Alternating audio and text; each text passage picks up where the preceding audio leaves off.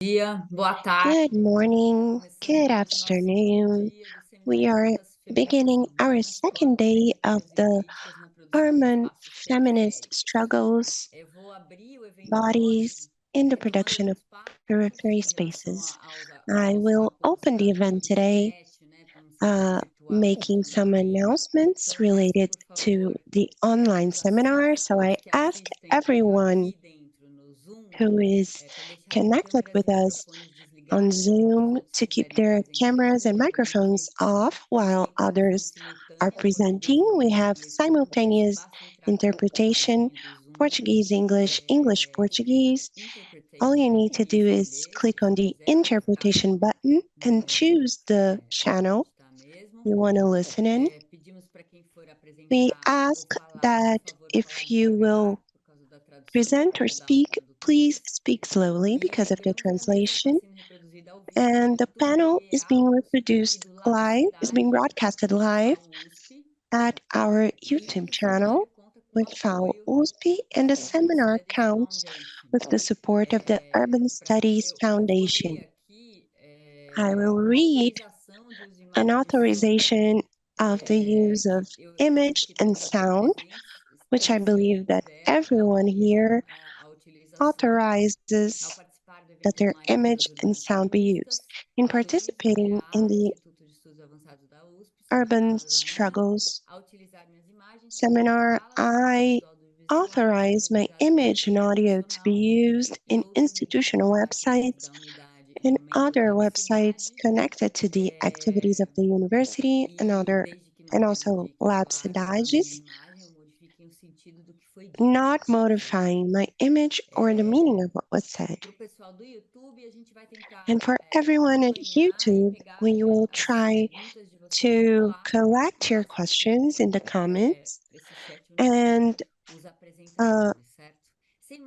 send and impart them to the panelists. So without further ado, I'd like to introduce our mediator, Gloria Figueiredo, from the university. She is graduated and she has a master's in architecture and urbanism. She's currently a professor in the Federal University of Bahia, and she also did part of her master's in Paris. She's an urban planning and regional planning professor, and I really like to say that she is a coordinator of the popular studies in the historic center of Salvador, and they have a very nice platform, right, Gloria? And visit their website. And I now pass the floor to Gloria Figueiredo. Thank you so much, Gloria. We're very happy to have you here with us. Thank you, Paula. Good morning, or good afternoon, good evening, depending on where you're at.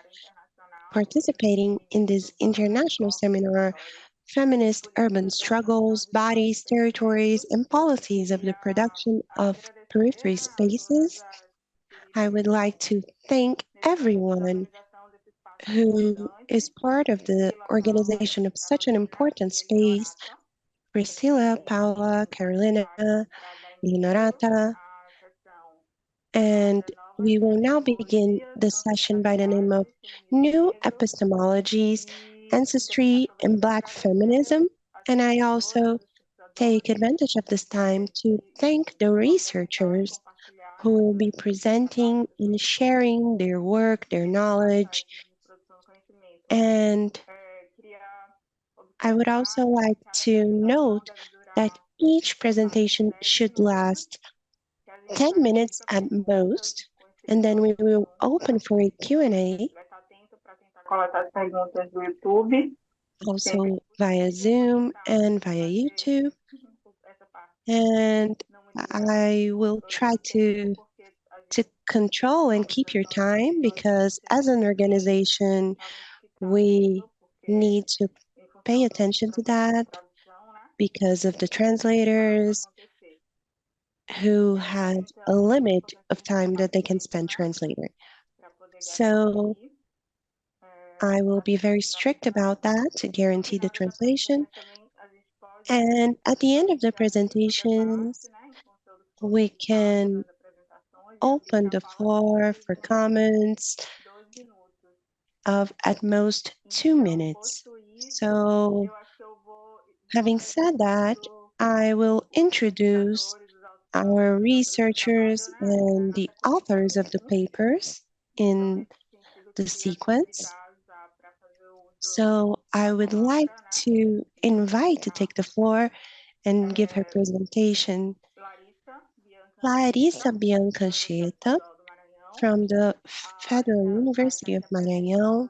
She will be presenting her work entitled Feminist Afro-Diasporic Resistance, Popular Culture as a Basis for the Transformation of Peripheral Spaces by Black Women in São Luís in the state of Maranhão.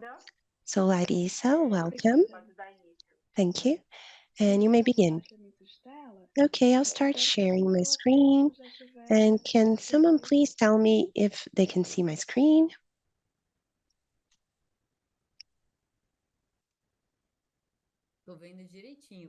I can see your screen. Okay. Let me just set for interpretation mode.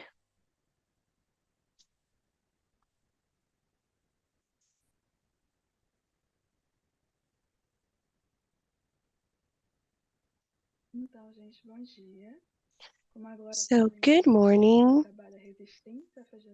So, my work is Feminist Afro-Diasporic Resistance, Popular Culture as a Basis for the Transformation of Peripheral Spaces by Black Women in São Luís. My name is Larissa Anchieta, and I'm an architect and urbanist at the State University of Maranhão. The main goal of this work is to address the dynamics of the resistance operated by Black women based on the creation and maintenance of popular culture in Quilombo Liberdade, a peripheral area of São Luís in Maranhão, focusing on Bumba Meu Boi movements, and my methodology was ethnography with field and literature research. The Liberdade Quilombo is considered one of the main areas of periphery and Afro-diasporic resistance in São Luís. Residents who used to live in the center of the city, like others who lived in the continental region of Maranhão, occupied this area at the margins of the center of São Luís, which is limited by the Anil River. And the Liberdade Quilombo has 105 years of existence. It's one of the biggest quilombos in Latin America, and it was only considered as an urban quilombo in 2019. So throughout the 20th and beginning of the 21st century, it was also known as a violent or dangerous place. But it is one of the main cultural hubs in São Luís, and two Bumba Meu Bois groups were founded in this neighborhood. The Boi da Floresta group is 61 years old, and the Boi da Liberdade is 71 years old. The Boi da Floresta's president is Nadir Cruz, a cultural manager who has been the president of this group ever since 2015, and she says that Boi saved her life. She became an art orphan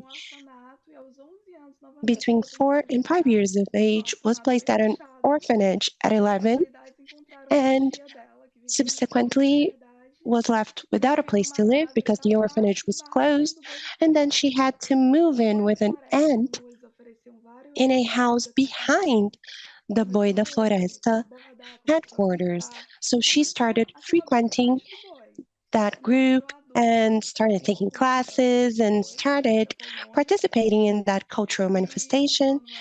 And when she became an adult, she married Master Apolonio, one of the founders of Boi da Floresta, and with his death, she became president. And Regina Santos is the daughter of Master Leonardo, the founder of Boi da Liberdade, and she took over the group in 20 in 2004 after her father died. And at the time, for a woman to be leading a boy group was not common, so she suffered a lot of prejudice. And ever since the 19th century, the first Bumba Meu Boi groups in São Luís, women were always part of the leadership, but not as presidents or as directors. So in 2004, Regina became one of the first women doing that job. It was considered strange, prejudice. And among the transformational tools in a place that is so stigmatized and as violent is the building of community bonds. Currently, the cultural identity of the Liberdade Quilombo is fundamental because of the Bumba Meu Boi groups and the Tambor de Crioula groups. And this created a sense of belonging for children, for adults, and for the elderly. The Quilombo is full of graffiti panels that depict not only the founders of the groups, but the older members. On the left, we see a graffiti of Mr. Mundoka, one of the older singers for the Boi da Floresta. And on the right, we have Master Leonardo, a founder of the Boi da Liberdade. And this picture on the right was founded as was used as a setting for a Rede Globo telenovela.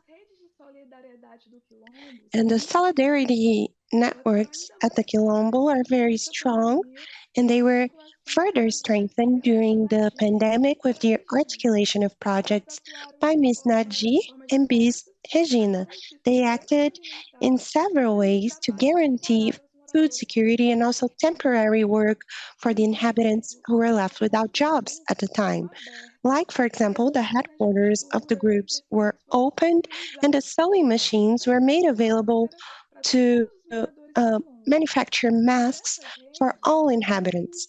But these networks were not initiated during the pandemic. They go way back. During Boi da Floresta, with almost 200 members, Ms. Najir says that she knows each one's families. They know what family may be in a food insecurity situation, what children are facing problems at school or in their families, which ones of them are currently imprisoned, so that boy can help somehow. And that strengthens their relationship with the group because the group is part of the family of the inhabitants. In Boi da Floresta, several reading, sewing, and painting workshops are offered, conversations and discussions about racial awareness, and all of that free of charge for inhabitants. Every 15 days, there's an event like this, and it's open for people who are not members of the Quilombo, and for the inhabitants, it's completely free, and this type of activity has been held for about 20 years. The coloniality of urban thought promotes an epistemicide and the erasure of the protagonism of Black women as a creative and transformative agent in the city. However, it is essential to recognize the strategic circuits of production of collective and supportive spaces. If you don't know how a Bumba Meu Boi group works, you're sometimes led to believe that this type of group only works during festivities and it's only about dancing and then everybody goes home. But these groups are active throughout the year in each periphery because we have many other groups in São Luís. Practically each periphery has their own Bumba Meu Boi group. And in these groups, we have leisure, we have work, we have the headquarters that can be used by the inhabitants for other types of parties and meetings. Since the public power doesn't offer that type of space, and it also offers self-esteem to that Black population.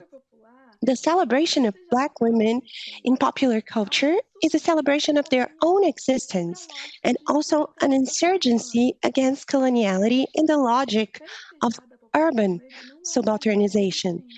The celebration of Black women, it's not just leisure, it's resistance. It's the songs, the instruments, but also the promotion of education, the strengthening of solidarity networks and community bonds. The celebration of Black women in popular culture is the celebration of the very survival of a neighborhood in a city that seeks to always subalternize and segregate these people in a form of resisting against oppression. Thank you. Thank you, Larissa. You kept strictly to your time, so thank you so much for your presentation. And it's very interesting. Several issues we can discuss later. And now we will pass the floor to our second paper, which is by Ngobili Sibyl Melaza from the, oh, I'm sorry. Hi. So the Gobili's paper is developing a thought appreciation of pedagogy of Black women in the African city. Thank you for being here, Gobili, and you have the floor.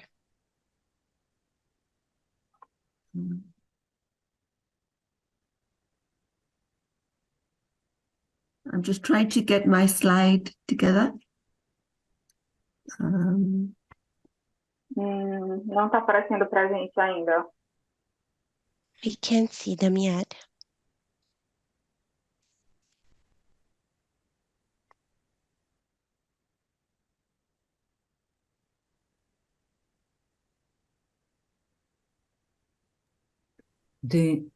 Perfect.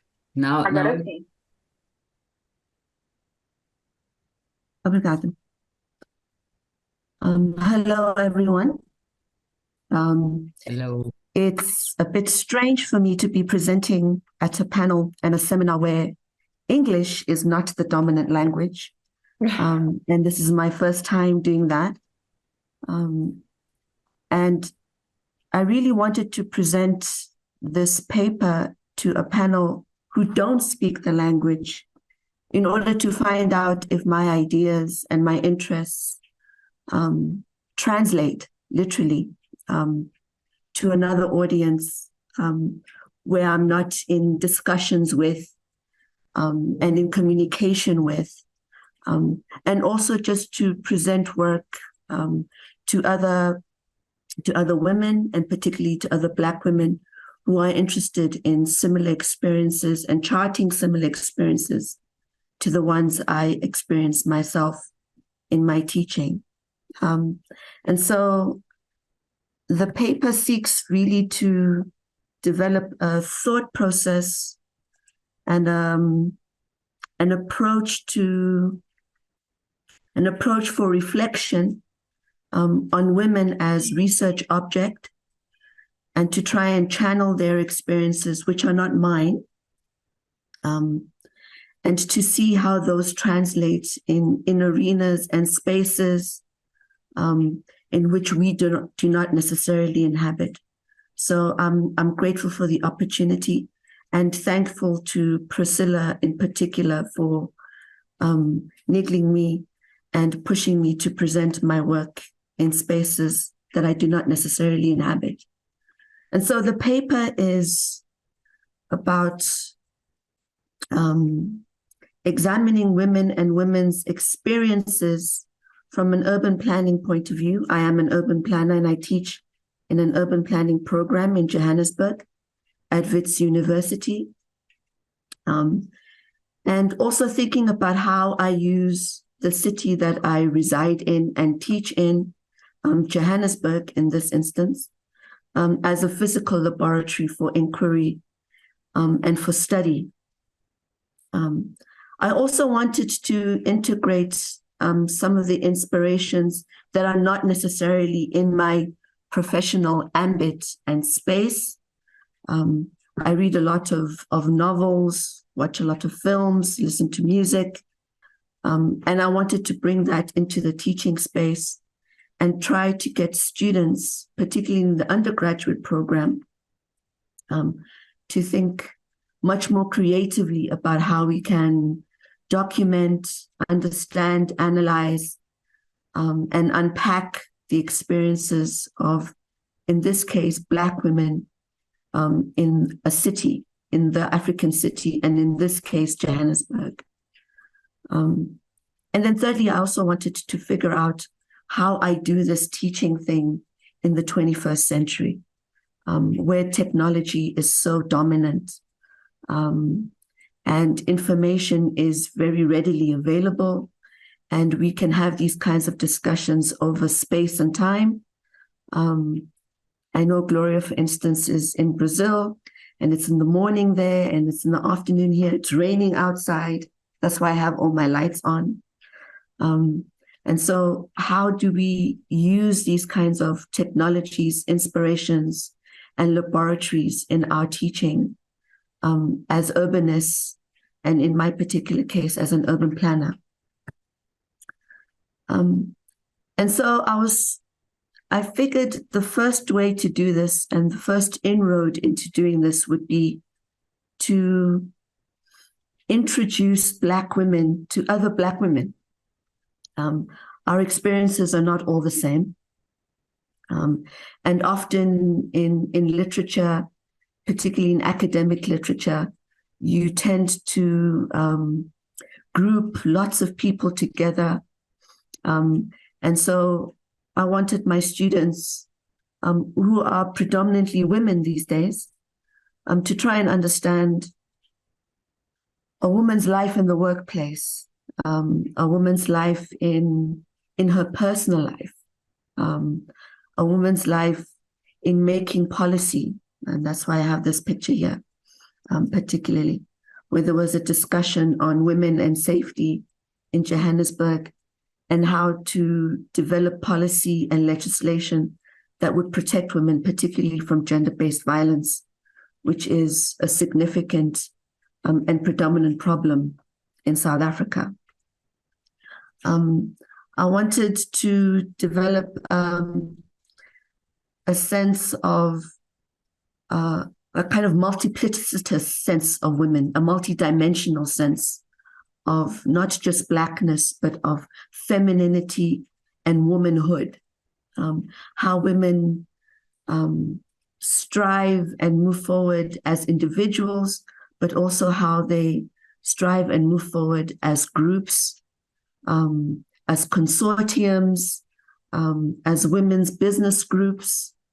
And so to develop a kind of variegated, multidimensional sense of what it is to be a woman, and how to teach women about other women, and also how to collaborate with women in that teaching, right? So how to soak up this idea and notion of woman and womanhood, and particularly Black womanhood, in my teaching. And so as an academic, the first place I tend to go in order to do that is books, is reading, extensive reading. And I think this is why I'm presenting in this particular group, because epistemology is not just about knowledge, right? It is about how we gather that knowledge, how we understand that knowledge, and how we process that knowledge. And looking towards the limitations therein. So, as I said to you before, I'm interested in women, but I'm also interested in connecting women to cityhood and to cities, and to developing an understanding of that connection that is for Black women by Black women, in particular.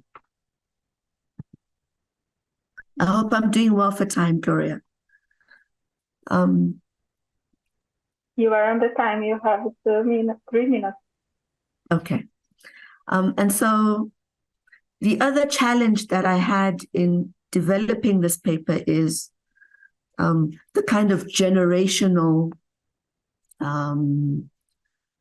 what would I call it? The generational implications of how I do this, right? I'm a woman from a particular generation. I'm a millennial, and I'm teaching women who are in the Gen Z generation, who are very young, 19, 20, 21.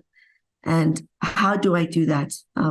How do I speak to them in a way that not only makes sense to them, but speaks to their particular experiences in the city? And how do I bridge that generational gap and have a conversation between generations, and ask professors who have been very inspired by, in particular, Faranak Miraftab, who's giving the commencement speech today, and move from women of her generation to mine, to women who are younger. And how do I do that? And how do I navigate that? So, as I said before, I went to the books, but I found that my younger students don't necessarily like reading. They're allergic to it. And they prefer to hear things and to listen to things. So I started listening to podcasts, which I'd never done before. And there's some podcasts that I've discovered and found in my work and in my teaching that I think are very useful and connect this kind of academic knowledge that we've generated over time from bell hooks and Angela Davis and Wangari Maathai, who I'm very inspired by, and Winnie Madikizela Mandela, who wrote a searing memoir of her experiences in detention and what it was like to be a woman prisoner, and kind of link that to the content that my students are particularly interested in and around these podcasts that I've mentioned and posted in that particular slide. My dear, sorry to interrupt you. 1 minute. You have 1 minute. Okay. I'm at the end. And so what I really wanted to discuss today and to put out into the panel and the awaiting audience is, how do I pose these kinds of uncomfortable questions around, our previous speaker talked about violence, for instance, and how women navigate the city as vulnerable and marginalized people, and bringing these sort of uncomfortable issues and teaching students around uncomfortable questions and issues, and bringing in other disciplines into my work. I'm particularly inspired by the work of urban sociologists, political studies, people who are interested in linking city to identity and identity politics. I teach a course in politics. And I'm just interested to listen, really, not to speak too much, but to listen to other people and to see what they have to say about these kinds of things. And possibly to bring some of you into my class and have you speak to my students with an interpreter present, perhaps. And to just end my presentation by thanking everyone for organizing this, and to say, I feel really inspired by the fact that I'm the only one who seems to be doing their presentation in English. And I look forward to hearing everybody else to speak around epistemology and how we develop knowledges around Black women in particular. So thank you, Gloria. Muito obrigada, Gobili. Nossa, muito importante. Thank you very much. It's a very important opportunity to promote this encounter and your presence enrich and enlighten our day. So following, now we are gonna to hand over to Thiago Correa Souza from Bahia University and Raciality Lab. And Thiago works is called Anti-Racist Voices to the grief to the fight. Thank you, Thiago. Good morning to you all. I'm going to share my slides, the presentation. Peço que sinalizem, por favor, quando estiver na tela. Está aparecendo na tela. Então, a gente está vendo os seus próximos slides, Thiago. Eu não sei se tem. Certo. Deixa eu tentar tirar. Não sei se todo mundo está vendo também. Eu estou vendo. Não, é verdade. Eu colocar no modo de apresentação. Agora foi. Perfeito. Certo. Obrigado. Então, Thank you. Eu que agradeço. Então, eu sou Thiago Correa Souza. I'm Thiago Correa Souza. I'm doing masters in post-graduation and social service. And my work that I'm going to present is anti-racist voices from Black women against the violence of state.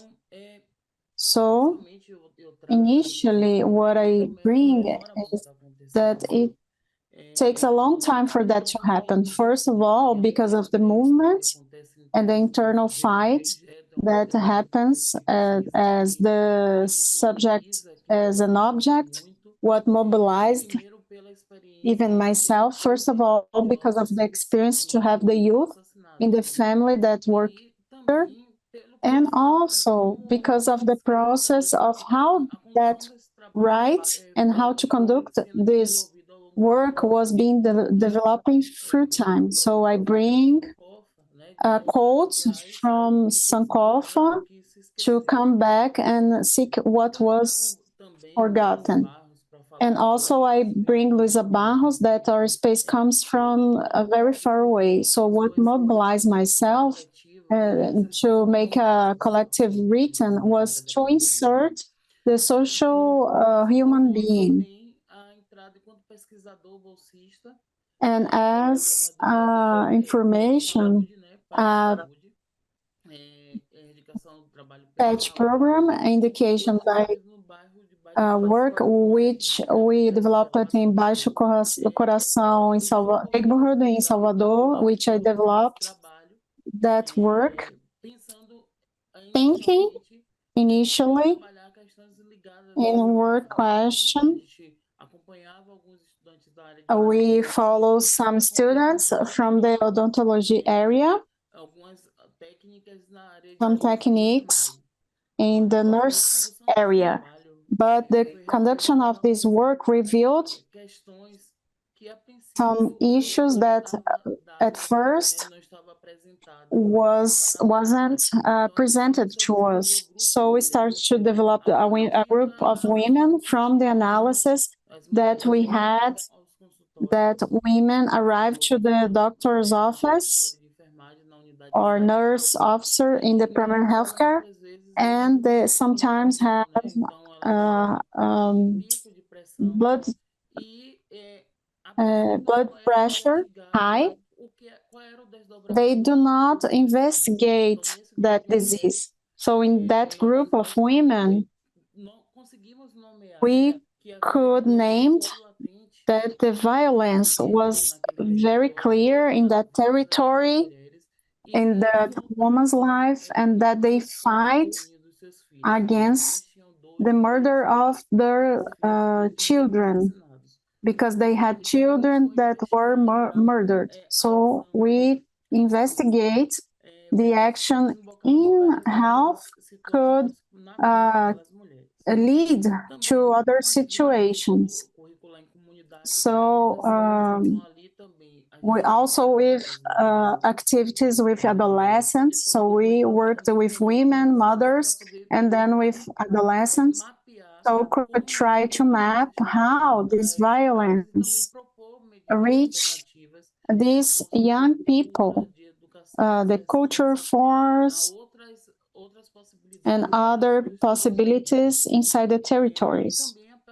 And the participation as a researcher that was in Calabar neighborhood, another neighborhood that is between two regions.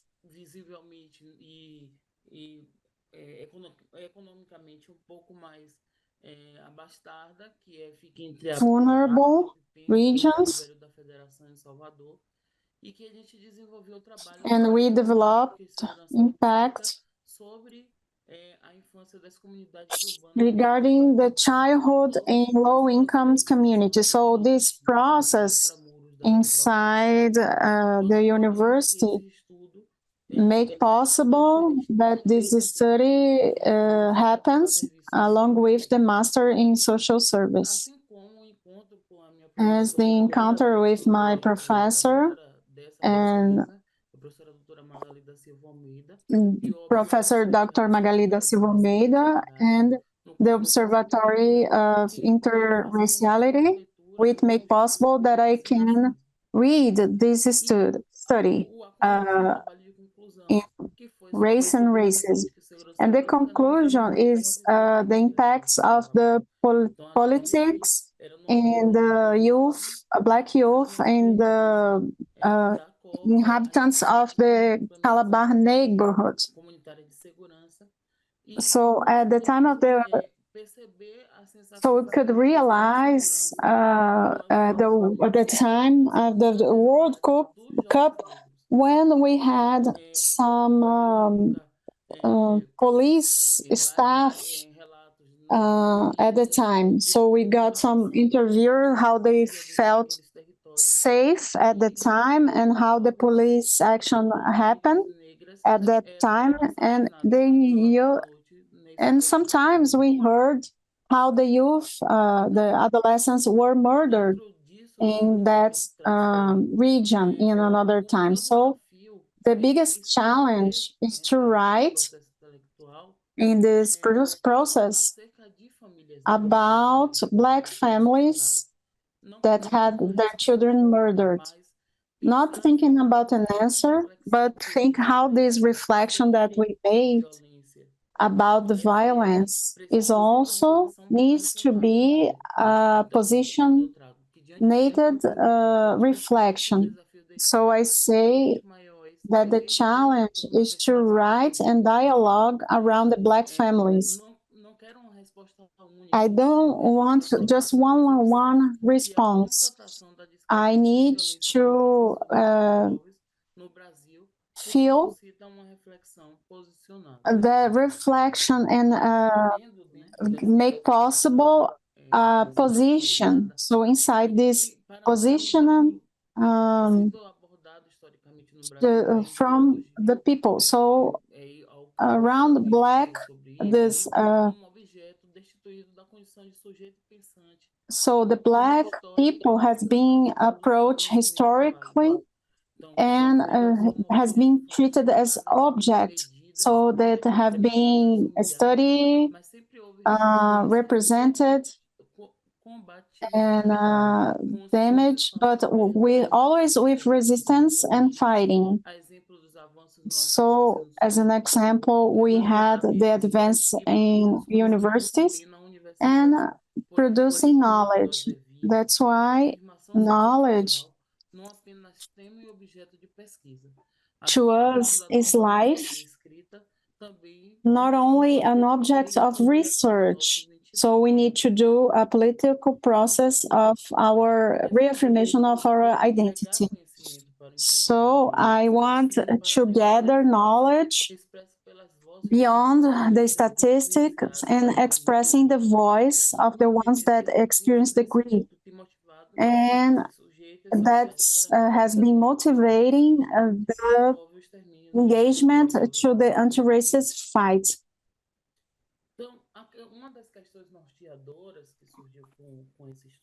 Quais estratégias utilizadas pelas famílias para lidar com One of the guiding questions of the study was, what were the strategies used by the families to deal with loss? And when faced with loss, is it possible to re-signify grief? And then we thought how women and families, Black women and Black families, respond to laws. So Luciane Rocha in 2020 says that the mobilization of Black women aims to point to the intersectionality of oppressions of race, class, age, and place of residence, and to name the oppressor, the state. And then we start to analyzing the data and see that the situation of homicides against Black youth has gone on a rampage, and it's a number that's always very high in all indicators, where the subjects are very clear, the subjects of that violence, the youth. The youth of peripheries, especially in the cities of Salvador, where I'm from. I'm sorry to interrupt. Can you conclude? You have a minute. Okay, so I resort to the Black epistemology to be able to discuss about genocide in the terms of Nascimento, Moura, Mbembe, and Black feminism. I use Bairros, Gonzalez, Nascimento, and all other actors, authors to research territories like Milton Santos. This is a qualitative study done through biographic and document research and also speech analysis according to Van Dyke. And we can infer that the racism expressed by state violence perpetrated by military police officers and public security agents causes significant changes in the conditions of living and work in Black families impacted. And contradictorily, this grief and loss experience causes people to fight against this genocide.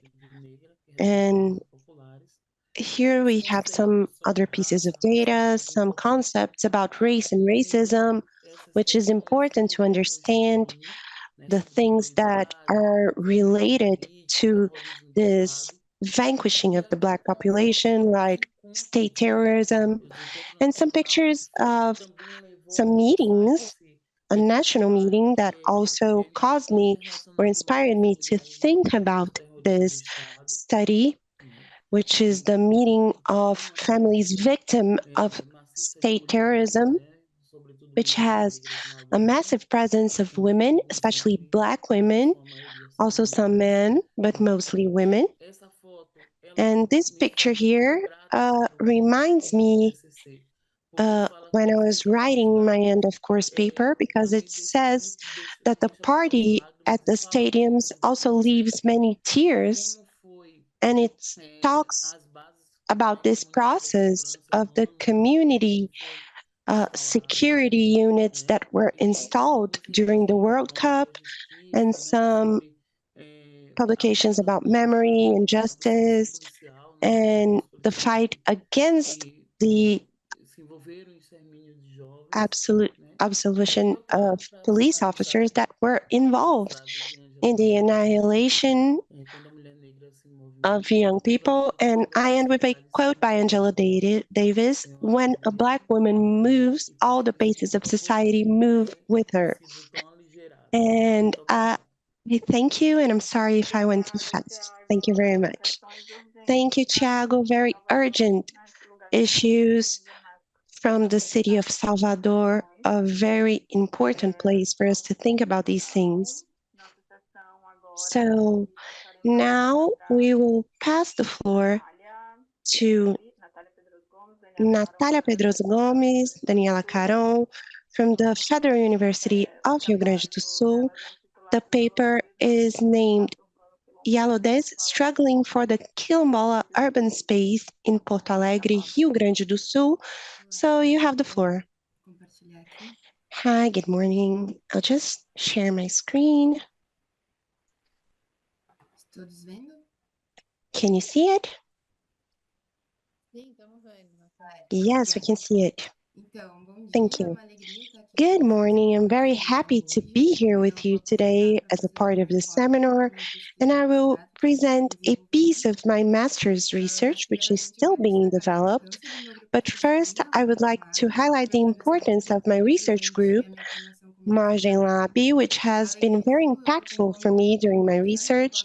And I'm also a part of a very small group of Black graduate students in my university. And as a fruit of these discussions between me and the other two Black women in the program, we organized a studies group that talks about cities and their intersections with ethnic and racial issues. And the main goal of my work is describing the strategies employed by women and quilombolas in Porto Alegre, especially facing up to the neoliberal policies by the current government of the city. And initially, it's important to give meaning to the term quilombo. And according to Beatriz Nascimento, the word quilombo in Brazilian historiography is stereotyped when we refer only to a place that houses formerly enslaved Black people, but it goes way beyond that. It's a place of coming together, and currently it has a meaning of struggle, resistance, and freedom for Black people, and it's a way to affirm ourselves culturally. And based on that, we need to look at the quilombola communities not only as a physical space, but in terms of the entire practices of coming together in that space. Brazil currently has 6,000 quilombos, and there's a huge abyss in terms of their titling and regularization, which is a legal right ever since the proclamation of the Constitution. But at the current pace of this process, Brazil would still take 600 years to issue titles for all of these territories. We only have 147 communities with their definite title, and this is equivalent to 4 titled communities a year. Rio Grande do Sul, even though we have a mainly white population, the capital of the state, Porto Alegre, is systematically and violently racially segregated. And we can see that in these two maps. On the left side, in pink, we have the blackest neighborhoods in the city. And in the right side, also in pink, the wealthiest neighborhoods, and consequently related to the better regions with the better infrastructure. And these black dots are the quilombola communities currently in the capital. Porto Alegre, Porto Alegre has 11 urban quilombos, and we can see 3 ways to manage these communities in a form of an arc that divides the capital between north and south. And so we have different strategies of urban resistance and also psychological resistance. We can see here in this map some communities in neighborhoods that are wealthier neighborhoods, and communities located in mountain regions with more rural practices, and also communities next to the seaside and the historic center, which is currently suffering a lot of pressure from real estate speculation. And none of these quilombos are currently titled, except for one who had its title issued in 2009. And during our research process, out of these communities, 8 of them have female leaders, and these women are essential in preserving these communities and also in the constitution of the territories. In this context, I bring the intersectional perspective, which is essential for this debate, especially the Black feminist movement, which brings the importance of thinking about the claims of Black women, which were made invisible both by the white feminism and by the Black movement. And we also have intersectional connections between race and class, and for Quilombola women, also ethnicity. And here I bring Jurema Werneck to make visible the protagonism of Black women who are still seeking the affirmation of their leadership and political and social representation. Jurema does a reinterpretation of the meaning of Yellow Day, which is a metaphor to refer to female leadership in African cultures. And it is currently an analytical tool to recognize Black female leaders, valuing this female and Black protagonism and its ability to bring other women together. So I ask the following question: what are these yellow days building in the Quilombola struggle, and what has been the role of these Black women in cities?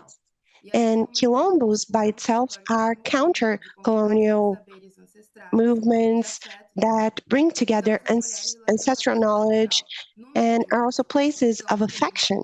So these women have fundamental roles in the political, legal, and social fields in their territories, also making the Quilombo be a resistance against this private logic of a neoliberal capitalist city.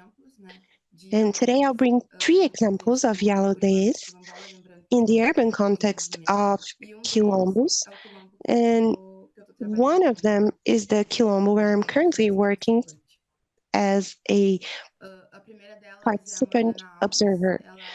First, I bring Morgana Alves, the first transsexual woman to lead a quilombola community in Brazil. So in addition to breaking with the stigma about what a quilombola territory actually is, it also works as a halfway house and a shelter for people in social vulnerability, LGBTQI plus population, and people who are in vulnerability situations in the capital. She also participates in other social projects outside of the shelter in the city. As a second example, I bring Lígia Silva, the leader of the first quilombo that received a title in Brazil in 2009.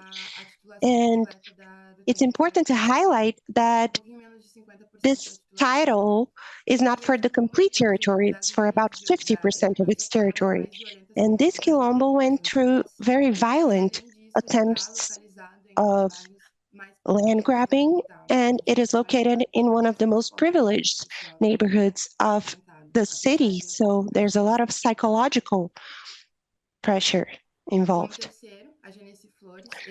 Third example, Genesi Flores, the quilombo that I have accompanied. She's the leader of the Flores Quilombo, and she's a woman that is connected to several social movements, in addition to the other ones that I have mentioned.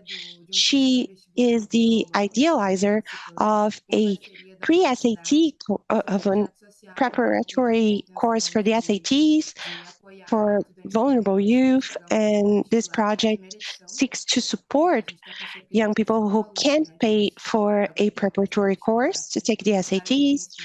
And she also is one of the members of the Chibilis Generation project as a soccer coach for the entire child population of the neighborhood. And here we see a movement of coming together in this quilombo, because these quilombos go beyond all of the limits that urban planning and the titling process tries to enclose these territories and isolate them in the cities, when they actually are much more than just a territory and go way beyond that. And this is the Instagram of the quilombola struggle. And here is one of the classes of the preparatory course.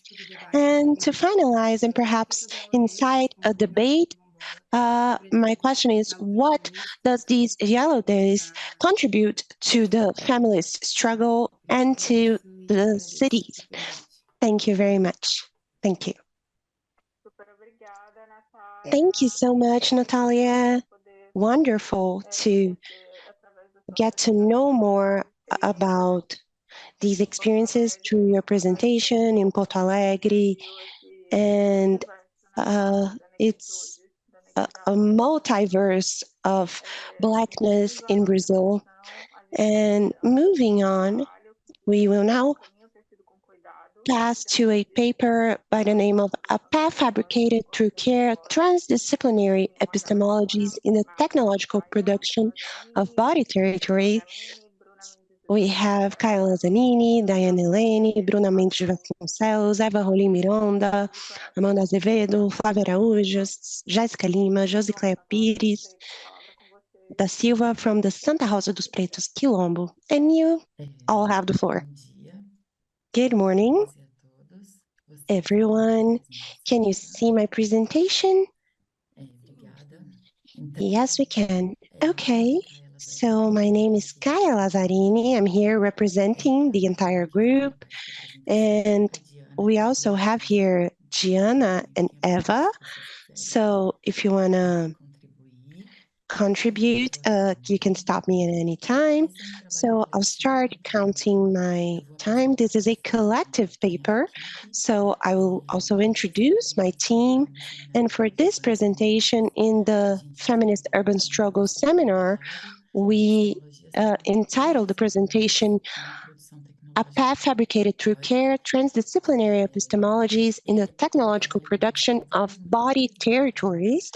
And this is a work that was written by many women. So Diana was the coordinator, and this work was, it took place in the Federal University of Alagoas in the Architecture and Urbanism course.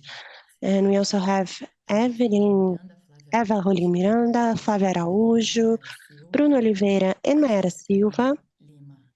We have Jéssica Lima, an engineer, Amanda Azevedo from NIGES, from the University of Rio de Janeiro. Myself and Bruna Vasconcelos were the research team, and we also have the field articulators team, who are Preta, Gedilza from Porto de Pedras, Josicléia from the Santa Rosa dos Pretos Quilombo in Maranhão, and Sandra from the Serra da Misericórdia in Rio de Janeiro.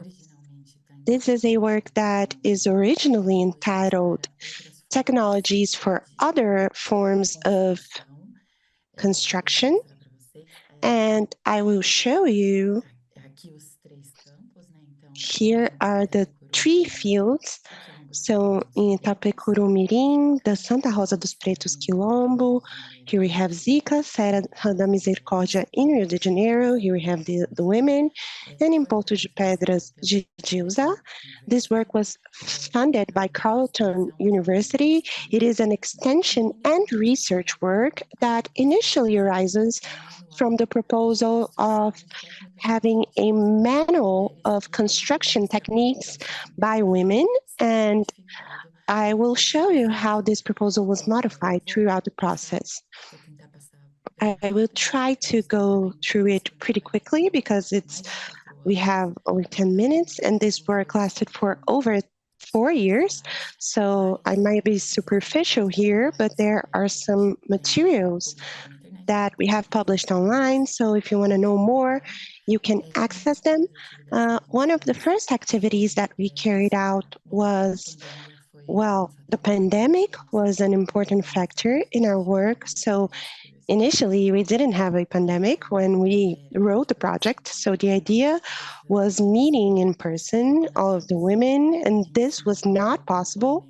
We met individually, but the entire group was not able to come together. So we had some activities to try and get to know each other and to come together.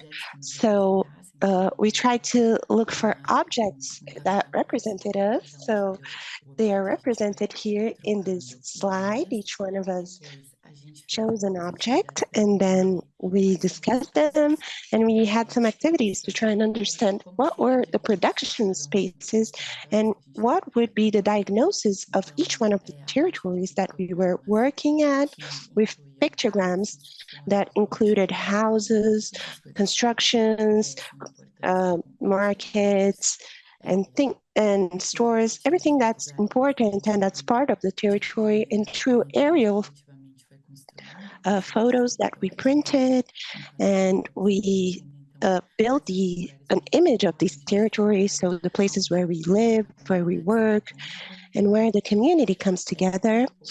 And after that, we had a debate about what is technology? What do we understand as technology? So one of the things that came up very strongly was the Rodia technology, which is this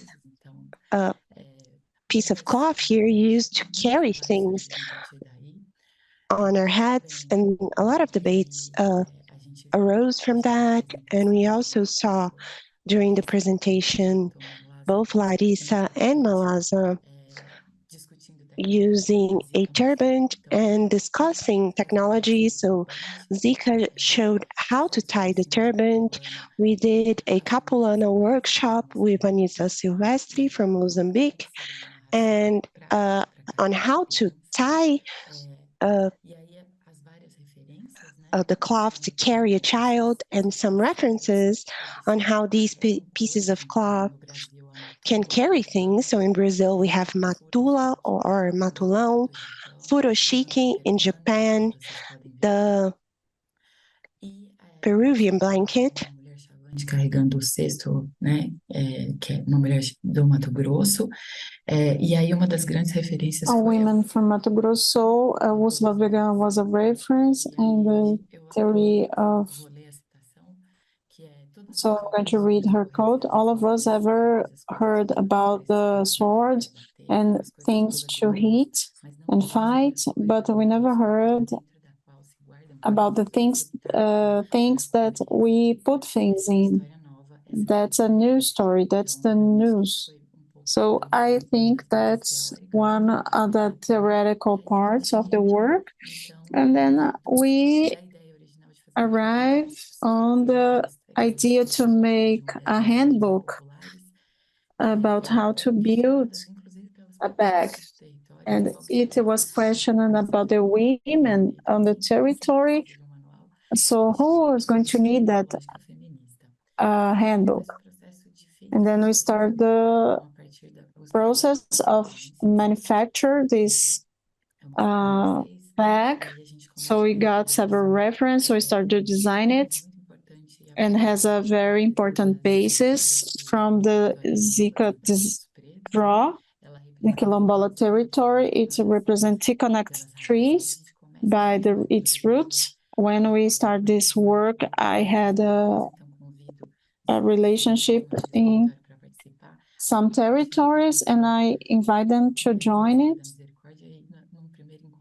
In our first meeting, Anna and Zika already know each other, so it was very interesting. So how, even we are far away, we are connected. So from these three territories, we chose three trees. So we got on these pictures, and then we start to design what would be this pana. The ones that watched yesterday, we got a picture with a pana behind her. So it's in a circle way. And the drawing, step by step, of the technology that we got in those territories. And this was a collective. Several of the designs are made by the women in the territory. And then a little bit the relationship between the territory and the technology. So just to finish, to say that important is the way, the pathway. And this is the result of this work. So until today, we got many fruits. I would like to thank and say that it was so fast. I'm sorry that I skipped so many important parts. And I hope that I have shown all the group, and it was a pleasure. Thank you very much. Thank you, dear. You still got 1 minute, but it was very important. It's such a beautiful work. So thank you very much. And then next, we are going to open for debate. Lívia Sacramento, Mariana Cristina e Rosana from Office.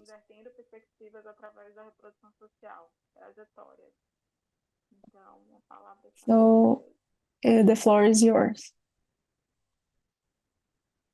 Good morning.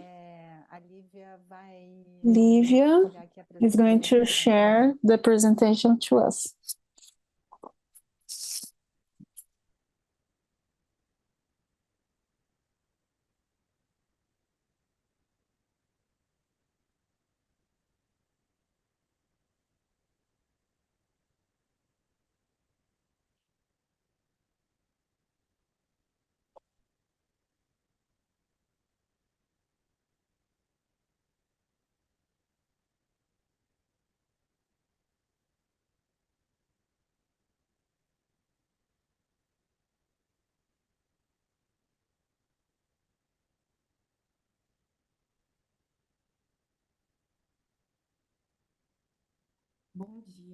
Good morning.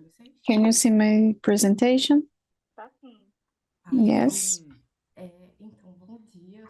So I'm Lívia Sacramento. Me and Mariana got scholarships, and our work's called Inverting Perspective Through the Social Reproduction Trajectories. The goal of our work is to present advances in our reflections about meetings between the trajectory of women in the Carioca community and us that are researchers from architectures and urbanists.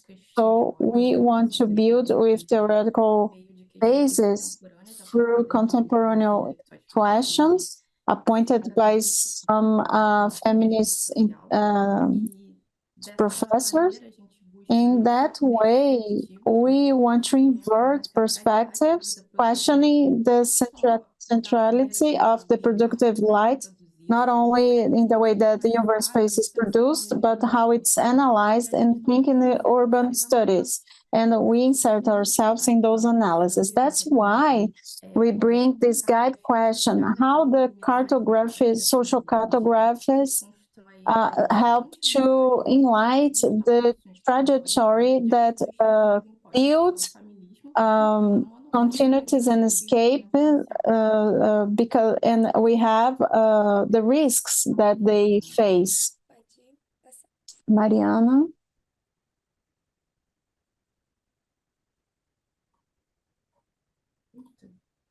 Só voltar lá a página, lá em cima, da apresentação.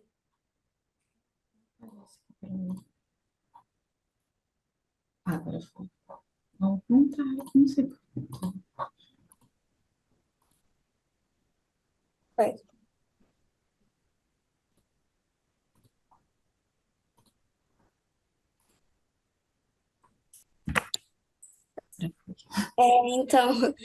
Quando centralizamos. So when we centralize the debates in the experience of lives in the trajectory of those women in the intersectional point of view, we focus in the issue in the right to the city, to the centrality, to the category thoughts of the experience, and then we understand that in a daily basis we got fights, resistance that escape when we centralized those fights only in the rights to the city, for example.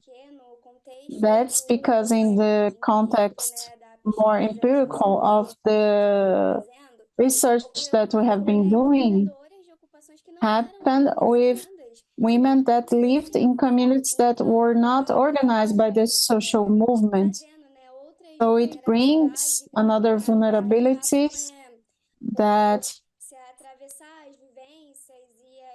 cross the trajectories as Black women in the harbors of Rio de Janeiro. So big part of the data were produced by observations that were made in weekly meetings with those women that lived in settlements,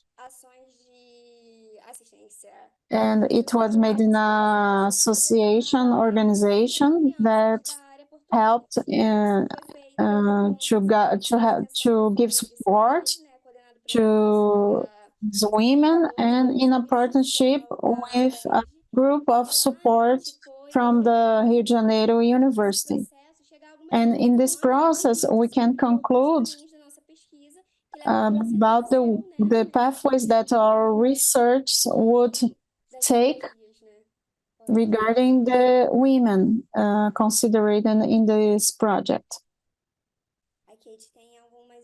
Here we got some pictures of our experiences. So we call that urban inversion, the research movement, where you can say that it's the epistemological movement, not only from the issues that it brings of our empirical context, but also the dialogue that we established during this year that allowed us to reflect how the city are organized and thinking its majority by the bias of the productive life, and how meaningful from the dialogue that we had, we could turn that situation and the agendas and the movements. So not as only about of they said, but about the context that they mention about their trajectories. So according with Chichi Bhattacharya, a very important writer, for the capitalism workflow, it's necessary that they gather production and reproduction. So for the productive lives, they need the support of the social production. So it is under the women work, but the cities do not organize themselves in those sense. Bem, e aí eu vou falar pouco aqui dessas cartografias, né, que a gente tem produzido. I'm going to talk about the cartographies that we have produced, how we can have a reversal of this perspective, and what was important. Que acontecia toda quarta-feira, que era uma roda de formação, mas era uma roda. We had a discussion that contributes to this process of reflection and try to build this perspective. From an extensionist research is not about only to write what they said, but in that interaction from this project have a politics training along with that woman that lives in the harbor area, and to see how the thoughts were constructed and how this political formation was damaging this rationality that they got regarding the reality that they live, not only what they experience in the area of the harbor, but what they experienced before they arrived at, especially in Gamboa, neighborhood, as Mariana mentioned. It's are groups that are not organizing groups, social groups. So moving forward, we got this picture, which is very important because it shows our effort to not be taken by a cartography totally linked to the satellite images, and understanding that look to the women's trajectory is to translate those intersectional trajectories and show how this self-recognition and this trajectory of those women, of their fights to have a home in a daily basis, reveal important layers for us to bring those issues and think about the epistemological way of thinking. So it's a map that's very close to the speech that we got. I'm going to mention some. If I do not talk about myself, I not would show my background. And it's very hard to live on a daily basis to pay our bills. It's us that build the university, but our children cannot go to study there. Some days are good, some days are not, but the ones that don't have a home and wants to go home. If I suffer violence, where I'm going to go with my family? So speeches and talks that are bringing reflection not only with them, but through them, and help us as architecture research to think the cartography not as a result, but as a way. For example, Ana Clara Ribeiro, a professor that bring the discussion about the social cartography. So you can conclude. And we have 1 minute.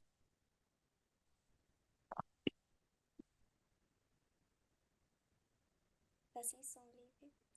Lívia tá sem microfone. O microfone tá fechado.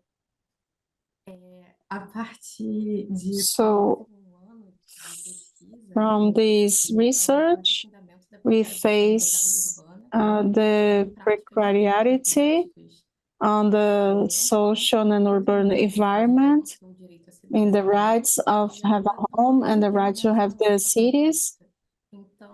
So the social cartography helped to enlighten the trajectory of those women that build escapes in those territory when they face all the issues regarding their trajectory. So we can imagine ways to invert the perspective in the epistemological point of view and fight, exploring the critical revolution in the social reproduction theory. So thank you very much.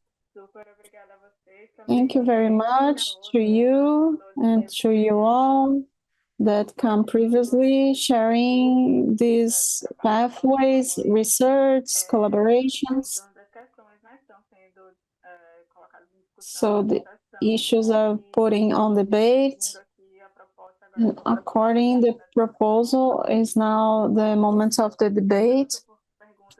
It could be on the chat box, and also you can show the raise hand sign.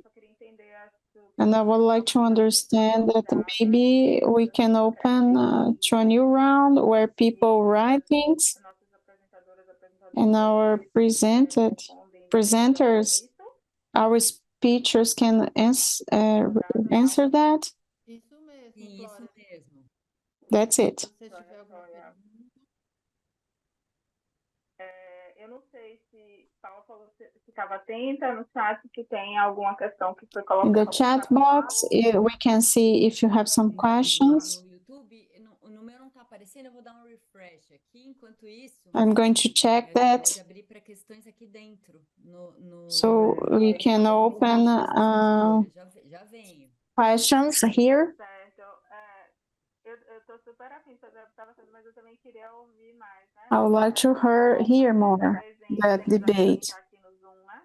The ones that are here in the Zoom meeting.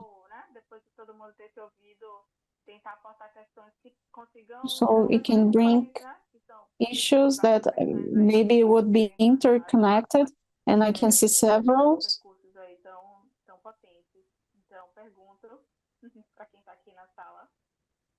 So the ones that are in the room, do you have questions that could be crossed? Yes, I have a question. Can I start?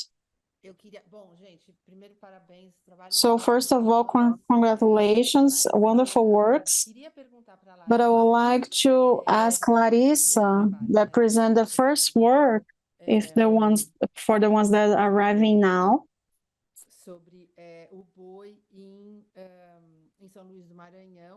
About the regional dance in São Luís do Maranhão. Can you talk about your work method? How you did your work, what was the goal? It was wonderful, and I would like to understand how you did that. And Ancombili?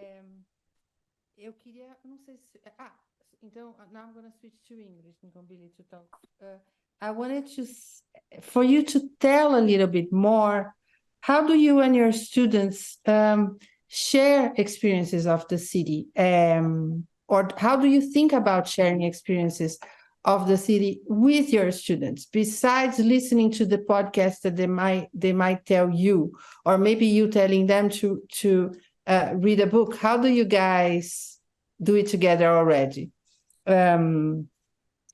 E então ainda So I had these two questions for these two presentations.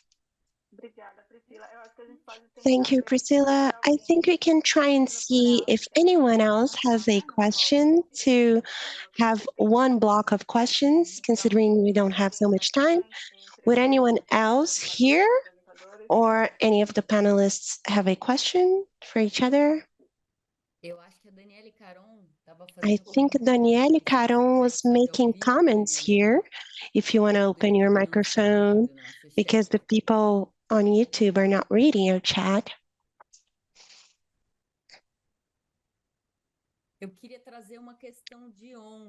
Well, I wanted to bring up something from yesterday, if nobody has an additional question. But this seminar, it has the idea of the production of peripheral spaces and based on women, and also the idea of peripheral feminism came up yesterday as a political way of constructing the territory, the idea of the periphery as a political category, which differs territories in this South-South we're looking at, both Africa and Latin America. And I wanted to ask you if you think that we are looking at productions from a peripheral feminism perspective that is broader than the territory of the periphery, and as a way to produce knowledge in the territory. It's an abstract question, but it came up yesterday. And the other question, which is also more general, is that I think this session, it has several wonderful ways of producing knowledge that are not exactly traditional, but that are articulated to the more traditional ones. Looking at Natalia's presentation, we see cartography, we see elements of more traditional urban planning, intertwined with other methodologies. And how do you look at that challenge of intertwining methodologies in producing knowledge about territories? For example, Pana's work is about technologies. So I would like to hear from you a little bit more. So I just wanted to ask if anyone else would like to ask a question and or a reflection. And if you were watching the presentations, you probably saw some common issues, but I just have a question. Hi, girls. I'm very inspired, and I think Paula touched on a theme that's very important and that comes up a lot in the presentations, which are the ways we can produce knowledge. And this also represents a major challenge of the research, which is this mixture of languages, mixing maps with perspectives and putting the map at stake and saying why we are working with the map or not, and escaping this idea of representation and more related to the idea of the urban experience. So whenever I look at Pana's work, I'm always astounded, and I was lucky enough to be gifted a Pana from Gigi, and whenever I take my Pana, I'm always asked, don't they want to do it more? Don't they want to do it in another territory? So this always comes up, and I think it's a very powerful work to form networks.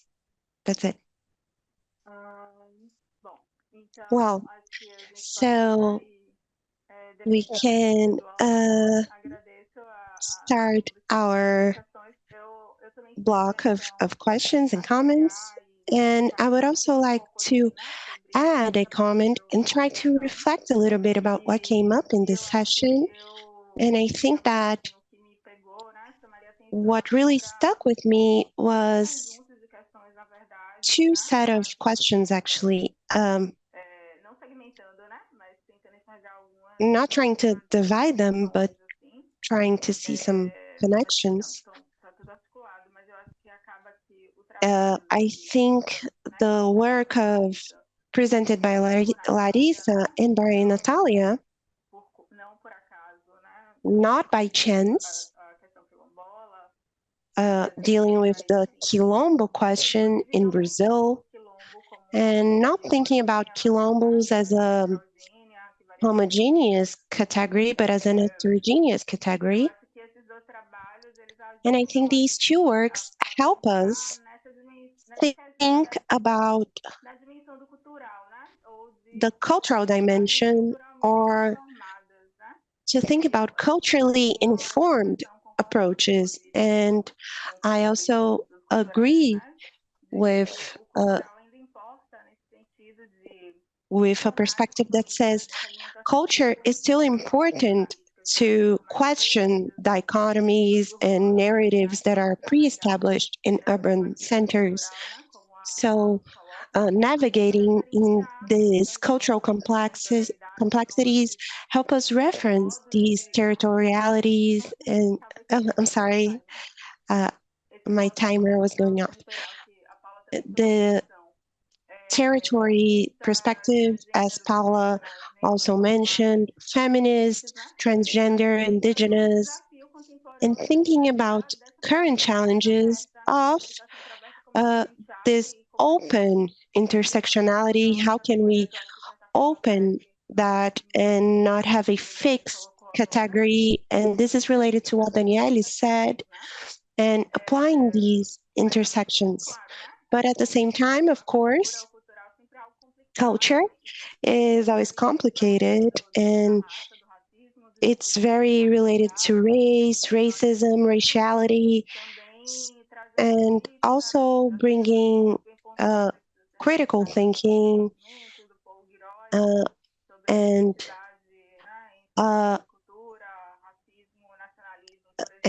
also the relations between culture, racism, and nationalism, for example.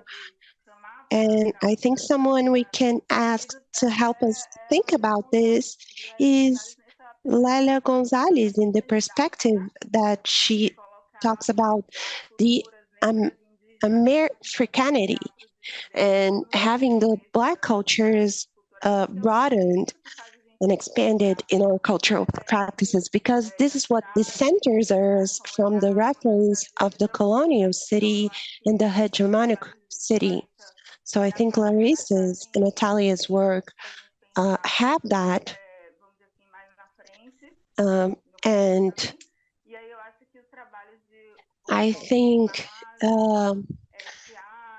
Mobili Malaza's work and Tiago's work and Livia's work, I think, as was mentioned, this dimension of epistemology and epistemology dislocation, but I think it also reminds me of our research and collaboration practices,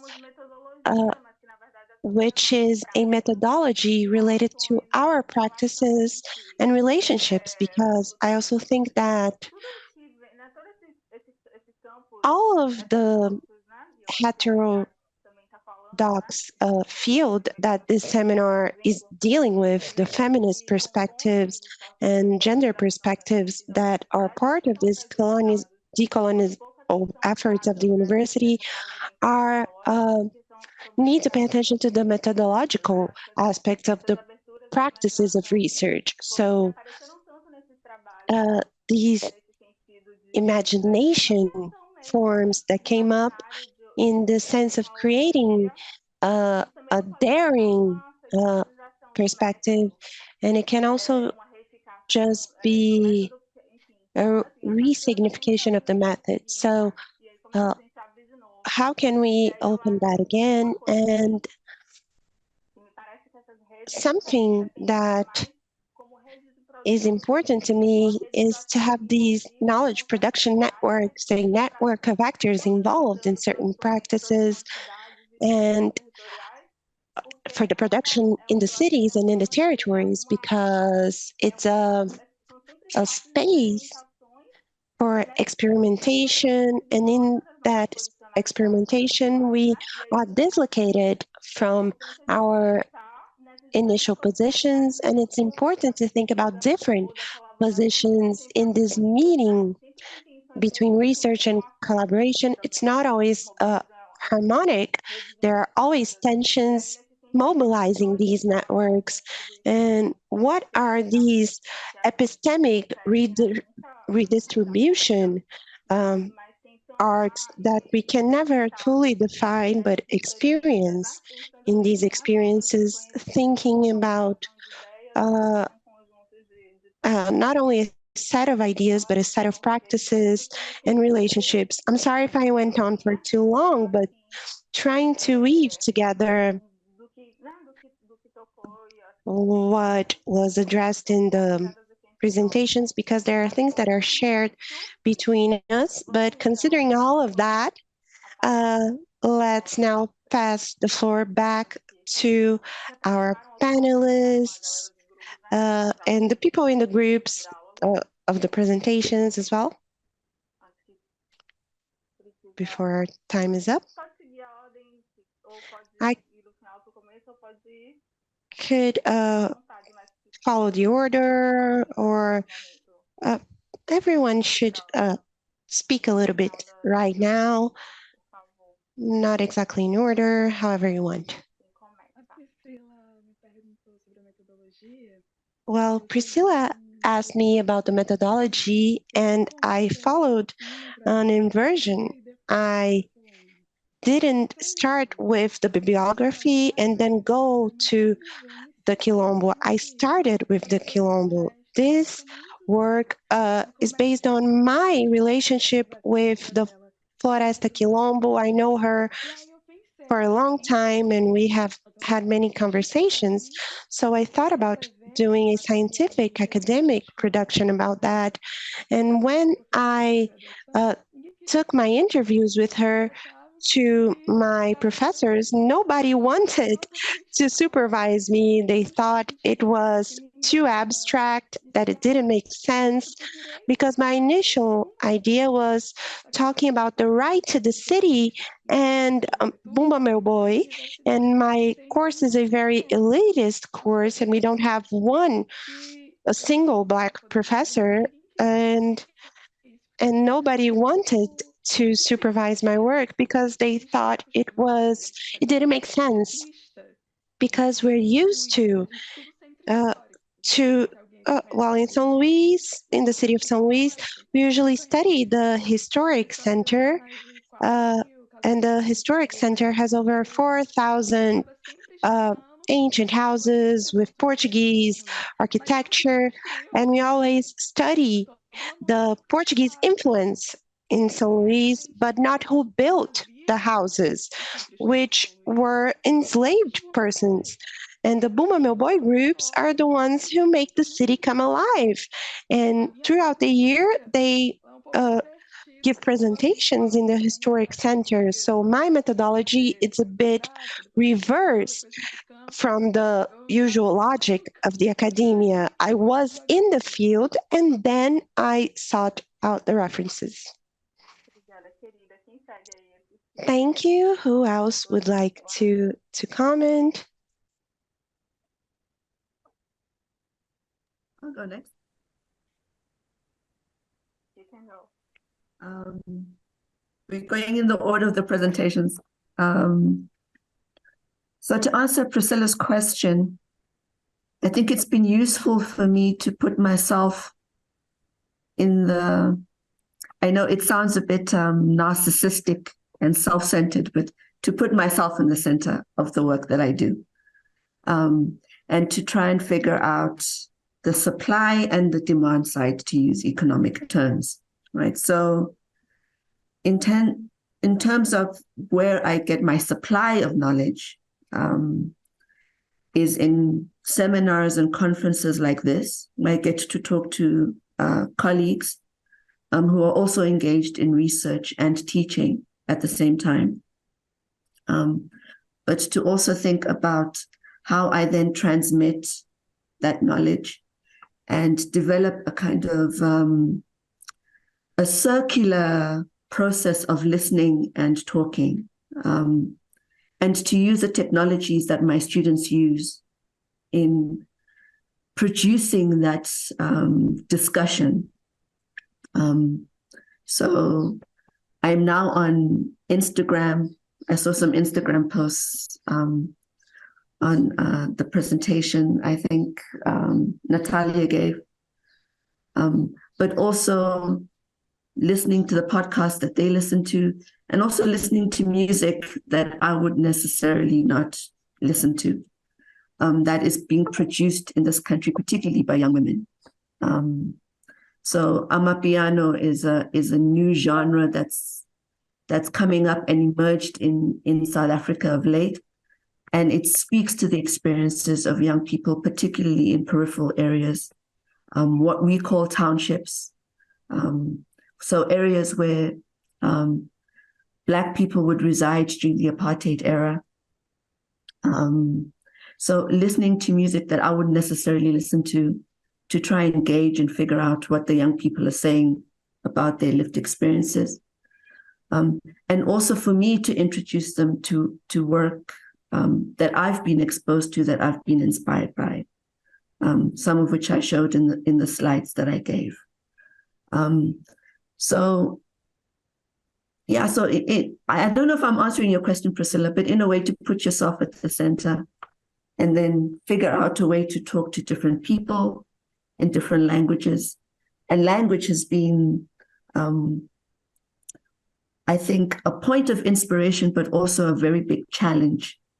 So I've only just started reading research work done in Latin America, particularly in Brazil, Argentina, and Colombia, to try and figure out how I could integrate those understandings into my classes. And using Google Translate has been quite the experience, because this work is published in Portuguese and in Spanish. And And so actually I'm beginning Portuguese classes next week to try and understand some of the the work that I'm trying to read and understand, because things get lost in translation. And in order to understand the essence of the research that's being done, you really need to engage in the language in which it's being done. That on top of the fact that there are 12 official languages in this particular country, and are there 12 languages to describe the city, to describe urbanity, to describe epistemology? I'm still learning all of that. So language has been a big thing. But in terms of points of what I would call not necessarily knowledge production, but knowledge construction, right? So how you deliver what you've learned is something I'm struggling with right now. So how do I get my students passionate and interested in the experiences of young Black women who live in other spaces, who speak other languages that they don't necessarily understand, and who come from a particular history, a particular context that they might not necessarily connect with initially. And I think that's where I'm trying to go with this paper, trying to understand how I do that, and to do it collaboratively in the way that people like Diana and Kaya have done in their work. So how do you take people along with you on this kind of epistemological journey and keep them with you and keep them interested and keep them engaged? And maybe if I talk to Larissa, I'll learn some Portuguese and I'll talk to Larissa about how I could do that, and kind of map these knowledges and put them down in space, and maybe take my students out on a field trip before I give them the books and the songs and the podcasts, and maybe try and figure out a new way to do this thing that I hadn't necessarily thought about before. So I'm glad Larissa went before me, because when I listened to her, I was like, oh, actually, that might be a really good way to go about doing and teaching this kind of stuff. So thank you, Gloria. Thank you, Priscilla. And everyone. So much. Amazing. Quem mais, minha gente? Todo mundo, por favor, pouquinho. Who else? I'm going to make a short comment. I think that talking about this research process experience, as mentioned, what it means, because I started my master's with a perspective, and during the field research, I enter in another perspective, and it's important because we live in the same neighborhood, and I'm across the street from Genesee, and I'm following Genesee during the games, and I'm going to the other neighborhood every week. So I had thoughts, if I'm not in this research experience, I would never have the experience to cross the street and go to the other neighborhood, because we are both Black women, but we are in different places. And if we weren't from the research, we would never meet each other. And it's very rich meeting. And it's not only about to delivery academic product, but it's about what the change that my life has having, and how it's about myself and about Genesee. And that's my comment. Thank you very much. Thank you, Natalia.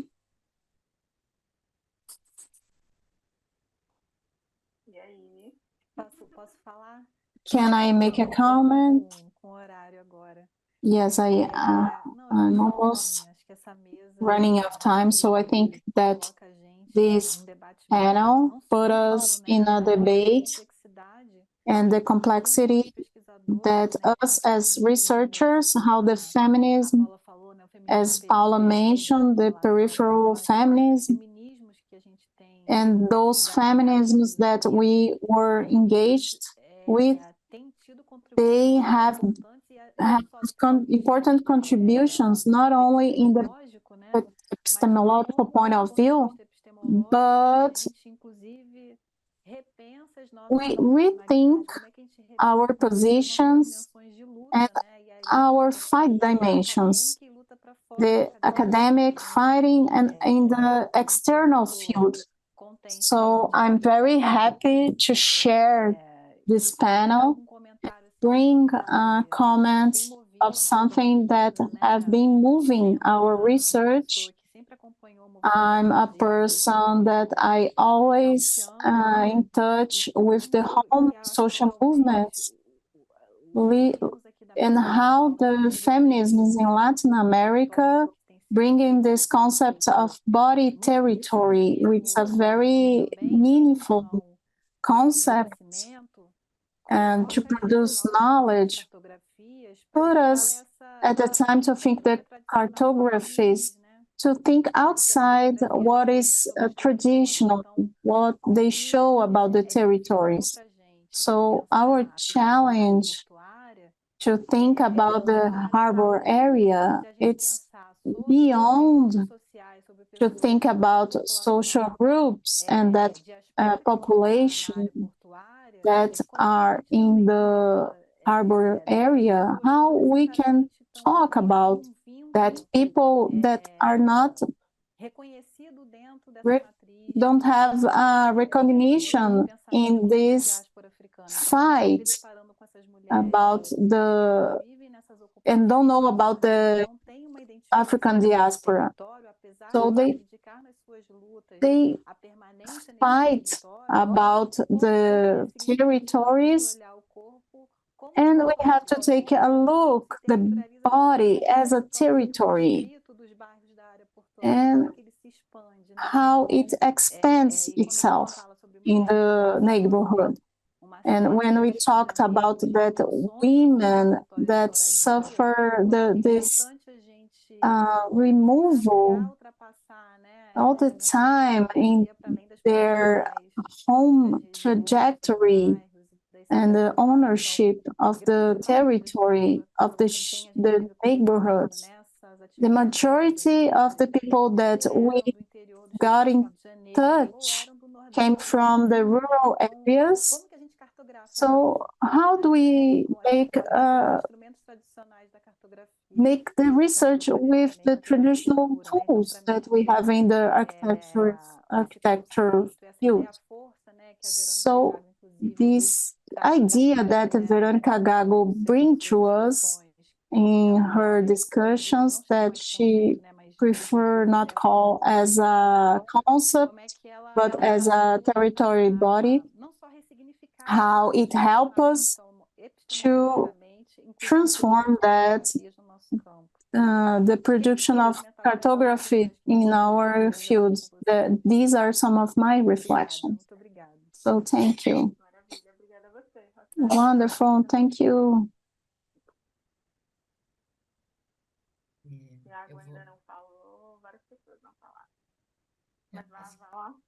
Vou dialogar com a Glória, que... I'm going to dialogue with Gloria that talked about the tensions and the methodologies as practices and the science, knowledge, and technology and the tensions.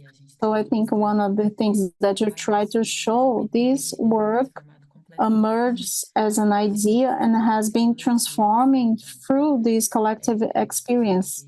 So we start to show how women build their territories that have a specific ways.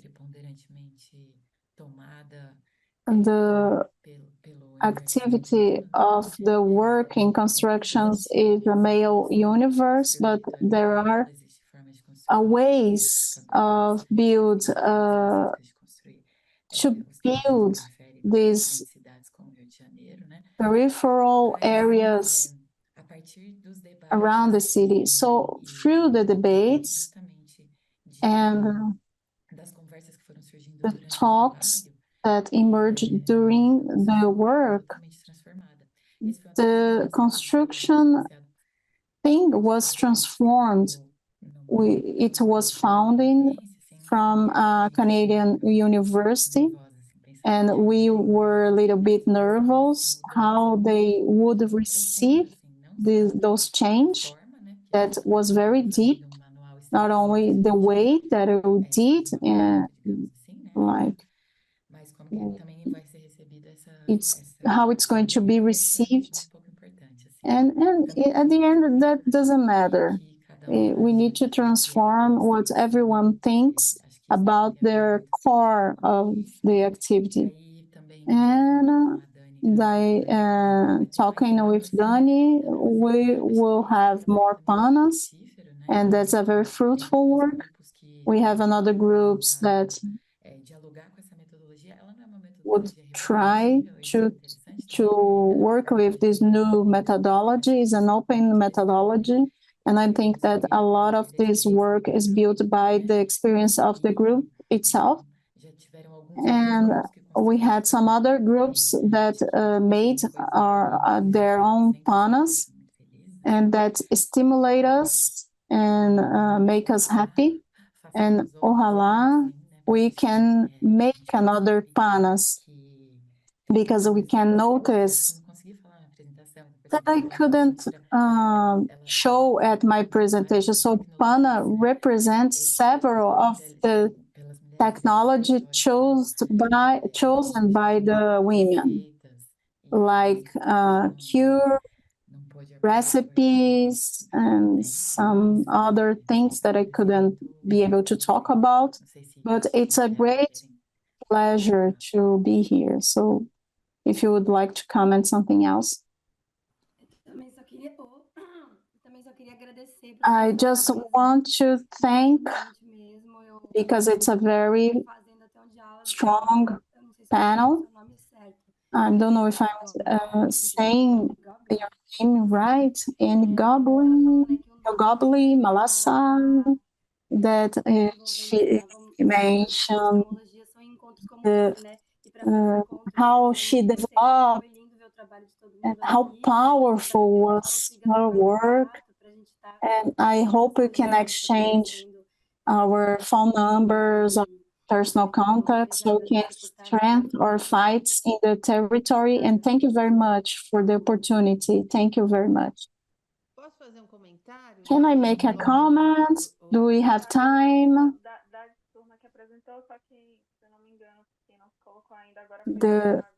Just Tiago didn't make any comments. I don't think he's here. Yeah, he's not here.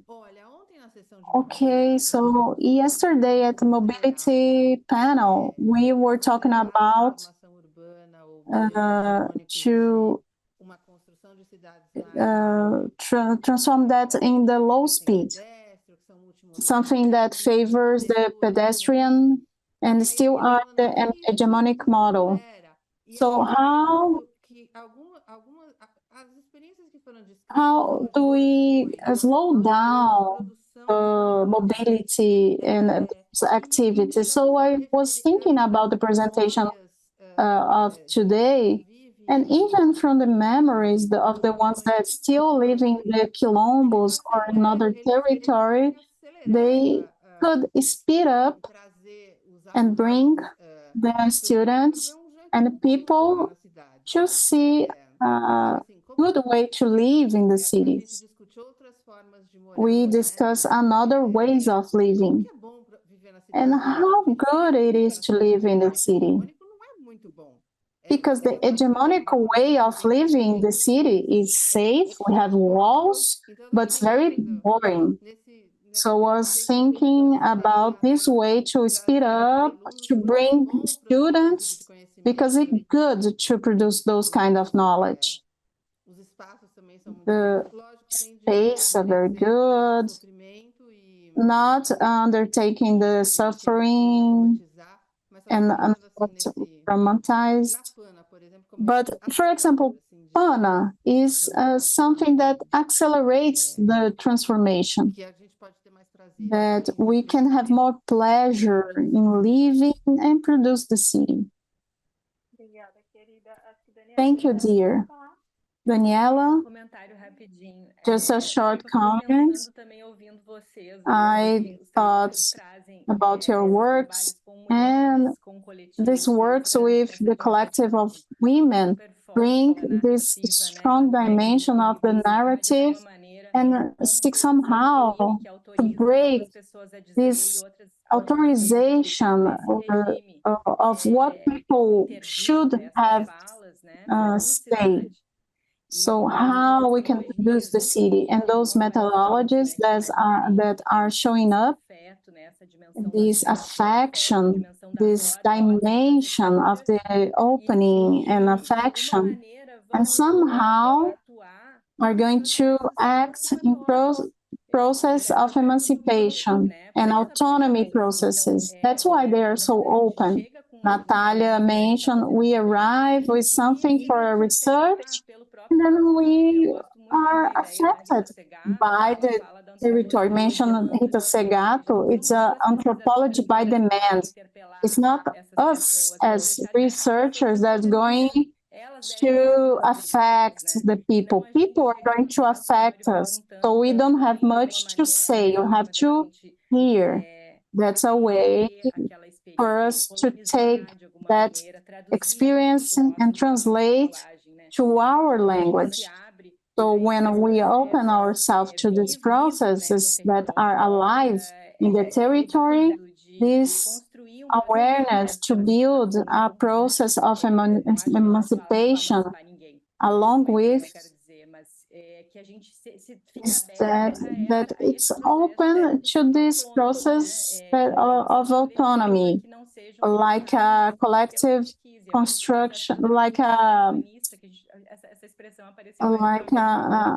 extension of our work. So these fights are also inside the academia and school, like I read in the chat box. So it's a very important thing. And sometimes we don't realize how we have to affirm that every time inside the academia, that's a way to produce knowledge. And so thank you very much, girls. It was amazing. Thank you, Daniele. So it's time to finish. I would like to thank this morning panel. It was amazing.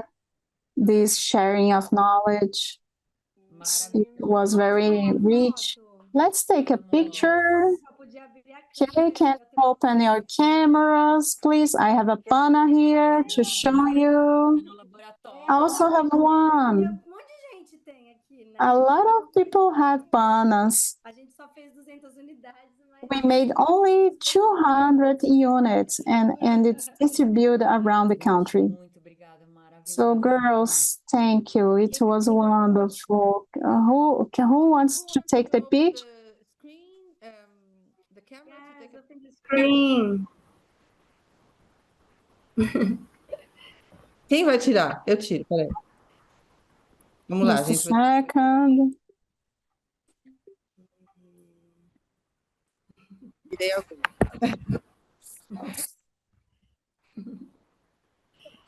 Vambora? Vamos. Agradecendo todo mundo por essa. Okay, so thank you so much for this powerful panel. I hope that we can stay with us. We have a table at 10:30 local time.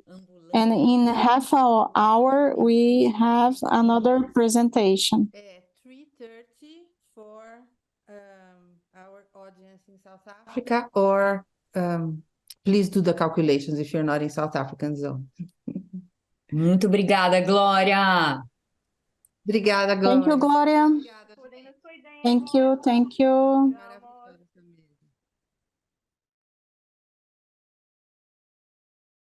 Boa tarde para todo mundo. Good morning, good afternoon, everybody. So we will begin our second session of the seminar, Feminist Urban Struggles.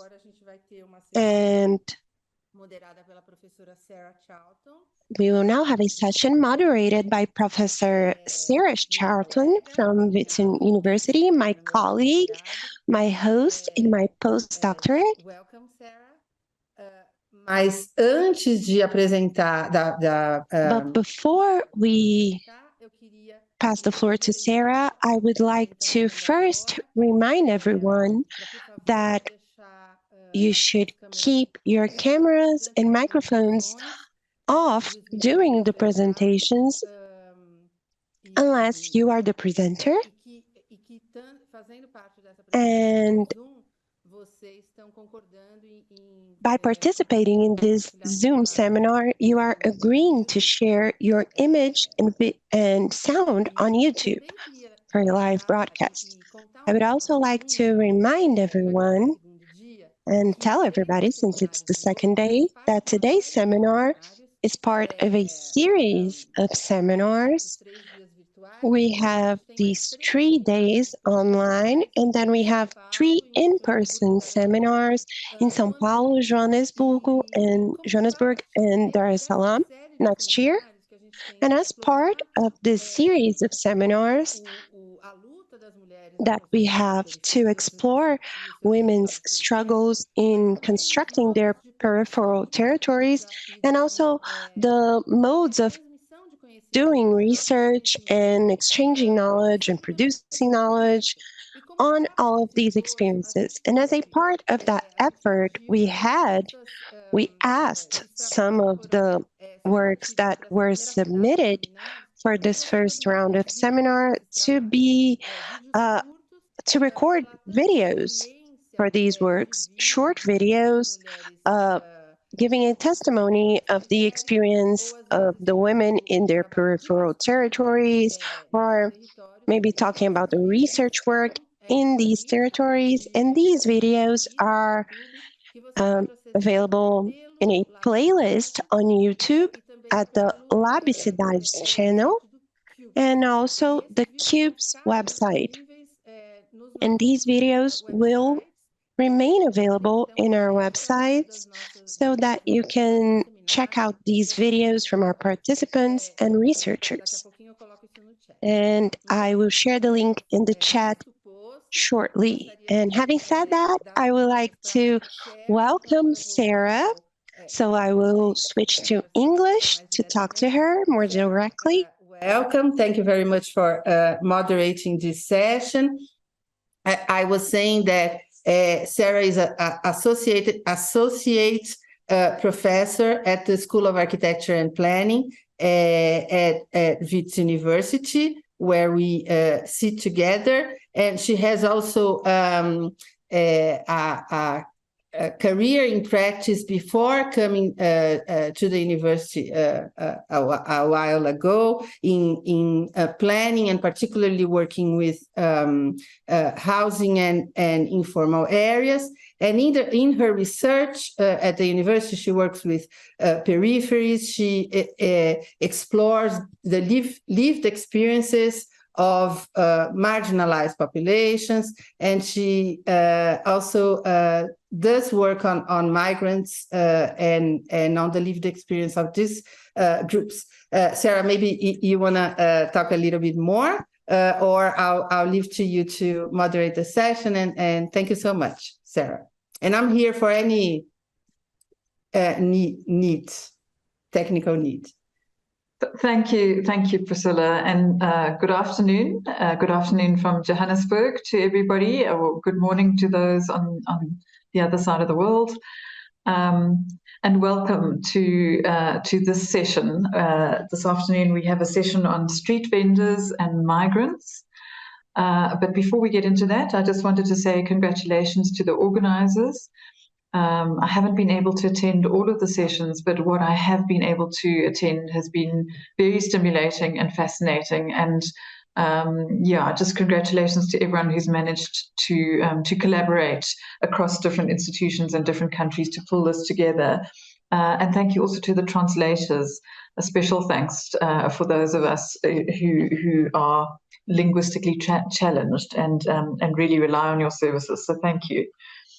So as I mentioned, the topic this afternoon is on street vendors and migrants, and I see some of the presentations are bringing together different themes, these different themes in very interesting ways. Others are focusing on more on one or the other. We have 6 presentations this afternoon, and as those of you who've attended other sessions will be aware, we are very strict on the timing of your presentations in order to have enough time for discussion at the end of the session after everybody, all 6 people have presented, and also to have enough time to engage with each other before our keynote session, which is the one that follows on from this one. And there's a fairly short break between the end of the session and the keynote session. So hence the timing is all quite sensitive. So we're going to go in the order that is shown on the program. So that means we're going to start with Chido and move on to Maria Julia after Chido. Each presenter is going to share their own screen and start their presentation. And I will give you a signal just before the end of your 10 minutes. So I'll say you've got 1 minute or so left. So when I say that, you're going to have to wrap up very quickly. With those few words, I think we can get going, and I can hand over to Chido, who's our first speaker this afternoon. So over to you, Chido. Thank you. And good morning, good afternoon, everyone. Just share my screen here. So my presentation is on findings from my doctoral research. My presentation is entitled Black Women's Performative Intersectionality in African Borderlands. So my PhD study is on the gendered strategies of Black women inhabiting borderland spaces. And I look at borderland spaces as both transnational borderland and the rural urban borderland. So my presentation today is from 2 of my findings chapters, where I start by deconstructing what Black womanhood is in the borderland.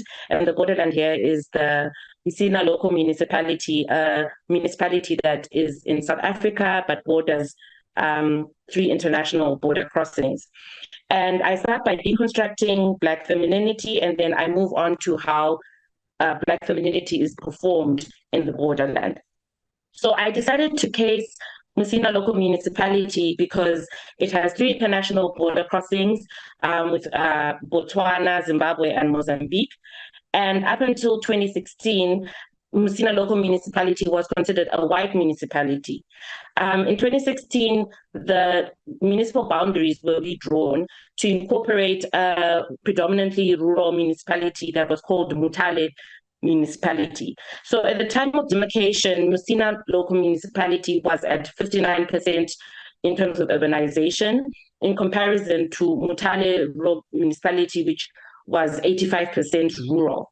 So from the map, you can see that the newly incorporated areas that are now part of Messina local municipality today, that are now that are in green, are the traditional areas that were predominantly rural. So when looking at the actual theory that I used for the study, I use a lot of Gloria Azandua's work on borderlands and how she argues about borderlands and liminal identities, the mestiza and the Nepantla.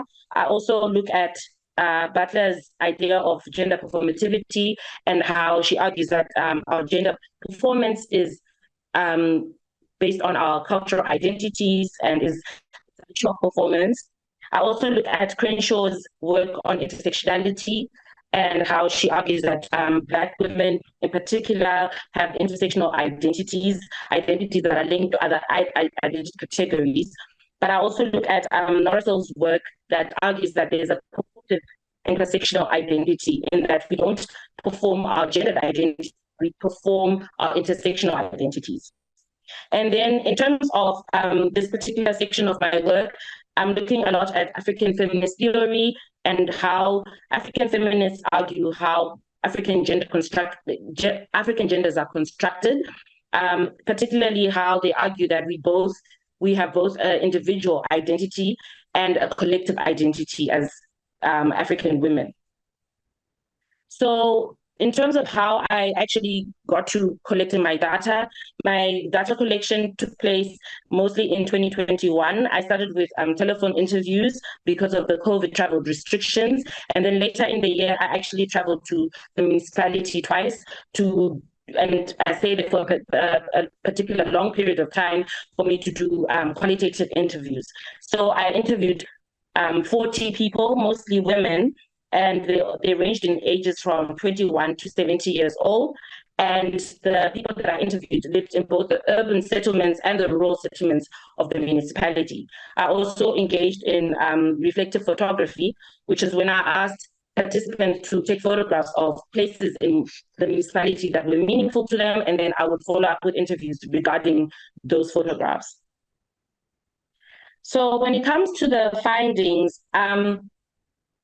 one of the main findings regarding the construction of gender and Black womanhood in the municipality is what I argue that Black women in the municipality in the Musina borderland have a triad of womanhood, which includes their selfhood, their wifehood, and their motherhood.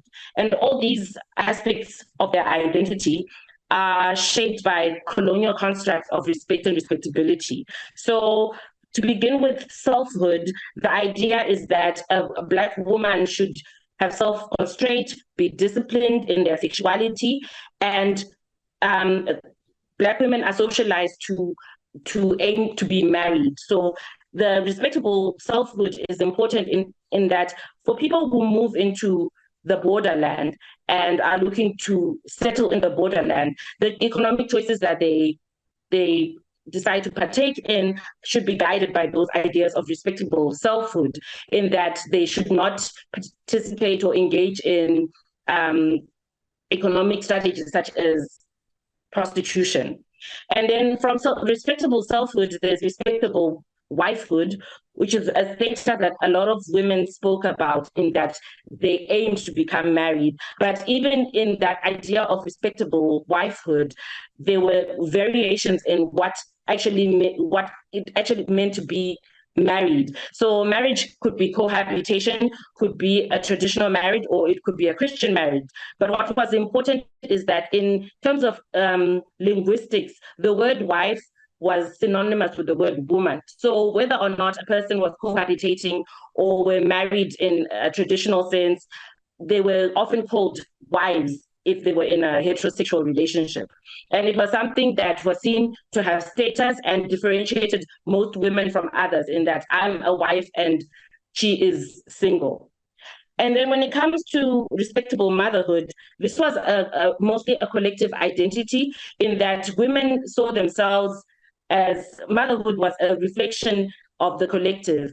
If you were a mother, your identity was an extension of your children's identity was an extension of your motherhood identity. So the way your children were seen in public spaces and how they represented themselves always came back to the mother, as you are the center of socialization in terms of how they behave, cultural knowledge, and basically what it meant to be a woman. So with all these three, this is what makes Black femininity or Black womanhood in Musina. Now, moving along to performing intersectional identities.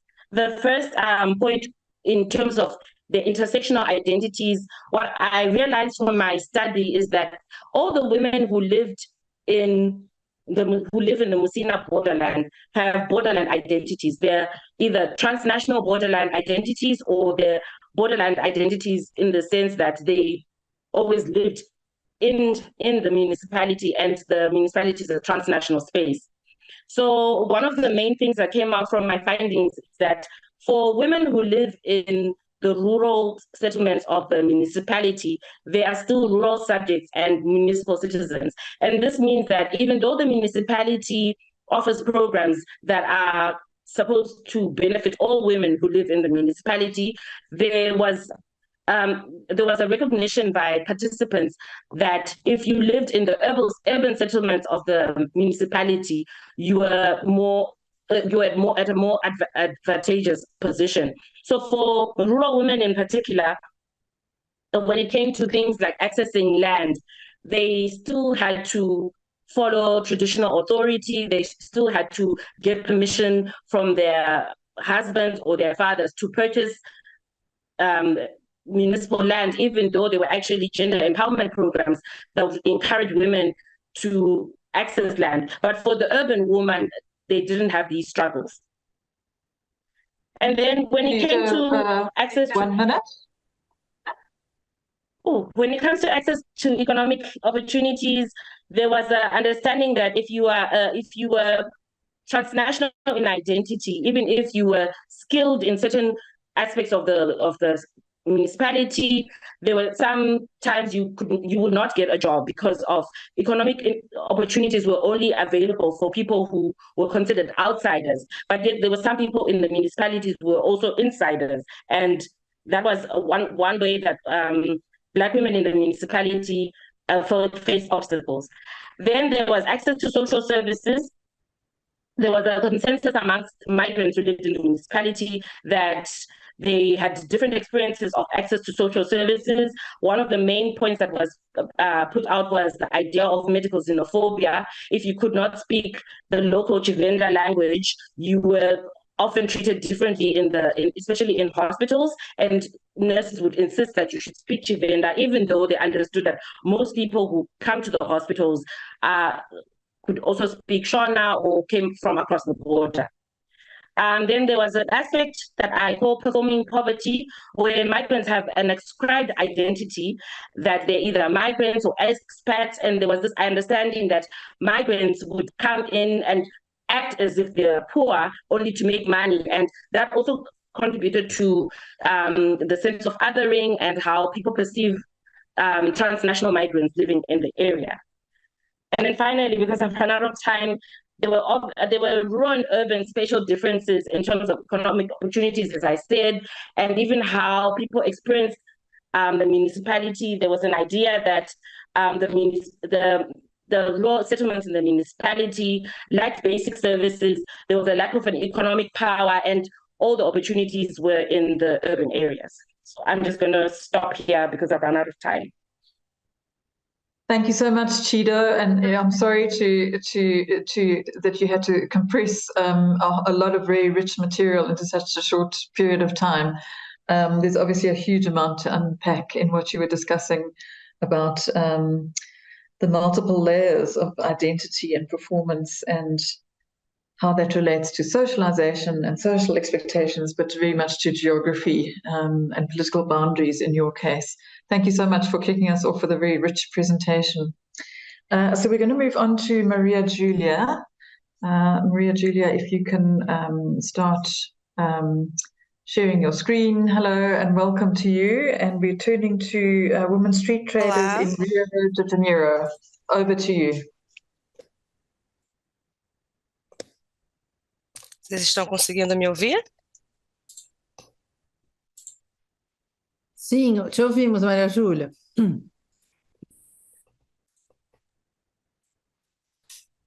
Olá, bom dia. Meu nome é Maria Júlia. Eu sou assistente Hello, good morning. I'm Maria Julia. I'm social assistant, master in geography by the University of Rio de Janeiro. And I'm still studying in the Department of Social Service of PUC-Rio College. And this is research is just a cohort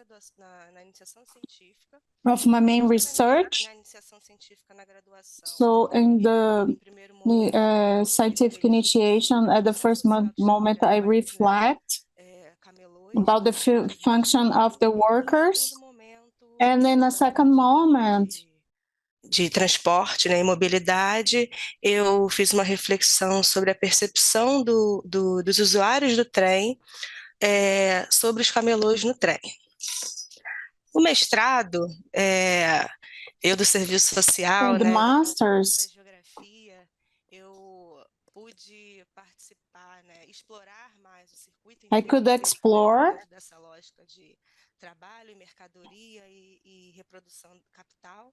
I could explore the reproduction of the master.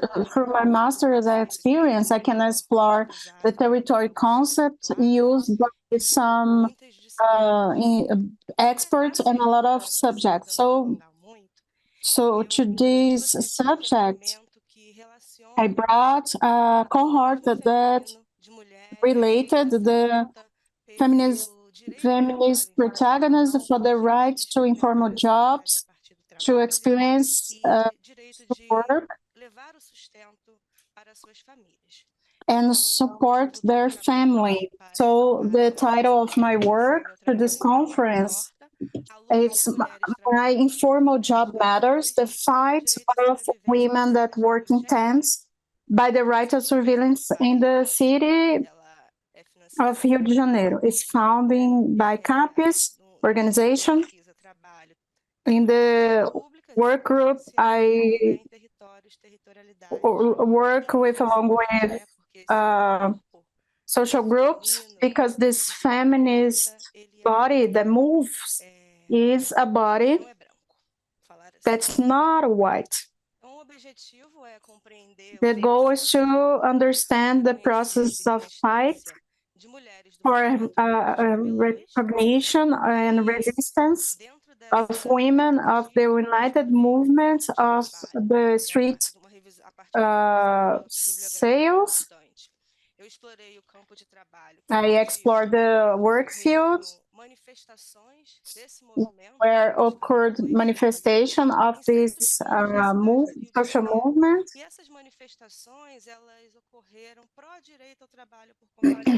And they were fighting for the rights to work in informal jobs, to experience the city through work, and fighting and the violence that they suffer because of the fiscalization of the city hall. So I was in the field between January and July at the beginning of the year to see those manifestations. And what I bring was que fica no centro da cidade do Rio de Janeiro. A manifestation that were in the municipality chamber. In that place occurred several manifestations fighting for the end of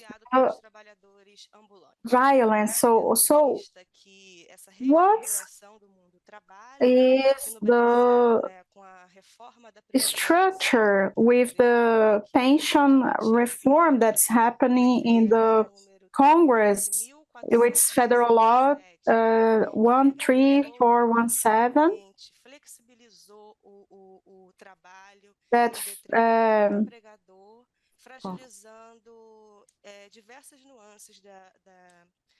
showing several sides of the labor justice and put the worker in outside of that. So we have an increase of the autonomous work, people that need to reinvent themselves because of the perversity of the city. So in this Carioca scenario, talk about Rio de Janeiro city, we have a contradiction that shows market logistics that goes through the city.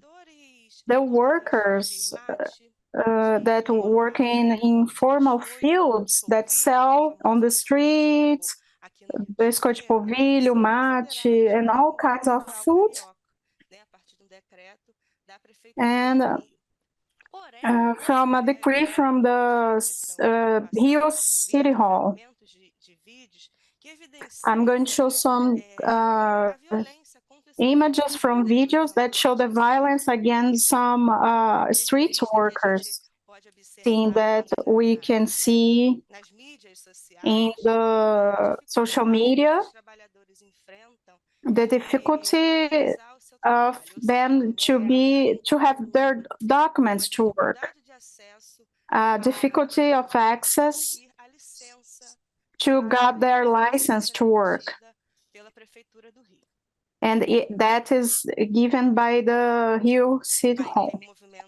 So we have the street workers movement, which is an organization that has been here for 20 years and was the first centers of support of the informal jobs in downtown of Rio de Janeiro. And it has a lot of pictures of a urban fight of those workers that don't have any rights and have to survive. And this movement has a feminine leadership. It's a universe where people work for themselves, and most of them are men. We have women that lead this movement and put their faces in the media. In this attempt to show their work conditions, this fight for recognition of fundamental rights with the it's the survival right. So Maria dos Camelôs is the main leader. Here, where I talk about the protagonism of the woman that works as a street worker, sailor, vendor, a worker that suffer a violence from the police in Copacabana Beach. So I can show how that's strange, because she sells something that's not used in tourism, and then she had her work stopped by the police. And also a manifestation,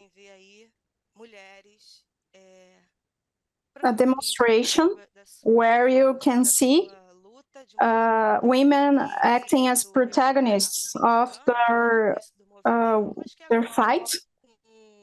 And now with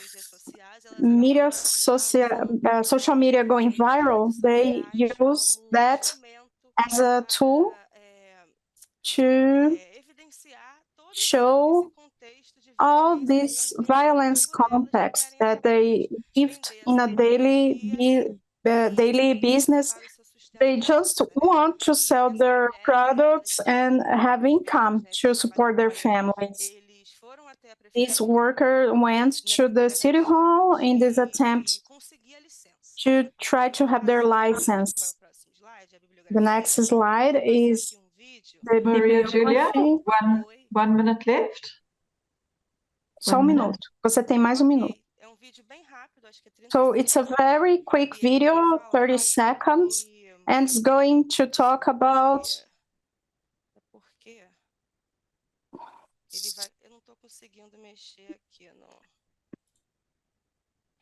just one moment.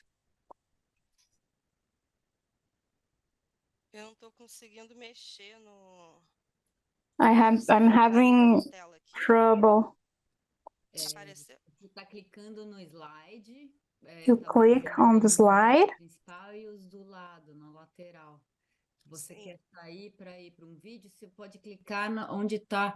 You can click.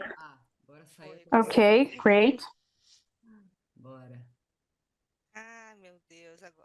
Olá, minha querida, bom dia. Pode sim, pode fazer assim, tá? Mas eu não sei se mudando. Tô vendo aqui do YouTube aberto na direita. Can click on the right. This image is a very short video. Can you see? Sim, estamos vendo, mas não estou ouvindo, não. Não precisa de áudio, não. É só para visualizar a imagem, né? O ato de violência. Ok. It's just for you to see a violence act. Essa imagem, ela evidencia It shows this condition of work that the counselors have in an attempt to mediate the conflict, to try to try to work, and then it's hit by the public entities. So Maria dos Camelôs video, that's for us to understand that fight of these women that work, that have children and families, and they need to have income to pay for food and use their own citizenship somehow. And the state segregates those populations that is in the territory already. They are on the Maria territory. Julia. You're going to need to close up now.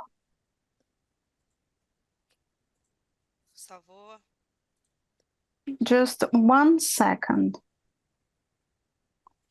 É 30 seconds. 30 seconds.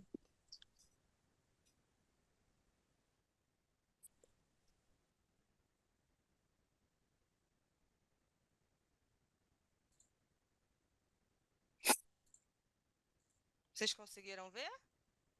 Did you see it?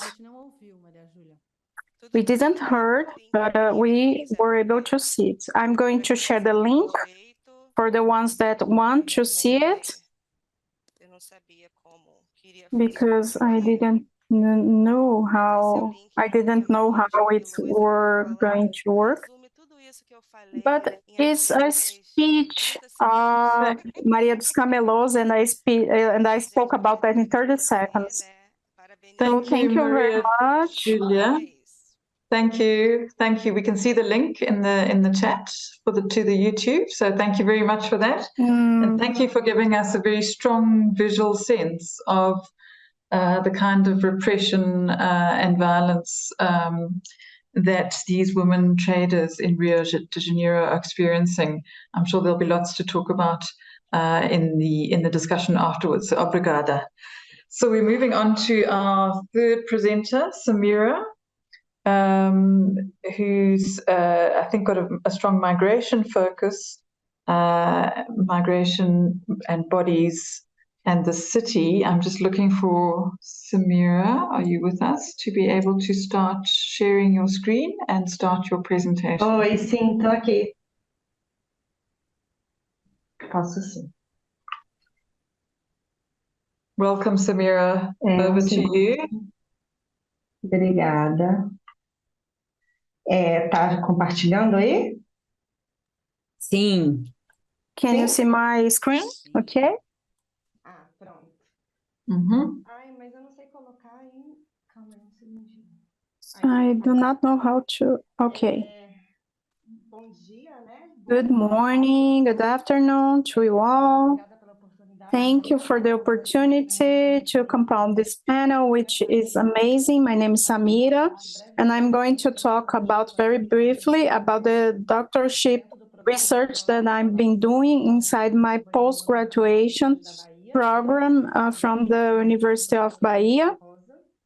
I'm under the guidance of Dr. Thais Rosa. It's a research that talks about a territory from Argentina and the institutional space. I like to highlight that. Because I have a short time, I'm going to be very brief and just highlight some important things that could be in the future debate. And the name of it is Travel the World in Vila 31, the migration of the feminine migration in Latin America and the body and the city. So it's a concept of, that Maria Lugones brings. It's travel other world as a practice. So to bring a context, this is the map of Argentina. And this is Vila 31. So this is Buenos Aires, the capital. 31 is this on this yellow spot, which is in the undervalued zones of Argentina. So it's one of the most interesting places because it's very close to a very rich area in the real estate. So it's near Recoleta and around the Avenida 9 de Julho. So if you were in the city, you will recognize. So we have an overview. So here is Recoleta and here is 31, which has urban mesh, which is very, very big. So as a background, I work as architect in this territory for some years. And during this time, inside the urbanization program, I did the projects to the families to improve their conditions of livelihood. And during this project, I talked to women because men were working and women were inside the houses, inside their small business or feminist spaces. And so their fight were inside the neighborhood. And talking to them, they told me several stories. They're women that come from other countries. So they told me their processes, how they create their home inside 31 or inside Buenos Aires. Once that they start their homes, they built their boundary with this new country. Here, a general aspect that in 31 has a population of over 40 million, and over 50% of the population that live there are migrant people. All the north part of the country, which has a higher number of poverty. From these migrants that live in Argentina, 26% come from Paraguay, 17% Bolivia, and 12% Peru. And this diversity reflects in the territory, how we form this space inside Buenos Aires. Here are some pictures for us to see what's Vila 31. And I'm going to talk about the research that's now not only about 31, but it treats about the movements of migrant women that inhabitates the borders and the unfold of this process of their bodies in the territory. So somehow it linked this migration process with the process of production of the city, how the city is built. So that's because it goes through several scales.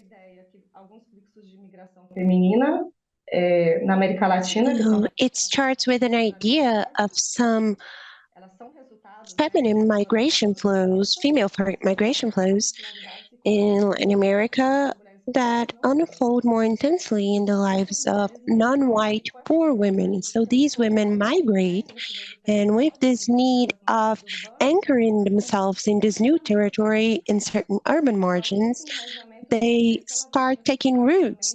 And this taking of roots comes from a necessity to have a house, a residency, and a territory, a home, and turning that territory into a home to bring their families that are in their countries of origin. So we weave this research with some women, and these are their names and where they're from, because they're from many different countries, and we work with them. We have worked with them for some years, working with their families and trying to understand what their trajectory since their countries of origin look like and what they went through until this process of taking root in this territory at the 31st, but that happens all throughout Latin America. Here are some pictures, and to familiarize you with that process, this is one of the mothers migrating with her daughter. And something that caught my attention about this is that when I worked at the 31st, and after living for a long time in Argentina, we always hear, oh, people migrate to Argentina because the state has more social plans and programs, and they are able to access them to improve their lives. And what I realized in my research is that even the decision to migrate is a male decision. This privilege of being able to decide. Most of the women that I have access to and that I talk to migrate because of gender violence issues. And this has been very strong throughout the process, how the gender-based violence determines migration that to Argentina and Argentina is chosen due to several reasons, like they have family members that live there. So this research embraces several scales from the body to the continent, and it investigates why the women migrate to Argentina.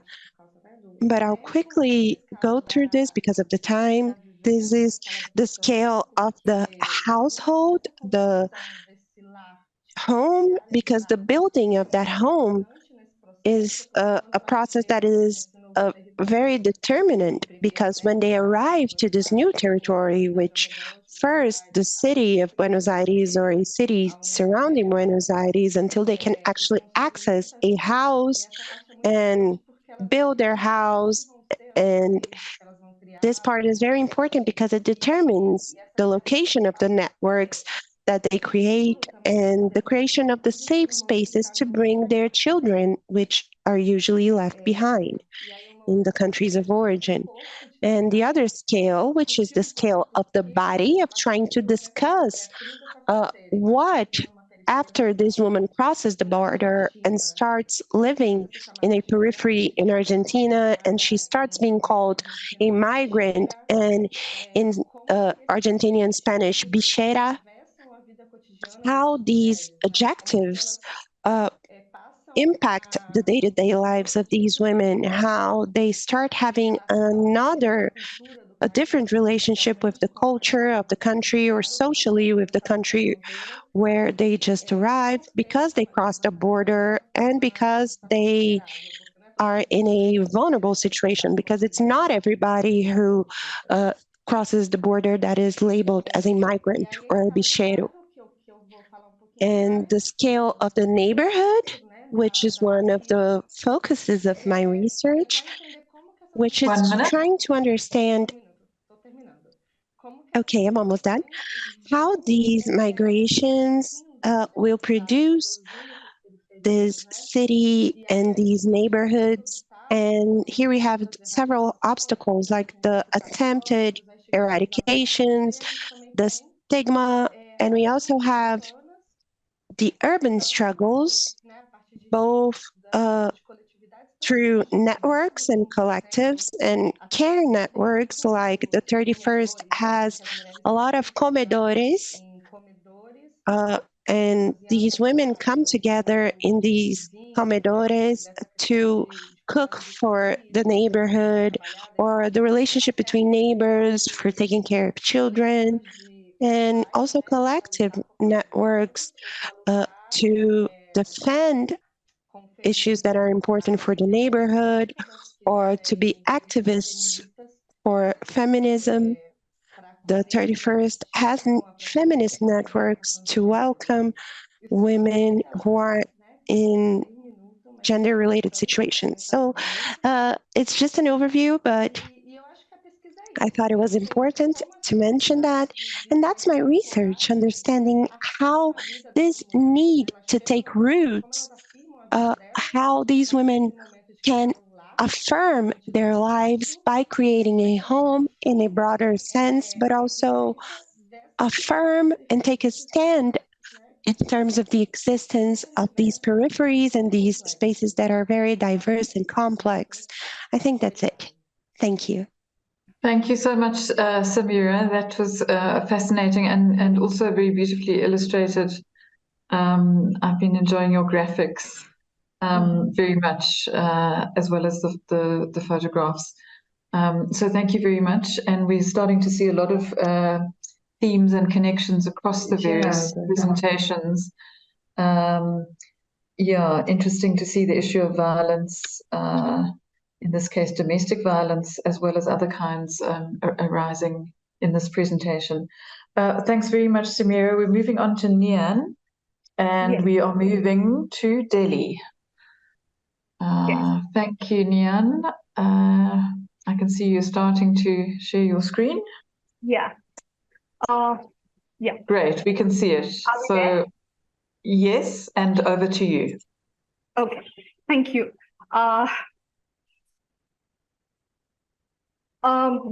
Good evening from Delhi, actually. So I'm Nian, and I would be presenting on behalf of myself and Dr. Chaudhary. So the work is Performing Relationality, Gender Embodiment and Accessibility to Public Spaces in Delhi. And thank you for the opportunity to present in such a brilliant session. So moving on, I would like to give a brief background of the study. So the neighborhoods of Khirki and Hausrani, which I've taken as case studies. Sorry. Oh, yeah. So which I have taken as my case studies are urban villages in South Delhi. Now, urban villages are specific areas which were erstwhile villages, which were then transformed or taken over by the Delhi Development Authority when the city started expanding. So these villages or these urban villages still retain their traditional structure, and there is the presence of dominant communities which were there earlier, and also in the wake of the neoliberal restructuring and the transformation in Delhi and the coming up of new consumption spaces, we have seen the growth of these spaces and its adjacent areas, and it now not only houses the different communities which were earlier agriculturalists, but as well as migration of a lot of people from across the country, specifically from Bihar, Bengal, and UP, who are engaged in different sorts of livelihood across the city. Now, with the changing spatial transformation, I wanted to see how this affects the gendered access to public spaces in the locality in the neighborhood of Khirki and Hausrani. So as you can see, the yellow bounded area is Hausrani, and it's a densely complex, chaotic assemblage of mixed land uses, and so is Khirki village. And right opposite to these two are the mall and the new consumption complexes, the shopping complex and the super specialty hospital, which is growing up to be one of the biggest centers in India of medical tourism. So you have a lot of international migrants coming to Hausrani and Khirki village, and this is the extended part of both these villages, which is like densely crowded. Moving on, I have this study is basically focused on capturing the everyday practices in public spaces of Khirki and Hausrani, and I would be doing that. And 4 of the thematics that emerged during my study were invisibility and visibility paradox, fear, gaze and surveillance, and the increasing securitization of spaces, of public spaces specifically, which leads to a set of outcomes like graded access to public spaces, multiple subjectivities, othering of certain identities, performance of dominant identities, and how these public spaces come to embody the different gendered relations in the neighborhood, the transforming relations between tradition and modernity. So to begin with, I'll focus on the invisibility and visibility paradox. In terms of mobility, there is a complete seclusion for most of the women in the neighborhood, and specifically for daughter-in-laws and newly married women, as we were also seeing in terms of Chido's presentation, that there is a heightened control on mobility of these women, and they're not supposed to step outside their homes. There's complete seclusion. It differs according to age, class, caste, and marital status, as well as migrant status, depending on where you came from. It changes according to that. So in that mobility, the important practice that emerged from the neighborhoods was wheeling. Wheeling, not only wheeling as an embodied everyday practice in the form of three spatial practices: burqa, hijab, and ghungat. So burqa and hijab are practiced by Muslim women in the neighborhood of Hazrani, and ghungat is practiced by the dominant caste groups in the neighborhood of Kheti. So as Lugod tried to say, it's a methodical separation of women from unrelated men in public spaces. So you're not supposed to show your faces to men who are not related to you, which is why they have to practice it in the public spaces. It has also come to stand as a marker of community difference, establishing strict hierarchy between the different groups. Like if you are from a male Muslim community, then you have to practice burqa and hijab, because you have to identify yourself as belonging to a certain community as against the migrants who have recently, came to the village or who have settled over there. So as you can see from the narrative, everyone knows which family do we belong to. If you carry a veil, your location amongst the public in the neighborhood is marked. So we see the embodiment of the identity in the way the women access these public spaces. People do not harass us because doing anything would eventually be harmful for them. And this comes from a woman who is part of a dominant caste group, dominant community in the neighborhood of Kirti. So as I said, but for migrant women, the practices of wheeling are much more relaxed because the city kind of provides them anonymity and freedom from traditional practices, which they have to otherwise do if and when they are visiting their native places.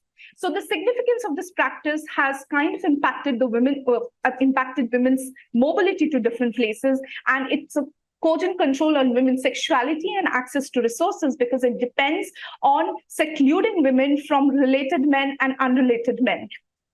Now, when accessing, and here public spaces, I'm talking about parks and everyday public spaces. So one of the parks that is very famous among the native community is the Haji Abbas Park.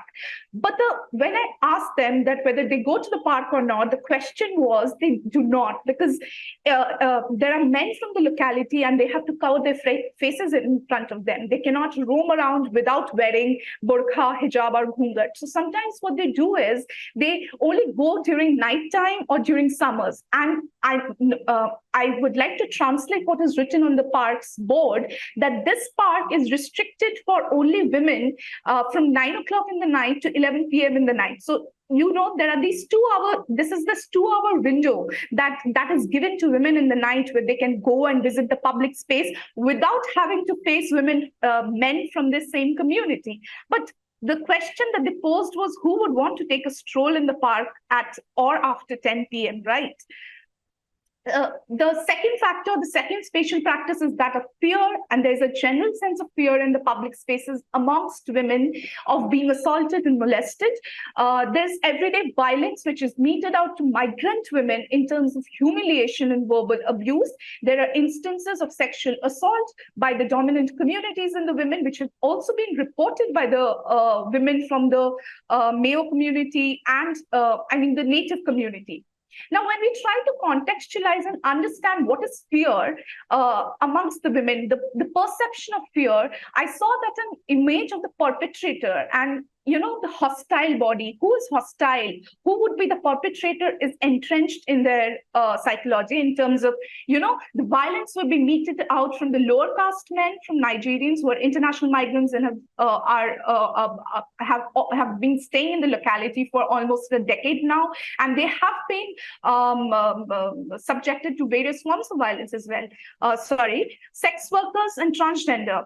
So all of these are produced by different narratives, circulating in the neighborhood, not only through media and the civil discourse, which is currently the situation in India, one has to follow, but also through the family, who through repetitive performance of these narratives creates a discourse of fear for these bodies and producing them as hostile. Also, so there is the fear, the fear of being violated is also attached to the idea of shame, morality, and piety of women bodies in the public spaces. And so, like I was saying, there's a cultural script of fear that women kind of face, and women follow in terms of when they are accessing public spaces. They avoid neighborhoods, they avoid parks after some time. That kind of shapes the way they access public spaces. Second is gaze. Now, narrators of gaze are very common from the streets, because since the streets are very narrow and there are a lot of people on the streets, you would find men standing in groups across different street corners, engaged in different activities. But women are mostly mobile in terms of accessing places only for a purpose. There is no unpurposive movement.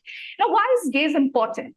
Because when if you say, and gaze here is important, and I'm going back to the cultural scripts of fear, because how do these women kind of translate gaze? What do they understand by it? So if you read the narrative, it says, whenever I cross the Jatav Mohalla, which is a lower caste mohalla, or you would say a specific locality with the neighborhood, I feel someone is following me or staring. Even if I'm with my husband, I ask him to check whether anyone is following us or not. So it is also, in terms with how the caste, community, and class relations and religious relations are shaped in the neighborhood. So who you fear and who you are gazed at is also defined by how, different societal structures over the period of time being performed in the neighborhood, right? And so this is Prithviraj Chauhan Park, and this has led to a segregation of spaces within the neighborhood. So women from, say, the dominant... Okay, women from the dominant community would only go to a certain parks so that they don't have to interact with other people. There's a securitization of spaces, installation of CCTV cameras, and a continuous social sorting and, gating of communities and parks after some time, to prevent the migrant women from accessing those places. Now, how do they negotiate it? So there is also this process of negotiation that they kind of do to find a way over and through an obstacle. So wheeling also sort of becomes a negotiation tactic, because if they do not wheel, they are not allowed by their families. So wheeling becomes a way of accessing public spaces. It also becomes a way of authorizing your place in the neighborhood. I'm a religious woman. I follow certain practices that makes me pious, that makes me a woman of honor. How do they negotiate fear? Through reasoning, through companionship, often through demystification of a space through walking as a practice.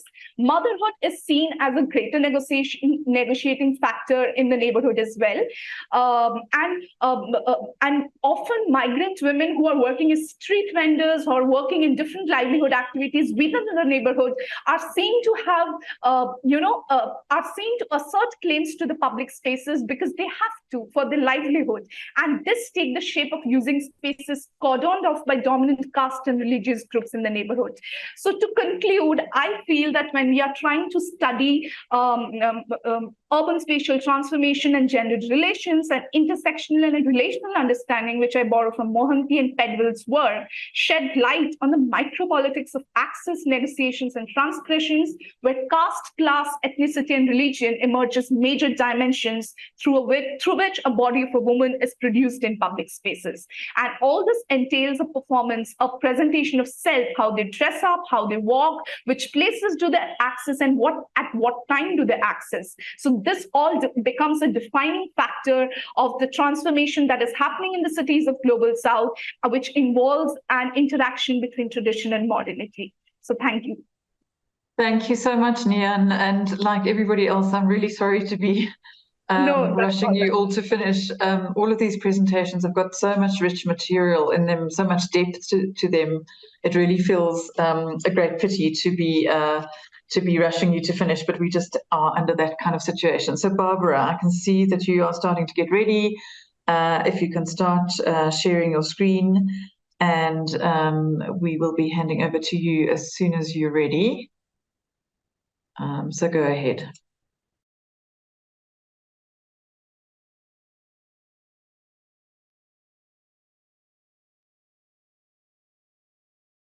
Vocês me escutam bem e veem minha Can you tela? hear me well and see my screen? Sim. Bom dia, gente. Good morning. I'm going to present you today the work that has a title Sapucajuba to Human and Non-Human, knowing the university that exists through the experiences of women. I have a doctorate in architecture, in urbanism, and this was a collaboration with Professor Dr. Ana Cláudia. We are talking about the north of Brazil, Pará state, which is part of Brazilian Amazon, and specifically Belém city. And here in Belém, our investigation goes through the university city. It's a campus from Pará University, Federal University, and you can observe the surroundings of this campus.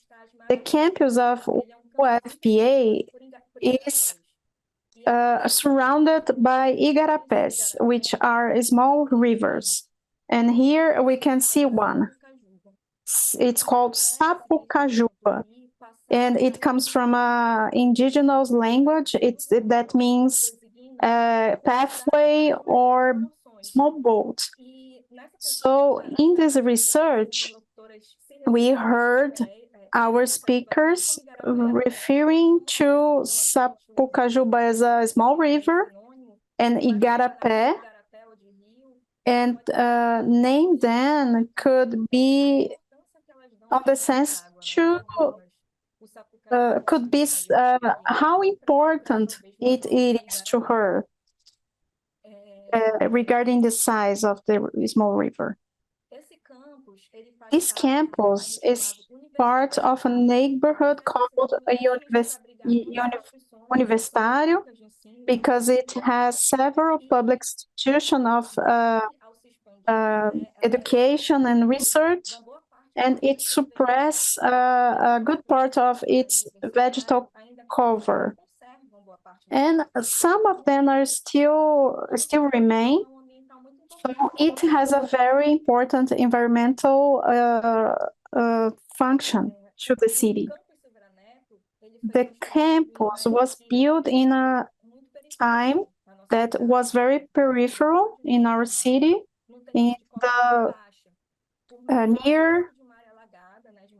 near the river, and it was suppressed by the green area. So first of all, they built in these borders that you see from the left until Sapucajuba.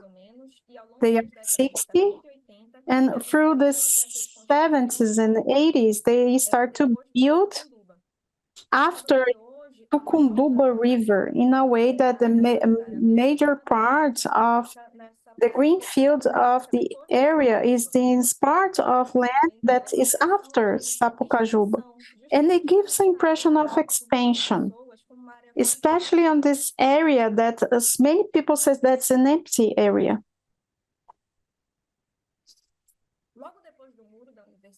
After the walls of the university, between this avenue, we have a space of a neighborhood, over 400 homes in the that was consolidated in the 90s for the estimated data, and many families support their homes, these walls that divides the university, but the windows and the doors bridges shows Sapucajuba as a shared place. And when we think about this occupation, it's important to think about the background, and it has vulnerable people and that were pushed to this floating area. So in a racist process, environmental. So the idea here is for us to know the river from the experience from the women. In this picture, we can see some of the homes that are positioned in the university, and in this other one, it's a home from one of the inhabitants. So this is the kitchen, it's the opposite side, what she sees. So the pathway that I cross, it's on my landscape and seems small than in this landscape. So just as me. So we looked to the same river. And here in this line, we need to reflect on that, because to whom defends that the science to feminism is always a positionated rationality. So for us to understand Sapucajuba, it's good to understand not as a land, a resource of a scientific authorization. It's not froze there. It's not a raw matter to urbanization. I know Sapucajuba from my vision and a power talk and multi-locality concept. It's an important analysis for us to think about Sapucajuba. So it's not something that could be defined over time, and it's opening to a lot of meanings that are bounding to the groups that are that subjects, voices. So it has this environment built by all the people that surround it. So we can look to physical space and focus it on the people that give sense on the space, and between those voices that forms Sapucajuba, our preference always was here women. There is a politics view, and that matters, and we cannot not consider that. Alevi Kearney says that women experience city facing several barriers that are invisible by the men that were responsible for the urban management. The city, were made to make easier the male roles, putting the male experience as something more important without the feminine experience. So when we talk with women, from women to women, we are against to a male logistic which has the domain. So we are helping to create more equal world. So I start about these many voices. I start with Gina. She's a manager in the university and coordinates a lot of gardens. Then in 2015, she started to plant some trees to avoid that it was transformed in a parking lot. And since 2020, her presence was intensified. And Sapucajuba is right in front of the university hospital. So she was requested by the Betina Hospital. Barbara, 1 minute. do atendimento e de seus acompanhantes do prédio. Então, So it's interesting that I knew Sapucajuba being guided by Jean. And then I looked to something that I didn't notice before. So she identified different species, so the difference that were made overall communicate to everyone who passed through that that was a river, and put signs to understand the idea of the place. In 2021, with a partnership with the families that were grieving because of COVID-19, transformed this river as a memorial space and made a relationship network with another women from the university to recover the campus to attend better the community from the university. So it's a network built by women. So this reel says that remembers the time when she can bathe on the river. That's not the reality now. They still have some small animals, and the proximity of the river with their home, the sign indicating future construction and the lack of documentation of papers of her home makes her afraid of the future. Barbara, I'm sorry to do this, but we're going to have to ask you to wrap up time-wise if you can finish. Okay.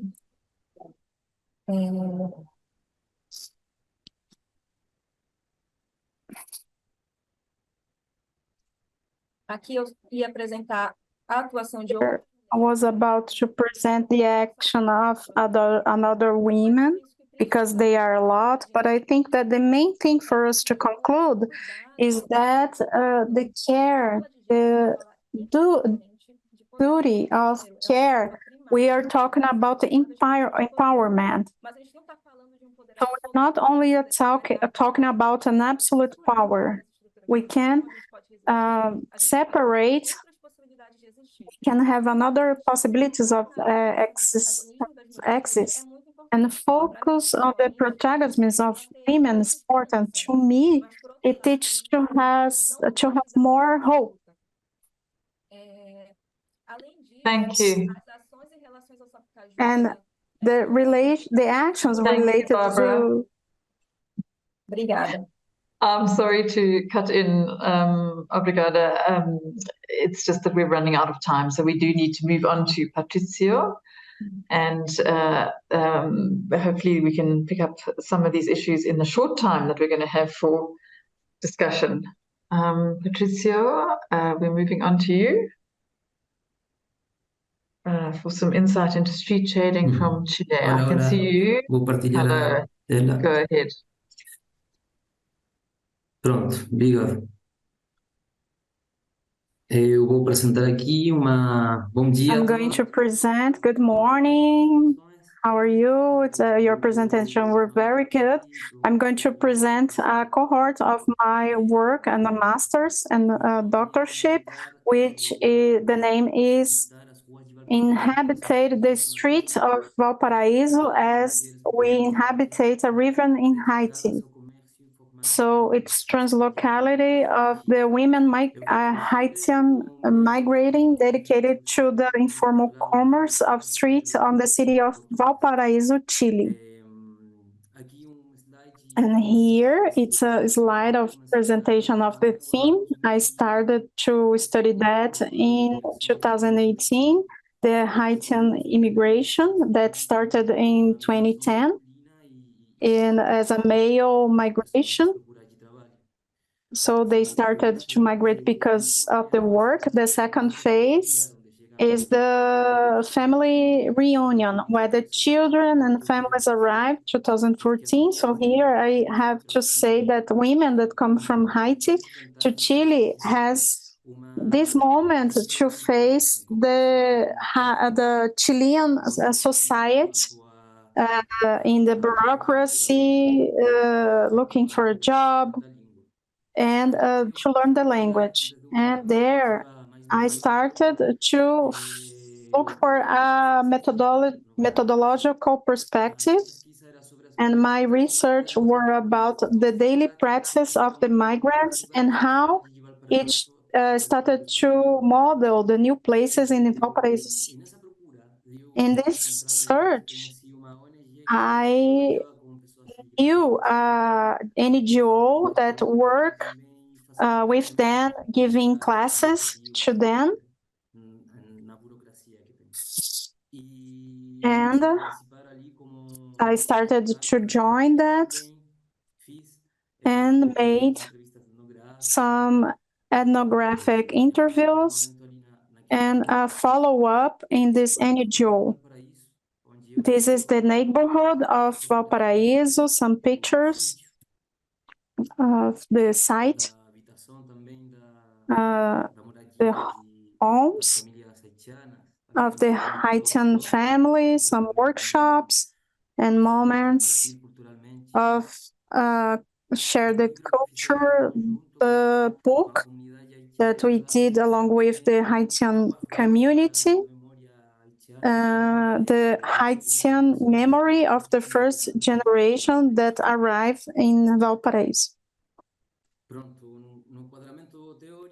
In the theoretical framework, I can say that this work, it's about the daily configuration, and when this daily practice, it's extra national, how this practice configurates transplacement, and starting to think about which are those places in my city.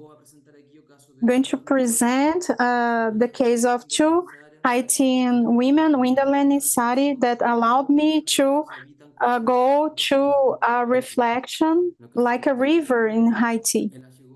Winderland arrived. She's 31 years now. She arrived in 2015, and who works in the formal labor market is her husband, Yerson. And Winderland work on the street with her sister-in-law and has a tent to sell vegetables. So this is a draw that I made based on the picture. She sells their products, and it starts very early till very late. And the children of her sister-in-law leave the school. She has to be alone by herself. And the interview that I made to Winderland, we were also a friend of her, and we start to talk about what they remember from Haiti and Winderland said that the smell of the sea and look to the sea, and something that remember her city.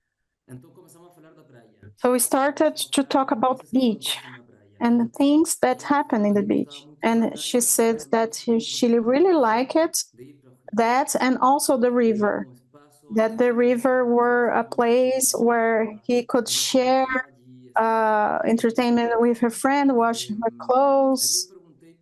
And then I asked to Stevenson, his friend, if she went to the river. And she said, no, I just go to the beach where she drank beer, and it's a family place. And then I start to see the difference between the river and the beach, and started to make question, what's the space of the river?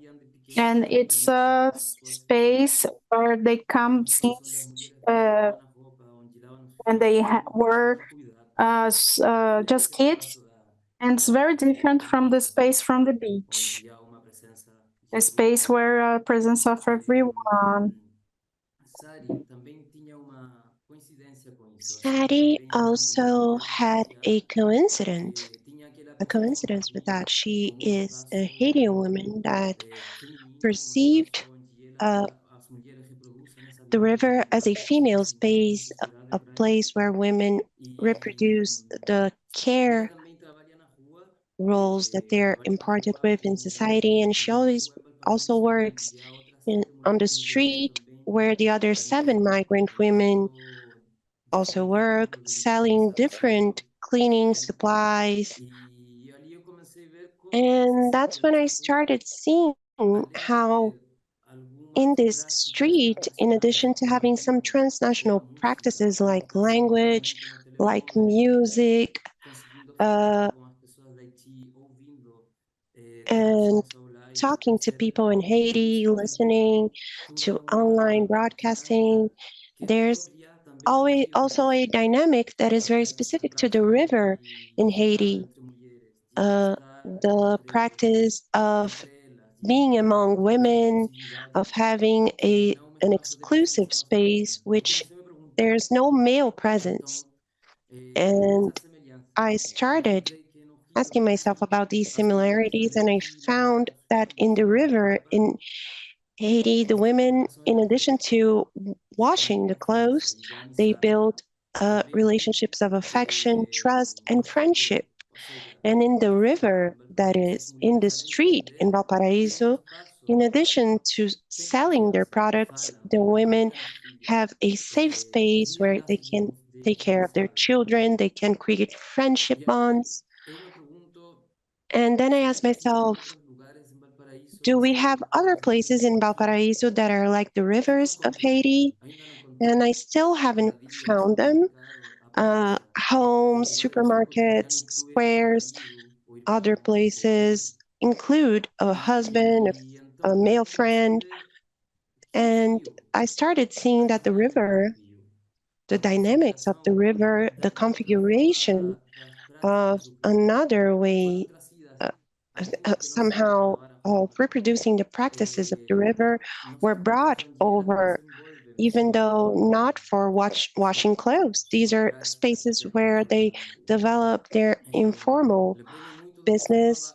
And I remember when Barbara was talking about the Igarapé River, of these contracts.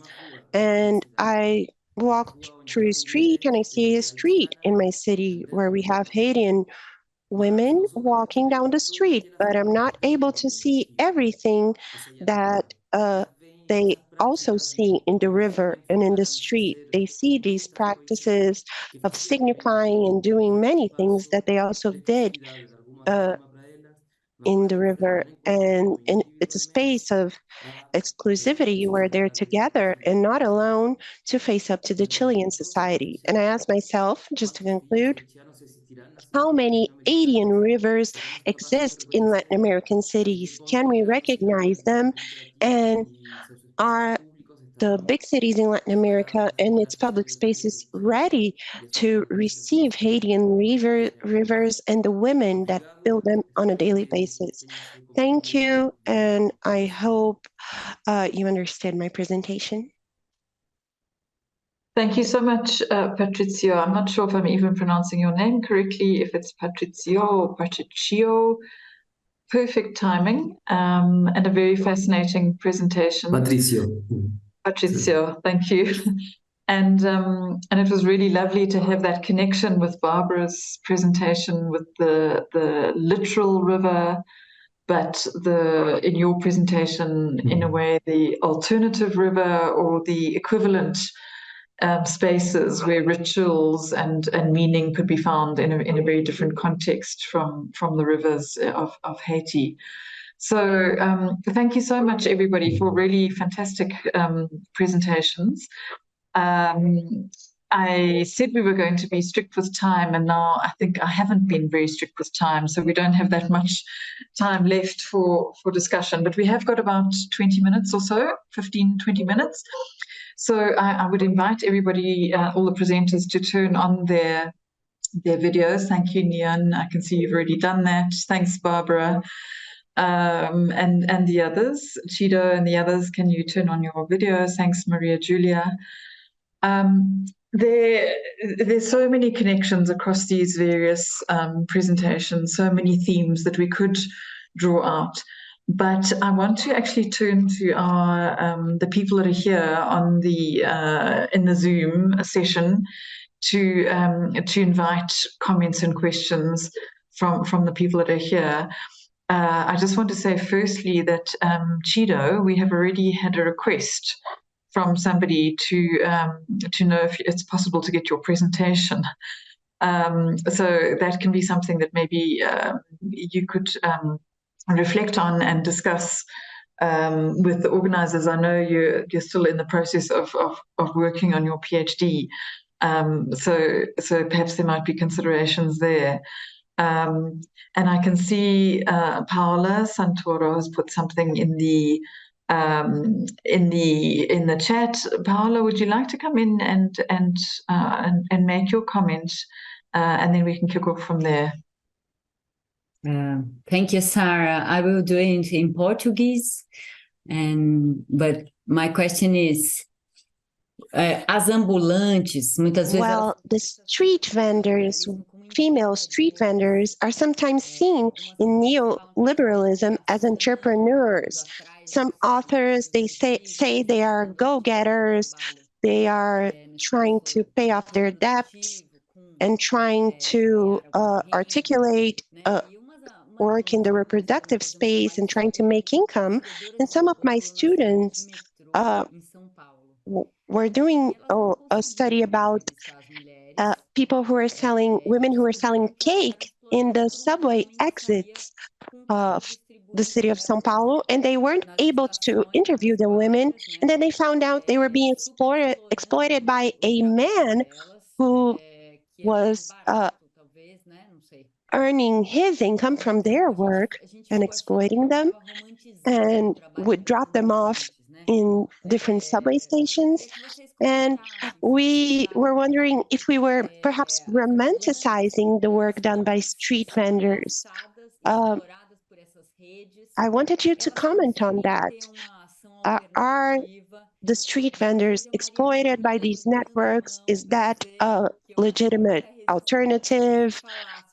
I wanted Maria Julia to talk about this because she has raised her hand. The experience in Rio de Janeiro is very organized and there's a lot of resistance, but there's also this other world that I wanted you to comment on. Thank you. Thank you. Shall we ask Maria Julia to come in there, since it looks like you've got a comment in response to that? Olá, todos me ouvem bem? Hi, can you all hear me? So we need to start with the assumption that the street vending activity is modified based on the territory, and considering that the territory is always impacted by power relations. So, for example, I work with street vendors in the train and the exits of the trains. And these territories also evidence these dynamics that your students perceived in São Paulo. In Rio de Janeiro, in certain neighborhoods, we also have a presence of these power relations that permeate the street vending work. Not necessarily similar to a man that organizes other women's labor, but these workers need to save up a certain share of their profit to pay someone or to provide accountability to someone in power above them, so that they can continue working in the trains. So this is different between territories. I don't know if anyone would like to comment. Patricia, I can see you've got your hand up. Do you want to come in to add?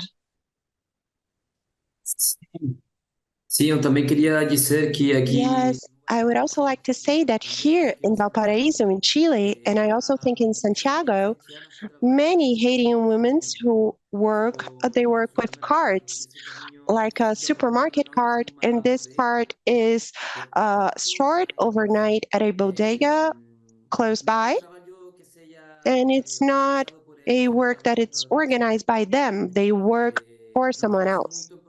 I don't know a lot about how that works, but the women, if they work for someone else, they are somehow employees of someone who's the owner of the cart that organizes the product, and that's it.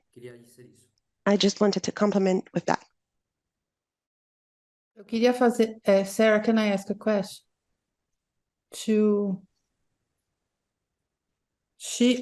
Okay, I'm not listening, no, so I wanted to ask Shido, Samira, Nia and Barbara, very quickly.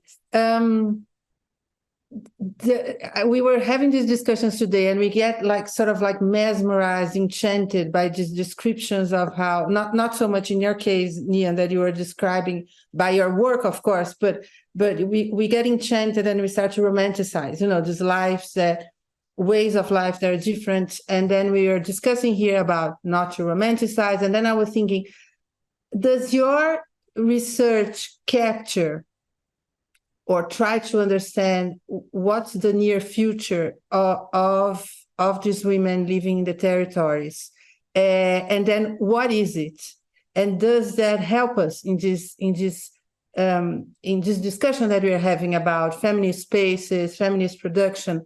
If we think about what's happening with those spaces, even with the women living near Sapucajuba that enjoy their way of living, but it seems that there is an edge very near to this way of living.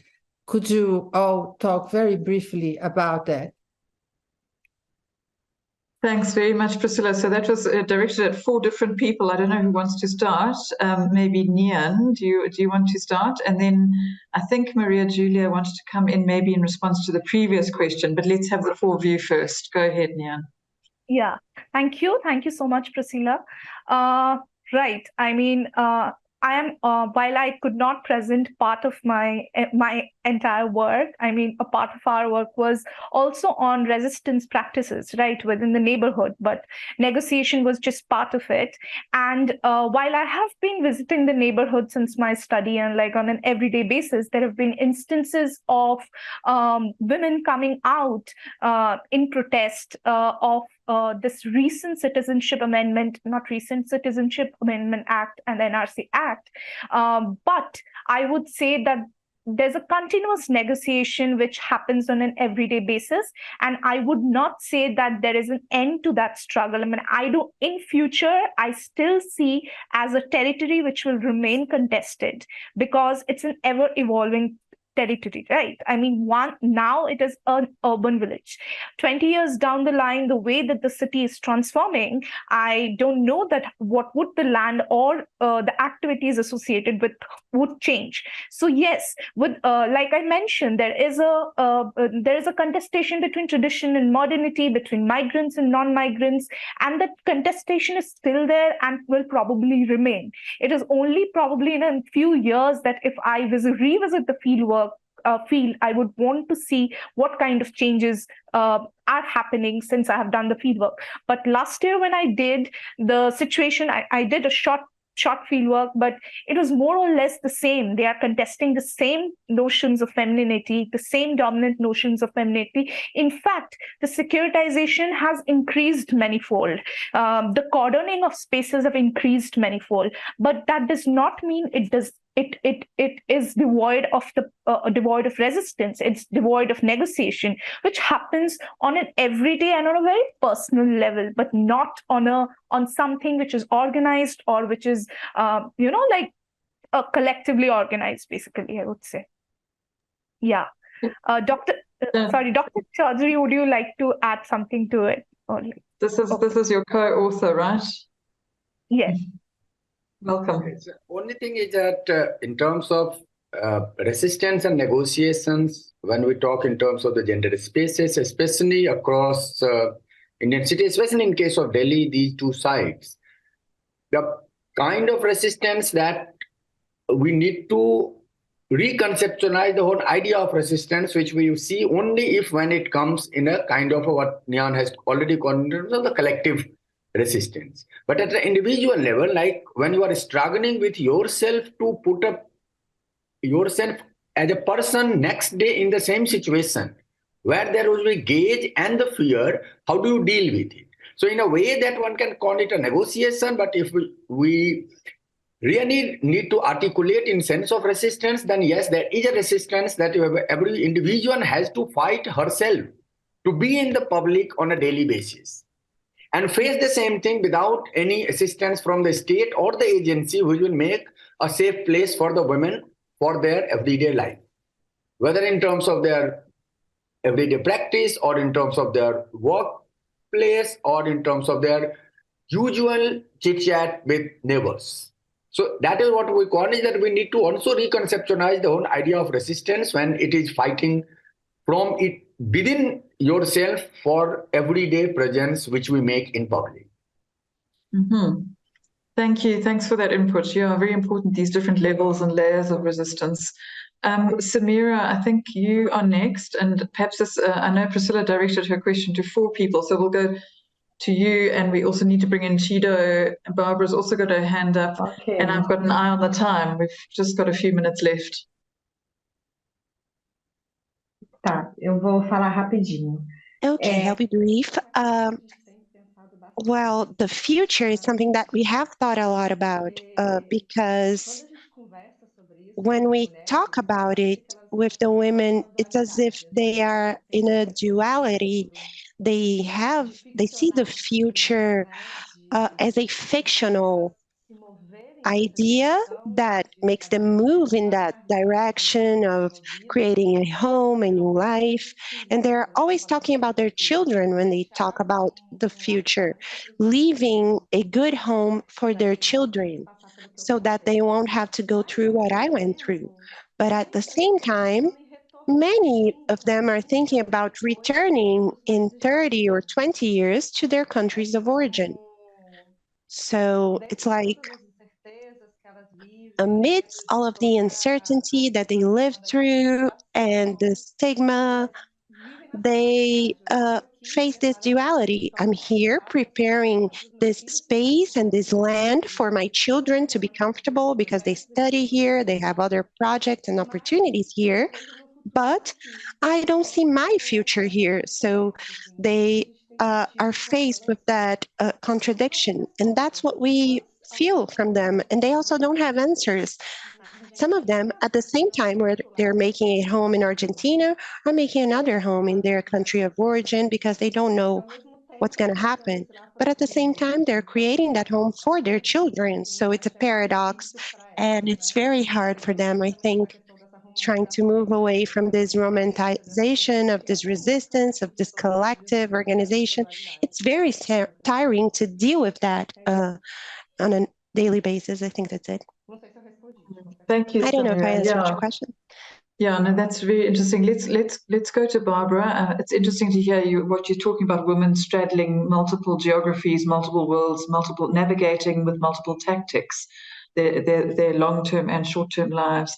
Barbara, let's go to you. You've got your hand up. Over to you. Voltando pouquinho à pergunta anterior. Well, going back to the previous question, I think it's important to emphasize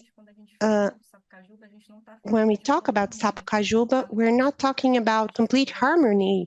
There are many disagreements and even mistrust between some inhabitants of what the Federal University is doing and if it will make their lives harder. So looking ahead to the future, The idea is strengthening Satucajuba as a common place, as a space for everybody to use.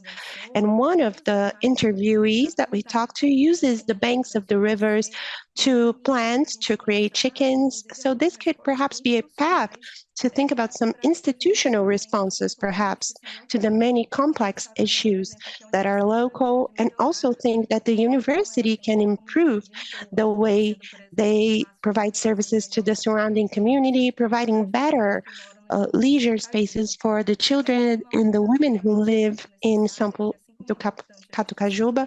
And another provocation that I think is necessary is that we need to be careful not to reproduce essentialisms, not imposing to the woman another care role. So the care role should not be exclusive to women. So if the benefits of Sapucajuba are shared, the obligations in relation to it should also be shared. That's it.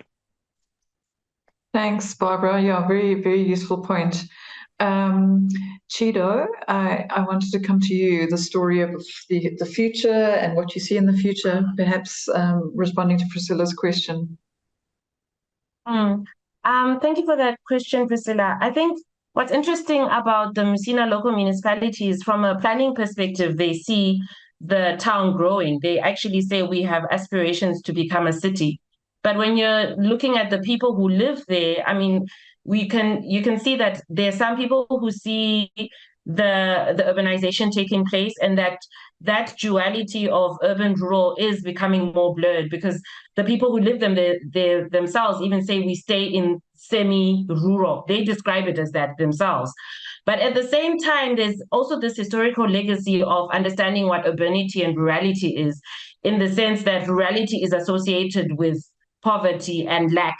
So for them, they can see the urbanization taking place, they can see the future becoming different, but in the spaces that they live, even though in the rural areas, the rural is represented by architectural houses that are more modern in design, they still call it rural because they measure rurality as something that is marginal to the urban.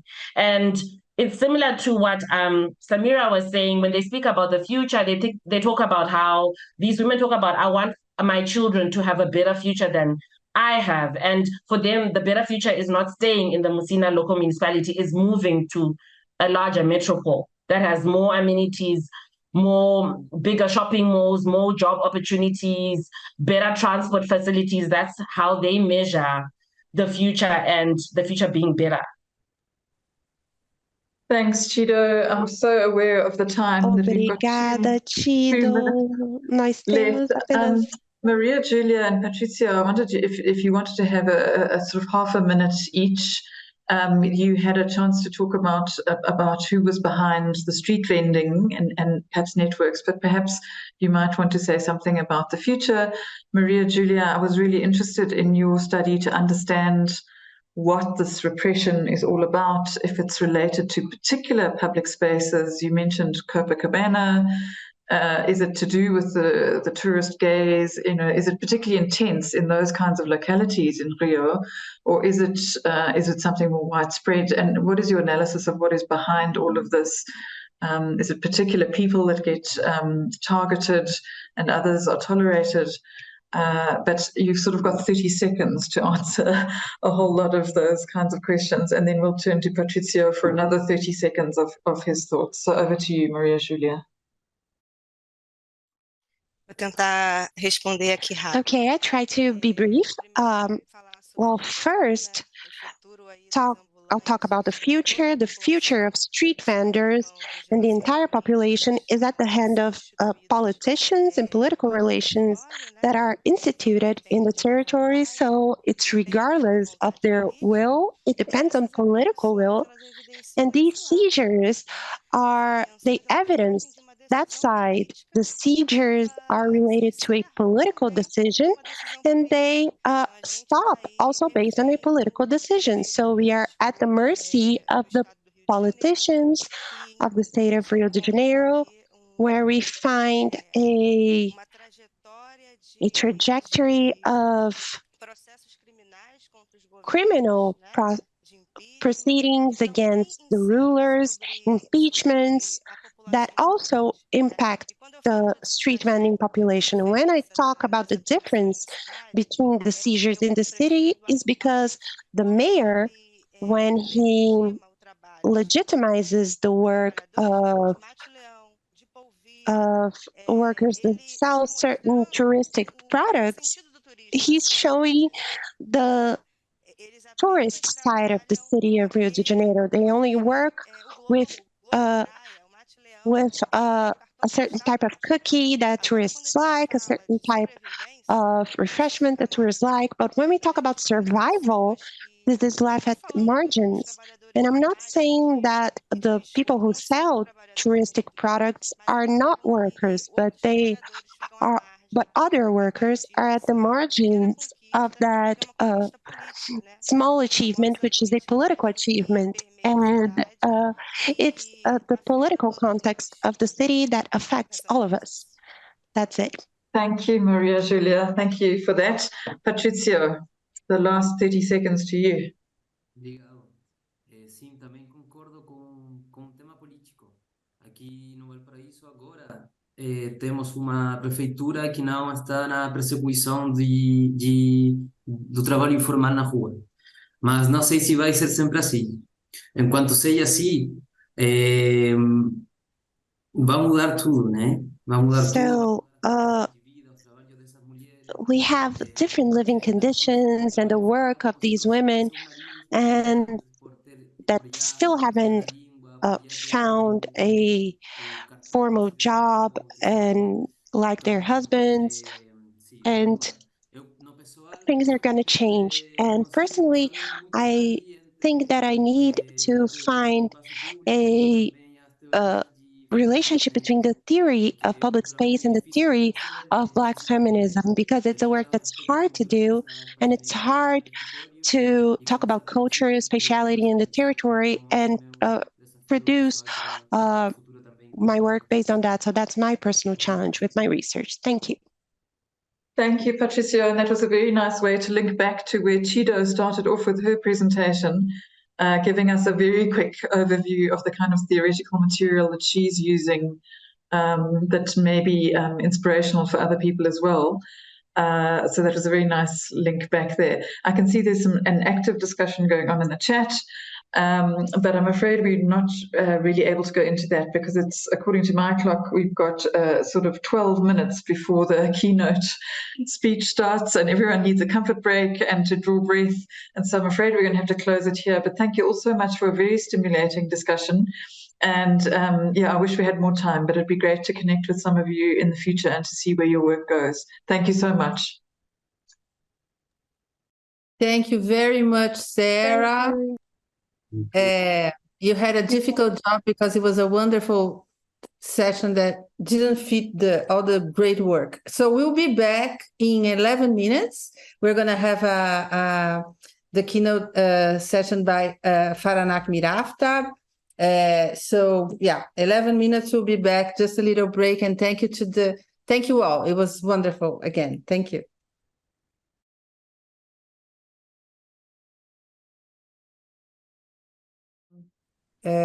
Good afternoon, everyone.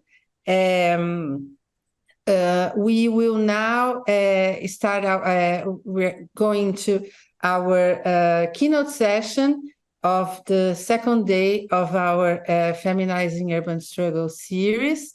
I am delighted. It's my great pleasure to introduce Faranak Miraftab as the keynote speaker of today. Titled Feminist Lens and the Underworlds of Urban Struggles, summed as everyday practice of radical care and resistance.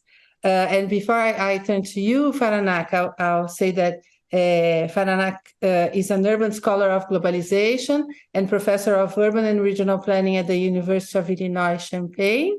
And her work is situated at the intersection of sociology, geography, planning, and feminist studies,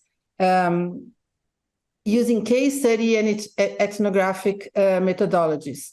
Her research concerns social and institutional aspects of urban development and planning that address basic human needs, including housing and urban infrastructure and services that support it.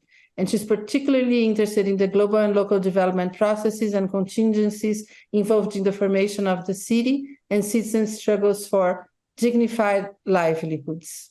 I was just remembering that before studying Faranak as a scholar of gender, I first saw your work when I was working on public-private partnerships. It's a breadth of work that Faranak inspires us with. So thank you so much. And I should say that I'll just go to the speech, Faranak, because we're always pressed for time. So I'll stop talking and listen to you. Welcome. Thank you so much. Let me see if I could share my screen first. Okay.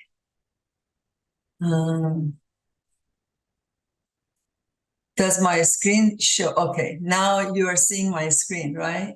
Yes. Now, okay. Okay, good. Yeah.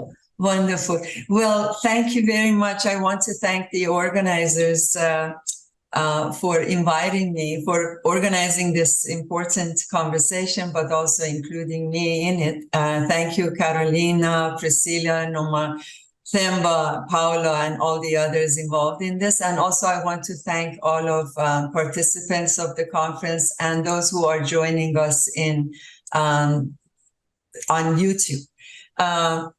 Okay, so I try to keep good amount of time for conversation afterwards and comments and all that. But I want to first acknowledge that I am sharing these insights with you at a critical historical moment that for many of us feels like despair, heavy hearts for the ongoing and continuing genocide in Gaza, and heavy heart for civilian lives that has been happening in Israel and in Palestine, particularly now the ethnic cleansing and carnage of Palestinians in Gaza. As we are, this is a very moment that we feel, is there any shared humanity? How could humans do this to each other? I also find it a very hopeful moment. So it's really a dual, a counter point for me. And I find hope and hope in the transnational solidarity that is emerging all over the world, including here in the belly of the beast in US by Jewish Voices for Peace, as well as inside Israel by Jewish sisters and brothers who are speaking up and saying never in our name again. So those are hope, but what gives me hope, but also I know that for a lot of us, this is a very dark moment. So in this context, my talk has been very much shaped, or examples I'm going to share with you is shaped by influence of what is happening. And I have included examples from the Middle East as well as elsewhere. So I hope you bear with me. I give you a little bit of overview on what the next half hour would entail. I ask basically the question that drives the presentation is, how does a feminist lens help us see the underworlds of urban struggles? And by underworlds of urban struggles, I mean both those processes that shape urban development and also those processes that shape resistance, or the underworld of resistance in urban struggles.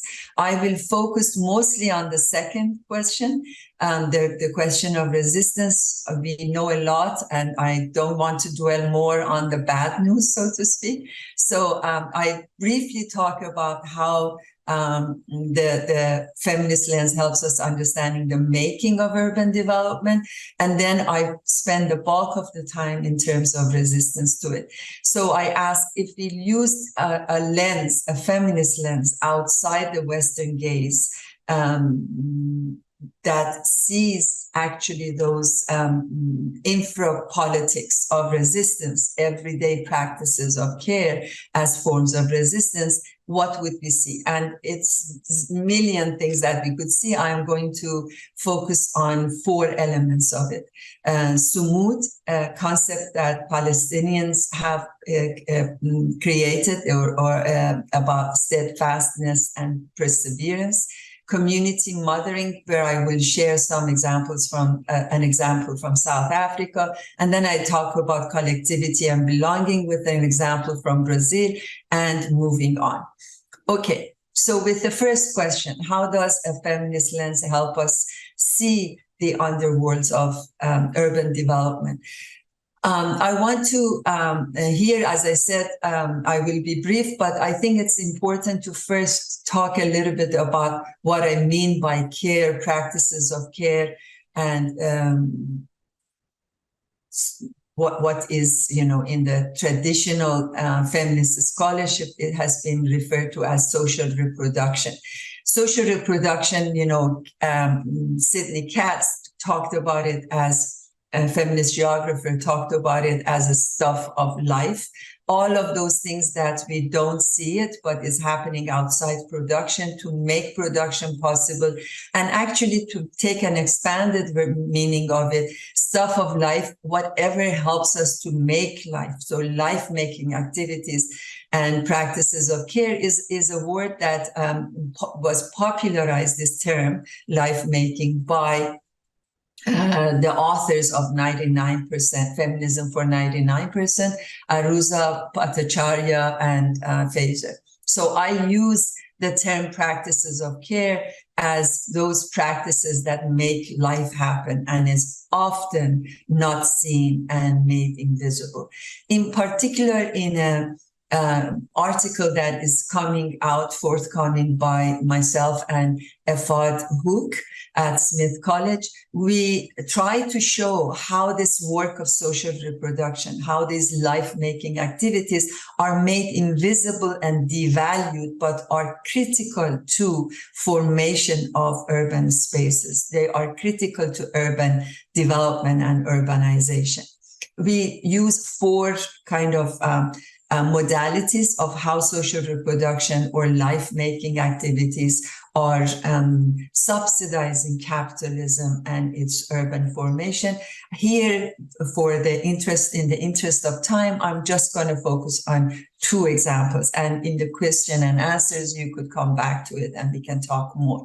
In informal settlements, favelas, townships, you know, whatever you call them in different global South contexts, we clearly see that when the municipalities, the government, the state focuses its resources on the affluent neighborhoods and affluent populations, the poorer, marginalized neighborhoods are really urbanized, and they receive basic services based on free, invisible and devalued work of women in poor communities. Poor, marginalized groups, at the center of them is mostly women who carry this work, be it bringing water to your neighborhoods, sweeping and collecting waste, or all sorts of other basic services that in marginalized communities falls on the shoulders of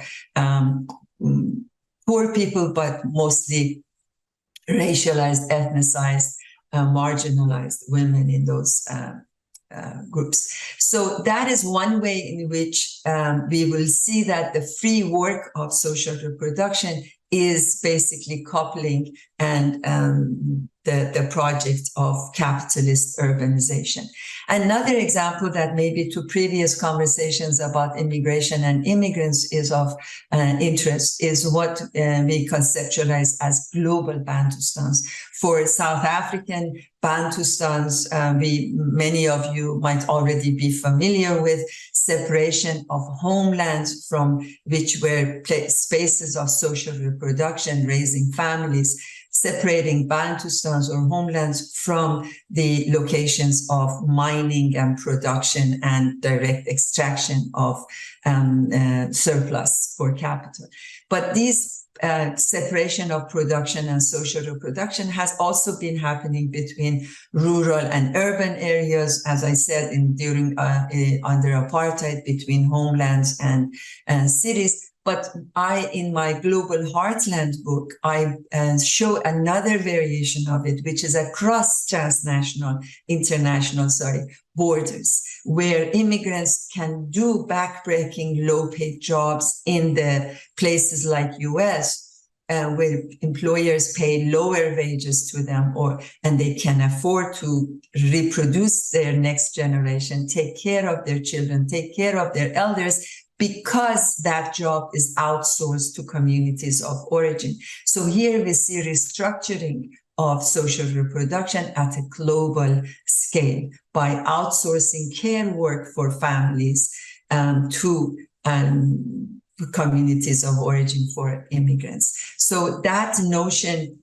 of global restructuring of social reproduction, we talk about it in terms of global Bantustans, is another form that we see. For example, revitalization of rural small towns in the US, and on the back of this process of global Bantustization, where immigrants work in these Midwest rural Rust Belt areas and revitalize it because their families are supporting the work they are doing in revitalizing rural Midwest towns, for example. So these are two examples, and hopefully if you're interested, ask for the article, we send it to you. It's still close to being published.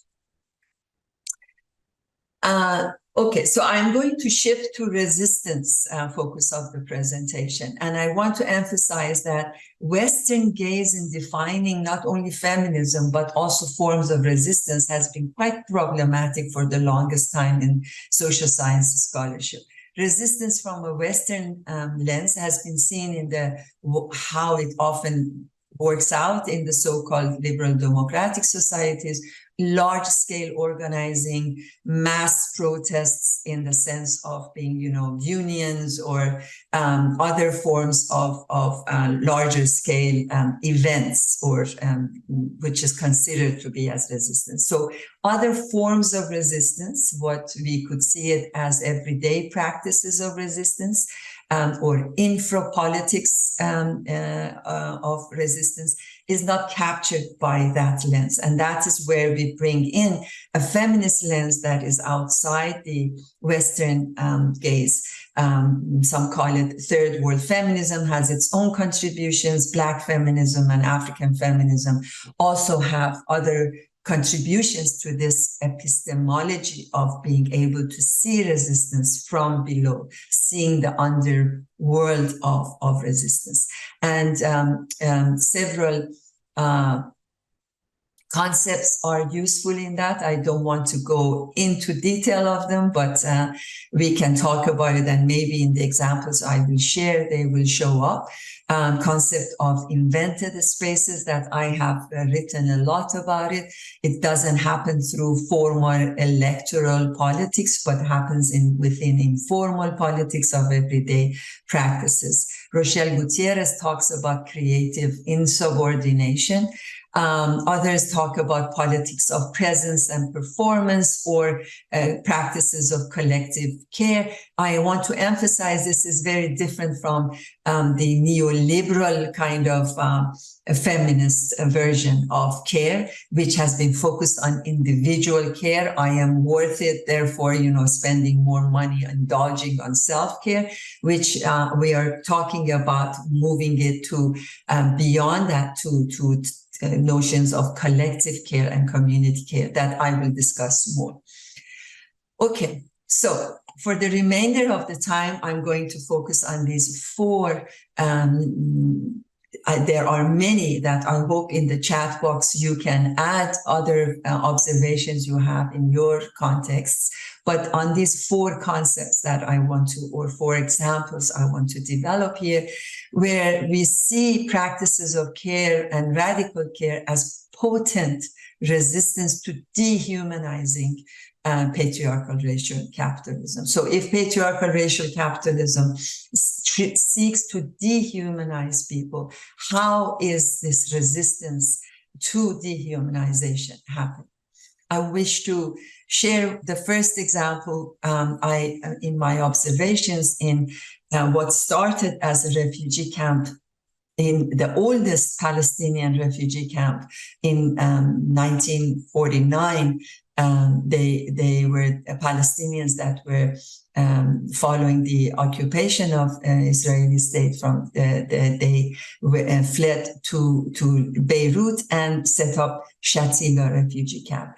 I haven't been to Gaza, but having been to Shatila, I feel this is the closest in my imaginary of what Gaza is like, and the heroic resistance that Palestinians through all these years have demonstrated. The idea of sumud, which is steadfastness, perseverance, you could see it in places like Shatila, and I would say what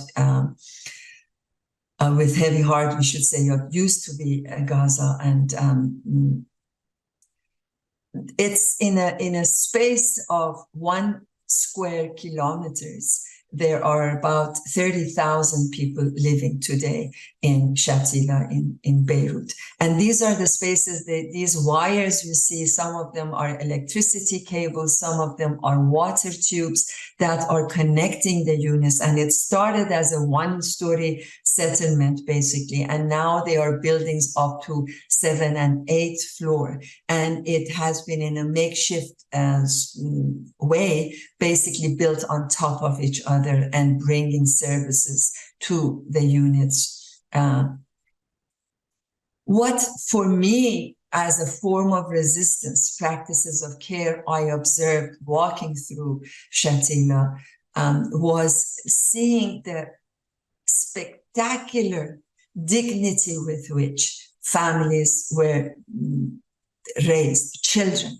The children that were sent to school, and I couldn't take picture, I wouldn't have dared to do that in respect to the local people, but the uniforms that were sparkling white collars, ironed, kids that are groomed beautifully with their hair and everything. For me, that was, with lack of resources, lack of water, electricity, trouble of accessing all of these, and how you will see these beautifully groomed children leaving these homes to go to school was a sign of, you can take my land, but you cannot take my dignity.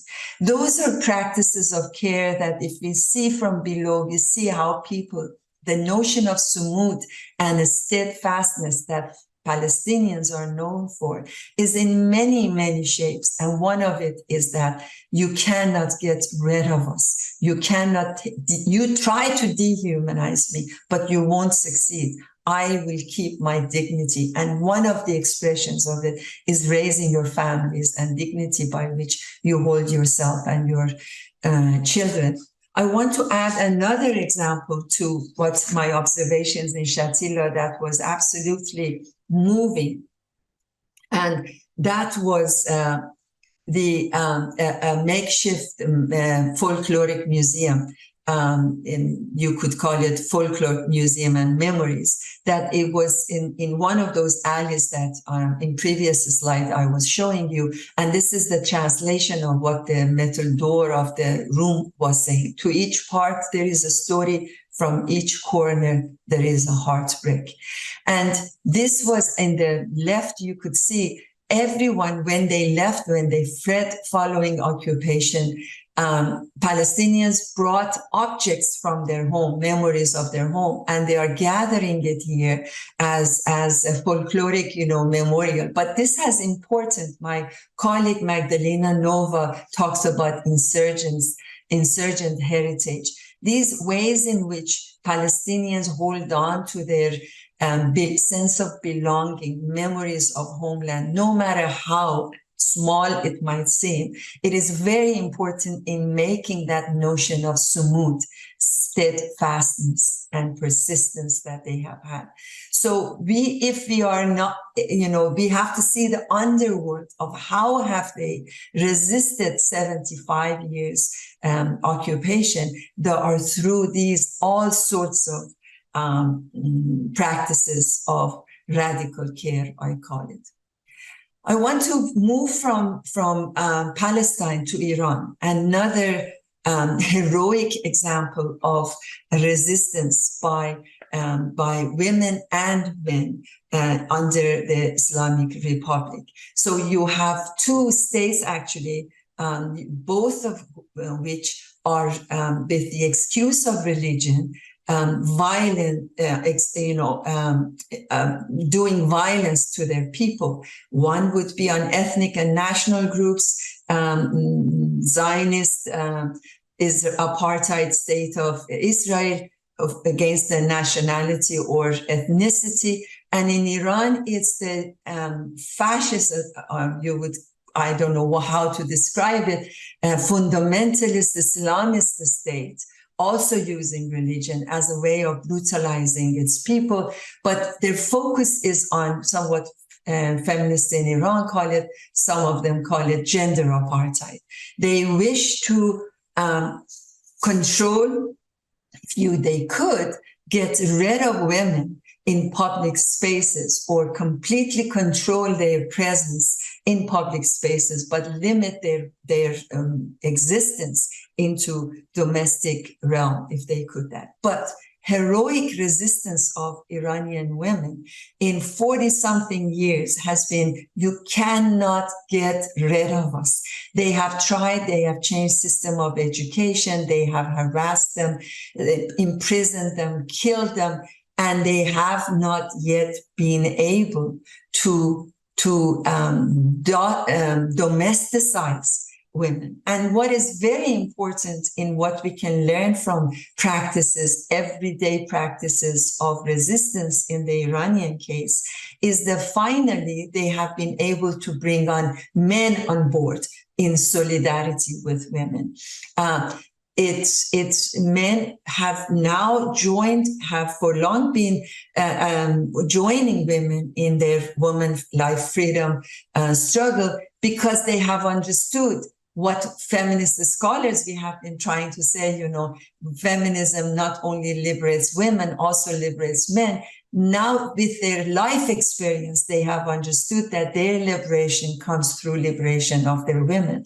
The same way that I think our Jewish sisters and brothers inside Israel are understanding that their peace comes through peace in Palestine. So in the Iranian case, the Women Life Freedom Movement, we see that the forms of resistance, it varies. And I think I want to emphasize these everyday practices, this underworld, this minute, basically what I call it the work of termites, right? It takes different forms. For the Iranian context, where the Islamic fascism, fundamentalism is trying to forbid anything that is beautiful, joyful, love, women are not able to sing, etc., etc. Women assert themselves in spaces that their bodies are banned from. For example, in one incident, just going to the neighborhoods that are not, or to the coffee shop and ordering food without a job in areas that they are not supposed to be. They assert themselves in those spaces. Men join women in marching, in protests. Women play music, sing, all of those things that they are forbidden. But most importantly, they kiss in the public, where love is forbidden itself. So what I'm trying to emphasize is that the forms of resistance of everyday practices that question hegemony of the oppressive power varies based on where you are and what you are challenging. And we should be very attuned and sensitive to what we are fighting against. So here we see the tiny cracks that if it's looked at from a liberal democratic lens or a Western lens, we would not see these as forms of resistance. I want to also emphasize that this movement we saw is sitting on 40 years of civic organizing in neighborhoods. And I have another presentation that I'm actually another paper I'm working with Mahbouba Moghadam, which we open up that infrastructure of resistance, the work that these kind of practices are sitting on. But I want to emphasize that we should pay attention to those. I want to also share an example from my South African long-standing work with housing assembly. And that's the notion of mothering, community mothers. Elaine Rose Salo, as South African anthropologist, used the concept of mothering and community mothering as a way of talking about marginalized, brutalized communities in Cape Flats and how they take care of their youth and their people, basically, and resist being dehumanized. So in the case of housing assembly in Cape Town, we see this through soup kitchens. That is not something that new. We know all over Global South, feeding, having collective soup kitchens in Peru and etc. We call it ollas comunales. They have existed forever. Under pandemic, they became known, more popularized in Global North situation and called mutual aid. But this is practices that communities and community mothers have been doing for long. Things like feeding the communal kind of resources. But I want to emphasize one thing here before moving on, and that is why I use the term radical care.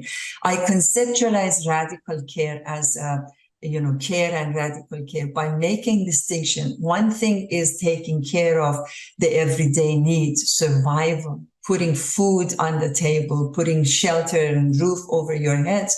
But that is not enough. Capitalism loves, while it is accumulating, women and racialized and marginalized people take care of themselves and their families, right? We know that is a way in which care is basically enrolled in capitalist accumulation. That's Efod Hook and I write about it in that paper, forthcoming paper. But the notion of radical care is when these organizations and movements are able to go beyond the everyday practice of care as form of survival to also challenge those structures that are producing inequality and injustice. Housing Assembly is one of those groups that I have written extensively about that balances these two or moves across these two spaces.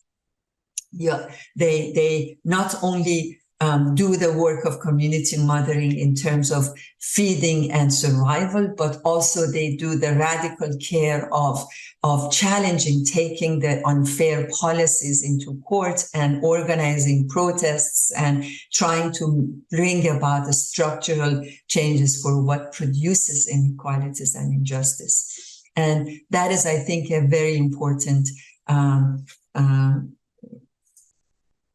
conceptual distinction that I want to emphasize. I want to add one more example. Oh, before I go to the next one, I want to also say that this work of community mothering and cleaning up the mess after disasters, this was the day after the explosion in Beirut, usually falls on women, and I and others have written about it as municipal housekeeping. That is going back to that notion of how women's invisible, free, undervalued, unvalued, devalued work is exploited by capitalist system and its governance system strategies. Okay, I want to end, maybe close to end, with this example from Brazil. In March of 2023, I had the privilege and honor of being invited to Curitiba by my colleague Professor Jose Ricardo Faria, and visited several grassroots organizations. Also, I was invited to Rio de Janeiro and hosted by colleagues Giselle Tanca, Clarissa Freitas actually accompanied me. Together, we were hosted by this organization or movement called Northwestern Zone Solidarity Web in Rio de Janeiro. It's a network of grassroots groups that are women bringing their resources together in resistance to dehumanizing forces of patriarchal racial capitalism through asserting their ancestral roots, other practices of care, and radical care. What I want to share with you is that the key organizer of that visit that was hosting me, Silvia Baptista, who is in this image in white t-shirt, she organized something called Caravana Internacional de Faranac for 2 days, going from one of these groups to another within the network. I was first very uncomfortable. I felt embarrassed and humbled why making such a call it a Caravan International for me, but half a day into the caravan, I realized that she is a seasoned organizer, community mobilizer, and this was not about hosting me. This was using my presence to further strengthen and organize the groups within the network. And that is what I want to talk a little bit about, the importance. I mean, these practices of care have many dimensions to be able to do sumud and resist dehumanization. One of them is what I want to share through this example, which is belonging, collective identity. What Sylvia and Northwestern Zone of Solidarity was doing for that group was to remind everyone of they are part of a collective. Every meeting we went to, she brought up this banner that says Agroecología para todos. The banner of the group as a way of identifying you're not alone. Your group is part of this collective. Having the map opened up and showing that there are other groups within the network.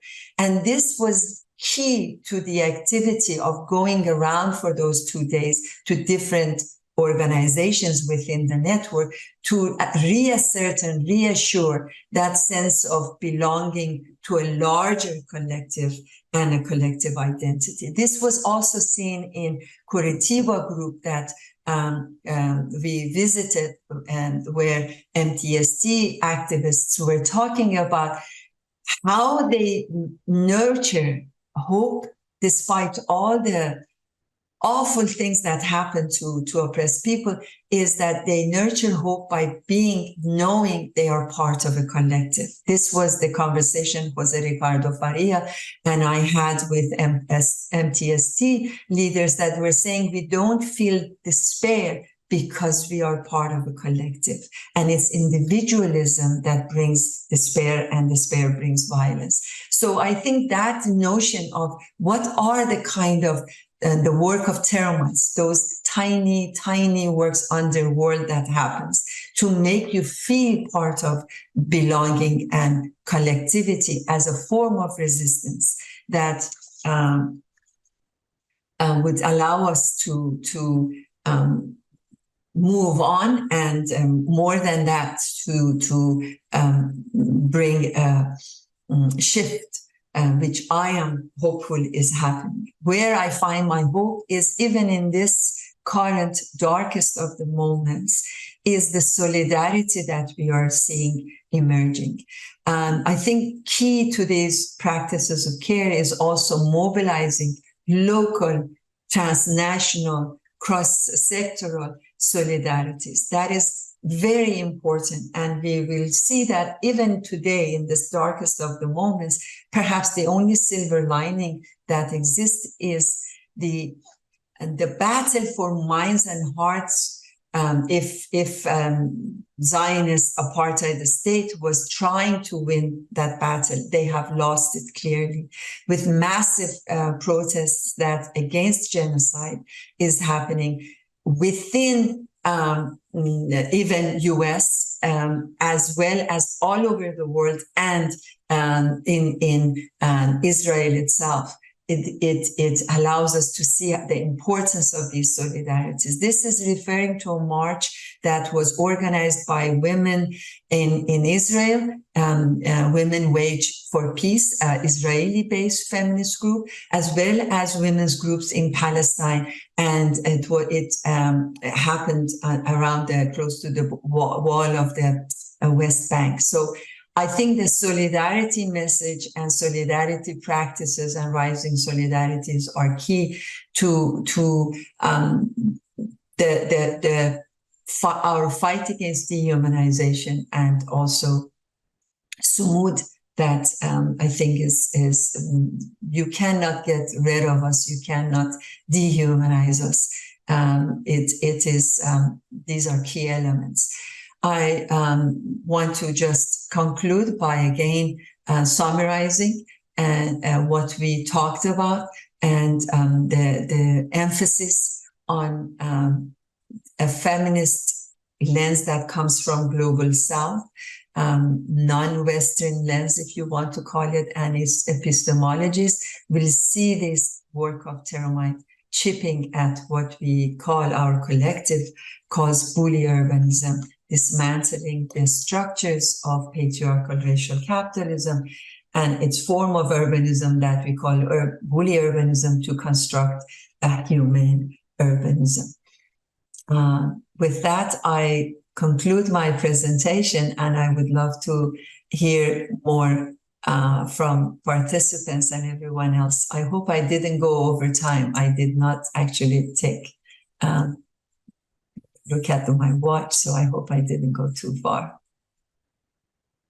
Thank you. It's perfect timing. Thank you for a wonderful presentation. I was really touched. I had goosebumps. So I'll try to keep myself together, but I wanted to thank you for position yourself in this presentation and talk about the one of the hardest moments that we are living, just mesmerized with the dehumanity, how inhumane the times are that we are living, but bringing this and to the center of this discussion, talking about this carnage in Palestine and saying as it is, but also I was just again very touched with how you talk about the daily practice, and I was thinking that as a researcher you bring this careful practices of care in the research as well. Very touched, for example, to see how you spoke of the kids going to school in their uniforms, despite a situation of poverty and lack of water. And I could relate that to some of the communities that I see.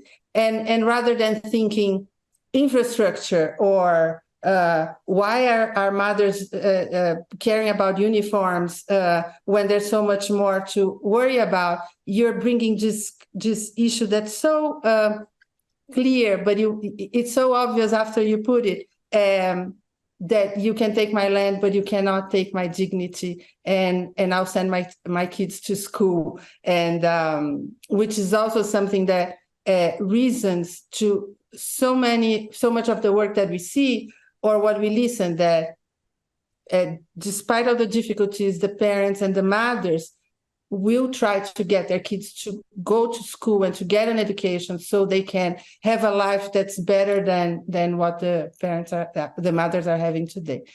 Thank you, Faranaki. I was really inspired. I wanted to open up with this question of how do you, continuing, if you can tell us a little bit more, how do you practice this research of resistance? How do you work that to research the practices of care and resistance and sumud in your daily work, working with your partners, working with your students? This is something that we've been discussing a lot here as well. How do you carry on this research that gives us so much hope, but it's also a little bit of despair because, because of where things are going? Thank you. Yeah, that question of, if we dwell on, I think I want to say one thing about pure academic work. And I'm trying to remember, I'm blanking on the name of the geographer who said academics are like coronels. They are very well in detecting what was the cause of death, but they cannot do anything about the death. So we, I think, engaged scholars try to not only analyze how things are going wrong, how we are being, exploited and terrible things happening, but after analyzing and understanding the root cause of problem, also take the step of what do we do about it? What do we do about it in our own, communities we live in, or work that we do, or relationships we have, and as an academic, how do we try to address the problems and not only analyze and explain the problems? So one of the things that I think I want to share here with the group is an initiative that actually I'm very glad to be part of this conversation, because I see it's organized by scholars based in South Africa, based in Brazil, based in Tanzania, and similar collective is being formed by engaged academics in Brazil, and I mentioned a few of them, the Urban Lab in Rio de Janeiro, Carlos Weiner, Fabricio. I think I'm glad in the chat I see the names are fully included, so I hope people in the YouTube can also see the chat here. Giselle Tanaka, Clarissa Freitas, Jose Ricardo Faria. This is the group, and others in the Brazilian context, together with movements that they have been for long building relations of trust and reciprocity. Similarly, we are part of a collective and collaborating with South African-based academics at University of Western Cape. Connie Benson, Greg Reuters, and Ken Salo, who is both at UWC and University of Illinois, and myself have been for long working with the grassroots organizations in South Africa. So we are hoping through this collectivity of engaged scholars who are not only based in academia explaining the problem, but also doing something about it by building relations across borders of walls of university and communities, co-create knowledge and have that kind of working with communities so they are part of this knowledge production. And we are launching a project that is in very nascent phase of it, of bringing directly the voices of grassroots organizations like the Northwestern Zone of Solidarity Network, and where they can tell their stories and they can be producers of knowledge And these grassroots movements that are doing the practices of care, doing the sumud, if you want to call it, can learn from each other. So as academics, we become facilitators, but we are not the source of knowledge. The knowledge is produced through everyday work of the people who are actually fighting against their dehumanization. So how I do it in my academic work is by trying to work with the other colleagues through collectives and with communities to co-create knowledge. And I think I don't see any other way than this is such a, I think the viciousness of the system gets worse every minute. So we have to also network and unite in order to be able to fight back. I hope I responded to your question. Yes, Faranak, thank you very much. I'll put some questions because I'm afraid time is going really fast and it's absolutely fascinating. So I'll ask a few questions that are on the YouTube, and we're bringing them here. If anyone here in the room would like to raise their hands. Continuing on what you're saying, Faranak, and perhaps I can just emphasize some of the issues that you already mentioned, but one of the questions was based on Maria Puig de la Casa, or Puig, how to, and that's, Maybe you could start with the YouTube, the two ones that I put at the end, Luciana and Rosa Cachetti. From Luciana Morim? Yes. So Luciana Morim is the one that's saying, thank you for bringing the topic of war. The way that he conceives radical care practice is something broader than everyday care. And it involves the dignity of a people, their memory, the resistance of their bodies, and non-domesticable Iranian women in an expanded concept that shows care, which we call be careful with, and which we call to be careful with and in the territory. So then Luciana Morim is asking how radical care brings consequences to invited and invented spaces, which is another of your concepts. Faranak, and then another question, sorry, I'll ask you. Please, how does Faranak view the idea of peripheral feminism that was addressed in many of our panels here, if it is possible to add to the invented spaces or of insurgent planning this additional political layer of peripheral feminism? Thank you. I think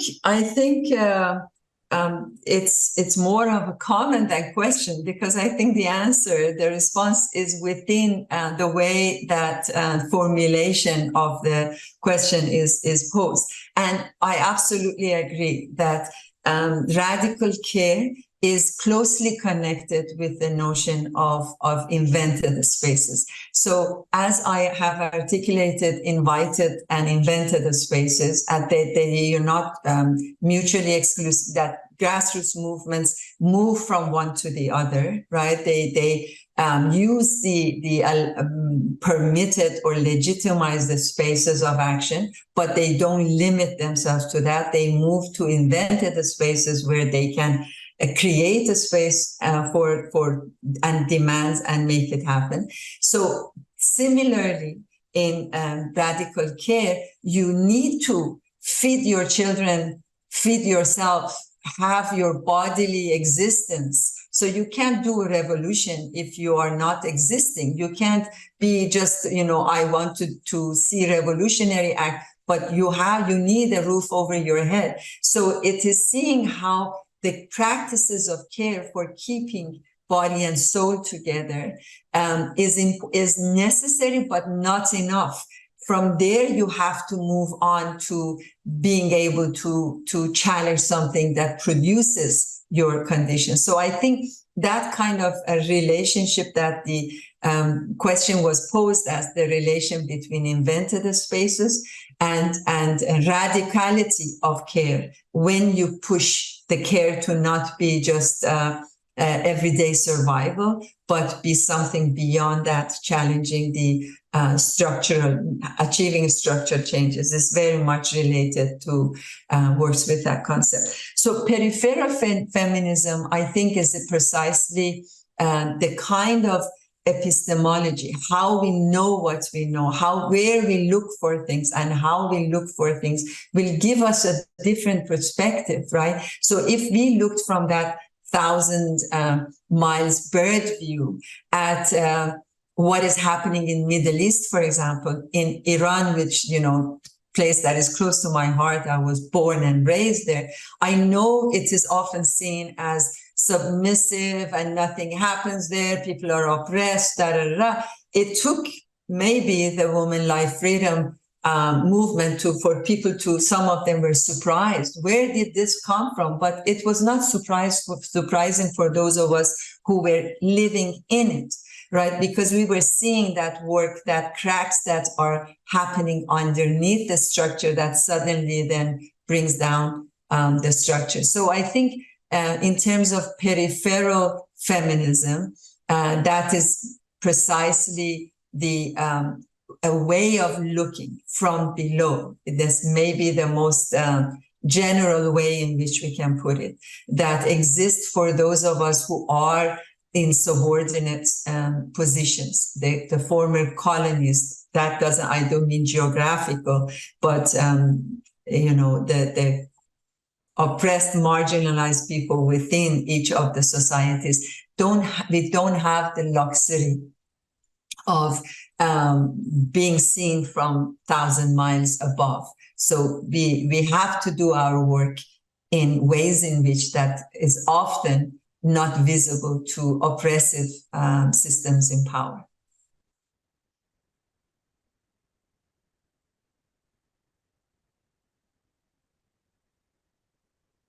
Thank you, Faranak. Fantastic. I wanted to open to our audience here for questions, since we've been privileging the YouTube. Paula. I always have questions. I'm sorry. Thank you, Faranak. I bring you one of my questions. I'm preparing a class for Friday, reading a lot about care. So your talk opened it more than I expected about that. And in one of my readings, Maria Puig de la Casa, she says that we should look for care as ethical and political. And she shows how care sometimes is seen as the opposite of science, militarization, and war. And she asks something that I like, because in Latin America we always say about doing a strike of care. Let's stop doing care to be noticed as women, as a reproduction work. And she asks, but how can we do a strike full of care? Is that possible to transform doing care? And what does it mean to opposite care as a political intervention? I would like to hear about that, just to change a little bit between us. Thank you very much. Thank you. I want to use, first of all, I'm glad that you are teaching something on that, and I would love to have the syllabus and continue the conversation. And the term care, which I think is the notion of social reproduction was in the Marxist language and used for longest time. Perhaps one of the first people who started talking about social reproduction and the term was Engels and his writings about family, right? But it has been often limited in understanding its relationship with production, what social reproduction and the work that family does means for production.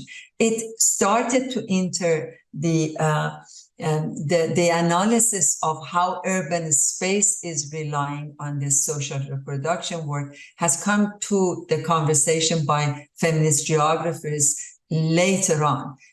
If a Marxist analysis of urban space, not only production but space, came in the 60s and 70s by Castells and Harvey, and etc. It was in the 80s that we would say feminist geographers said, okay, so how does social reproduction shape or influence production of space? And I think that has been also mostly from Western feminist geographers talking about that. And the issue of language of care and life making, which coincides with pandemic, globalized it in a way of, as I said, what was already done in poor neighborhoods of global south for the longest time suddenly became the current language of mutual aid, etc., and a concept that was popularized in global north. But I mentioned it, and I want to emphasize the ethical and political dimension of it, which is what you started your question or comment by, that care should be understood as an ethical and political question. Because if it depoliticize it, then it is exactly what I refer to as a neoliberal feminism, that care is, is an individual self-care, is very much used by neoliberal capitalism. Oh, you're worth it as a woman, go pamper yourself to spend $1 million, treating yourself to massage this, whatever. So that has been the notion of individual care, individualized care, that in terms of that ethics and politics of it, who is doing the care work for you? The women in the San Francisco Alley Hawkshield very much showed that they transferred their burden of care work for their families to Filipino nannies who had to leave their children with their, their loved ones, with their rural parents and mothers in order to be in San Francisco and care for the affluent women who are very, high up on professional hierarchy. So that is the ethics of that care work, that when we take a global lens, a global transnational feminist lens, we can see it. And the political side of it is precisely, as I said, moving from the individual to the collective care. So I want to resonate with what you mentioned, that it's very important to avoid the abuse of the term care and the concept of it, to move from individual to collective and move from the local to a global scale of analysis. Otherwise, it is very easy to fall into the trap of what I call it a neoliberal concept of care.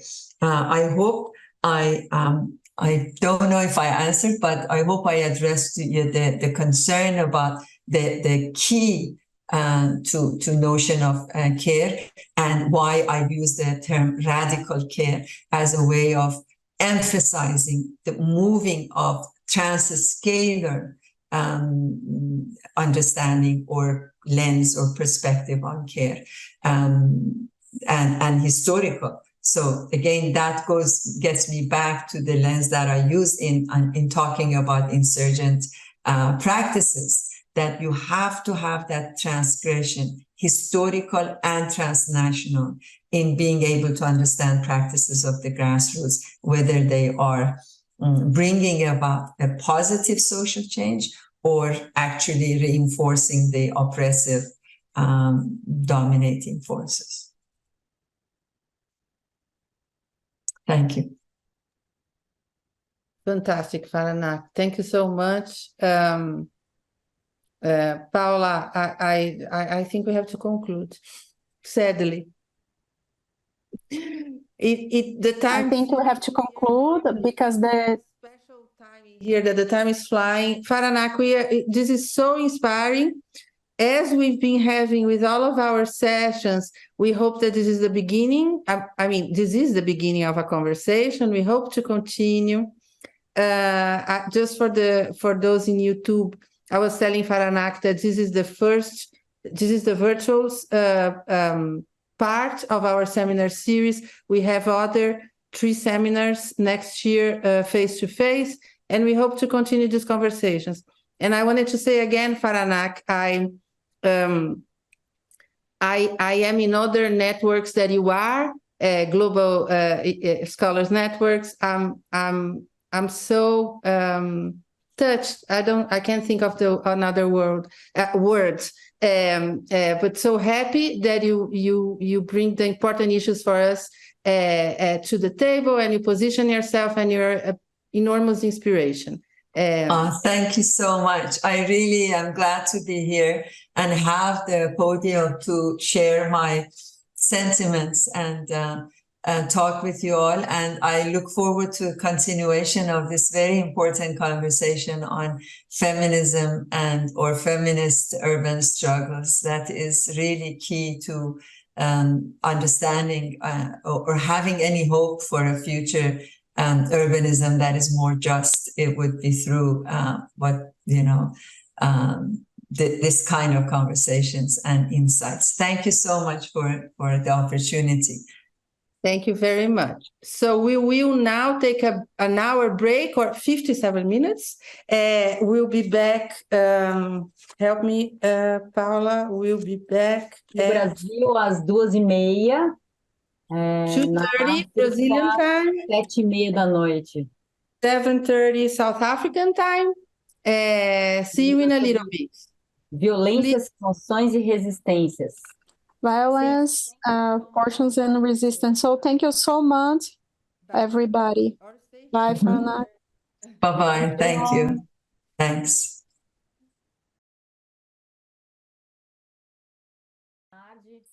Good afternoon for those of you in South America. Good evening if you're in Africa or somewhere else.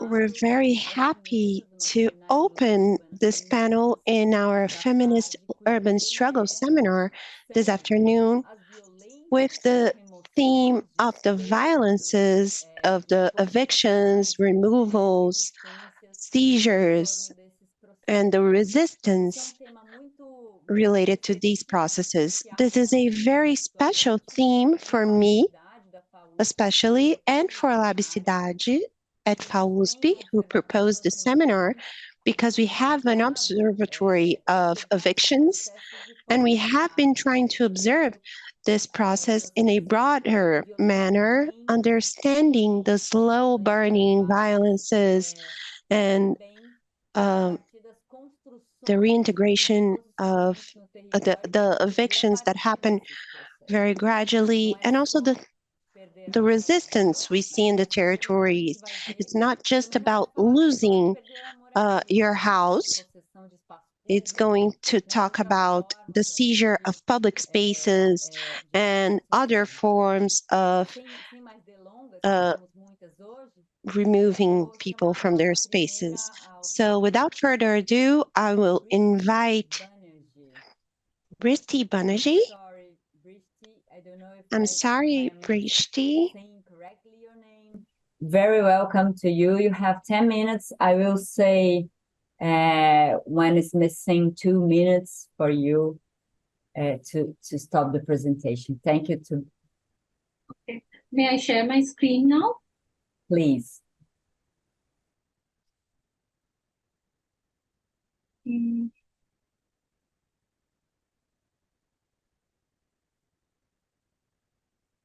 Can someone please confirm if they can see the slide show version? Yes, we can. We can, Bristi. Thank you so much. Hello, everyone, and good evening from India. I am Bristi, a PhD scholar at the Indian Institute of Technology, Mumbai. I am an interdisciplinary researcher trained in social sciences. I'm very happy to be here today. And before I dive into my presentation, I would like to thank the organizers for this valuable opportunity. Now, this presentation emerged from my fieldwork, which I just wrapped up last month. In my PhD, actually, I broadly look at informal settlements, policy categories, and lived reality in Guwahati city, which is in India. For this presentation, I explore gender within the context of post-eviction and violence, particularly looking at vulnerabilities associated with everyday lives of women who faced post-eviction and how they mobilize, organize, and strategize protests. I also scrutinize the relationship between urban informality, housing insecurity, and gender from relatively neglected peripheral regions in Indian urban studies like the Guwahati city, which is the largest urban agglomeration in the entire northeastern region of India, characterized by land contestation, identity politics, ethnic conflict, and violence. My insights are empirical and draws from first-hand observation as an activist scholar, as well as in-depth interviews, group discussion with women residing in informal settlements in Guwahati. They have faced forced eviction, housing demolition, police brutality, and discrimination. Many of these women have also taken the lead in anti-eviction protests, exemplifying extraordinary courage and determination. To set the geographical context, Guwahati is located in the state of Assam, within the northeastern region of India. The city boasts a unique topography with hills, plains, and wetlands. For this presentation, I will zoom in on a particular case study that I've highlighted in red, which is the Silsako wetland in Guwahati that has witnessed evictions most recently. Now, informal settlements in Guwahati are not a new phenomenon. They have persisted for decades across the city's diverse landscape. Many of these settlements have faced eviction, where residents have been forcefully removed without notice or rehabilitation. Forced eviction is a global crisis, and in India, it has been carried out by the state agencies under the pretext of clearing encroachments or illegal structures, or as a punitive measure. In case of Guwahati, recent forced evictions have been executed in the name of urban development and aesthetic enhancement, in contrast to the ethnic cleansing of minorities seen in other parts of the state of Assam. Forced eviction disproportionately affect women and perpetuate existing inequalities. As we will see, the consequences are profound. Back to Silsako, the government, so Silsako is basically a wetland area which is locally known as a Beel, and the history of the area is, however, disputed. Silsako is home to over 24 informal settlements, each with an average of 60 to 70 households. These settlements are situated around the main lake channel, you can see in the map. The yellow areas depict basically represent evicted settlements, and while the ones in red are yet to face evictions. In the past year, the government has demolished more than 1,000 houses in 3 phases without notice or compensation. They justify this action by branding the residents as illegal encroachers and attributing them as the cause of artificial floods in the city. Bitomoni, a leader of the anti-eviction protest at Silsako, remarks, "Why our houses are being demolished? Why us? Why not Ginger Hotel or Ideal Hillview Housing Complex?" Which is, again, located right on the wetland area. Government is allocating land to the elite and evicting us. They are blaming us for artificial floods. Babita also adds to this conversation. She says, my house has been demolished for which I had taken a loan. I'm still paying my loan when I don't have my house anymore. I feel helpless each passing day. So we see that, interviews with women residents reveal that post-eviction and demolition, they suffer not only from physical and economic losses, but also severe mental health consequences. Despite their precarity and loss, they are expected to continue provide essential services like fetching water, preparing meals. Further, due to lack of access to sanitation facilities after their houses have been demolished, they suffer from health issues like UTI, gastric problems, abdominal pain, dehydration, alongside safety concerns from men in the neighborhood. However, regardless of their respective or respective previous experiences of home, either as a site of violence or as a site of belonging, they come together post-eviction. There's an immense sense of solidarity and support between them. They cook together in the makeshift kitchen that they have arranged post-eviction, and they live together in these temporary shelter. They also make sure that everyone sleeps well at night and everybody gets food to eat. Despite these risks, women residents stand at the forefront of the protest against eviction and state-led injustices. Leading these protests are women from tribal communities, including Mishing, Mete, and Boro tribe. Women have played a pivotal role in mobilizing communities across the settlements, forming collectives, setting up base camps for protests, staging hunger strikes, candle marches, and also engaging in local level advocacy, all for land rights of the indigenous people locally known as Kilonjia. Although the state has denied them substantial citizenship, women leaders in these settlements are actively practicing citizenship by creating spaces to claim their rights for themselves and also for the community. Here are a few images. As you can see, the women leader Gayatri addressing the press meet at the protest base camp. This is a mass demonstration. And they have also led a deputation to Delhi, which is the national capital. And this picture here is with the leader of opposition party, and the women are engaging in local level advocacy. Now, considering their journey, they have faced state-led violence at every step that has created new vulnerabilities for them. Continuous raids, surveillance, lathi charges, detentions, as you can see in the images. Some of these women have actually lost their livelihood due to their full-time involvement in the protest. Also, women have had to strip semi-naked to protest against eviction when the police did not listen to them or did not stop the eviction process. So nevertheless, their solidarity, support, and appreciation for each other have remained unwavering. So despite the, given the complex history of citizenship issue in the state of Assam, particularly, which has seen a history of migrants from the neighboring countries, particularly Bangladesh, the demand for land rights has been only for indigenous people, and this is the voice of the movement. However, this is somewhere excluded or further marginalized women like Tahira or Hasina, whose legal and substantial citizenship is contested due to their Bangladeshi origin. So I don't really have a conclusion at the moment because these are just empirical findings and observation, and I would love to receive feedback on my presentation. So my aim was just to shed light on the narratives of women from Northeast region of India, often underrepresented in the mainstream discourse. And idea was also to comprehend women's experiences and their collective effort to claim their rights.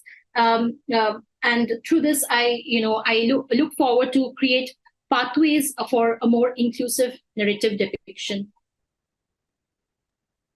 Thank you. Christy, eu te faço uma pequena pergunta. Prishti, I have a small question for you. What is the project that the state proposed for this place? I missed that in your speech. What is the urban project that the state-led eviction was going to promote? Can you understand? Right. Thank you. Yes, so the state is actually not very clear on what they're planning. And many a times I have tried to, meet officials, but what we've heard is they're planning to redevelop this area, partly give it to private developers. And here you can see a model of the lake that is being proposed. There's also a park that is being proposed, a smart park. So these are some of the plans, but they are very secretive about the government is very secretive about what actually they're planning. Till now, surveys are going on. Yeah. Perfect. Thank you. As I imagine, there were no project, eviction without project. Okay. Yeah. And let's vamos continuar aqui. Vou chamar. And now continuing, I will pass the floor to our next presenters, Sephora Emiliano Flávia de Souza Araújo, Hilda Marinho Amaral Borges, from the Federal University of Alagoas. Sephora, will you be the presenter? Yes, good afternoon. Good afternoon. Thank you for allowing me to be here. I'll share my screen now.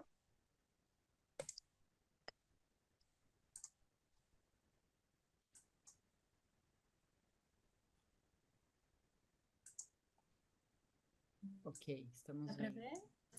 Can you see it? Okay.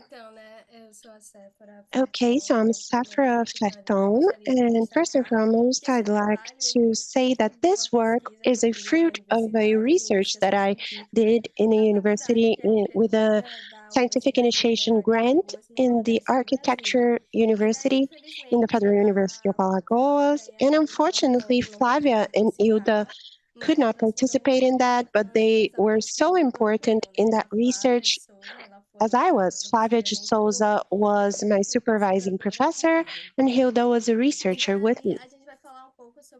And we are going to talk about the feminism and decolonial artivism between street and networks in Maceió, mapping counter-hegemonic demonstrations.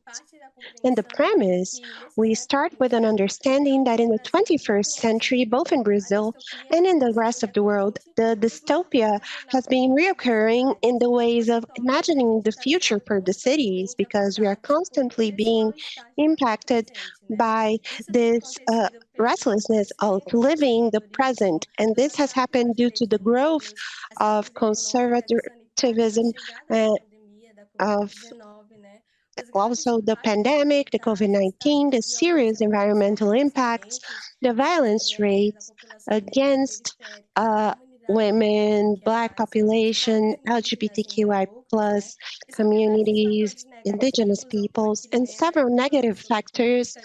And this causes us to lose this collective ability to imagine hopeful futures. And here in Maceió, in Alagoas, these dystopias are further being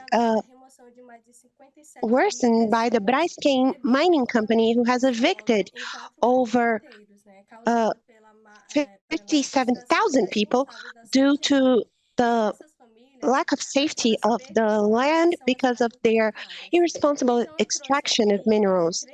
So I have here 3 maps that are based on the IBG census of 2010, so that we can understand the social markers of these families that inhabit these neighborhoods. And doing a cross-analysis of these maps, they reveal to us that the majority affected are Black women, chiefs of the household that survive on a minimum wage or with less than half of a minimum wage. So the urban space is not homogeneous, and it's not apolitical. So within these settings, my research investigated how are these bodies resisting and existing in a city that is led by a racist and patriarchal logic. So we saw some transgressive actions that are a powerful instrument, which is urban artivism, present both in the street and in the social networks. And so we went deeper into decolonial feminist epistemology with authors like Djamila Ribeiro, Jessa Besti, Carla Cotireno, Ailton Krenak, Silva Ribeiro Kozikanki, among others, where we highlight different cosmovisions and their contribution in the conception of the inhabitant space. And all of that content that we took from these actors was compiled in digital platforms. We used Trello and Miro to do that. And after that, we researched with Instagram, with hashtags and the profiles of the artivists that connected us with other profiles, female and Black manifestations in the Global South and in the city of Maceió post-pandemic, found both in the street and in the networks.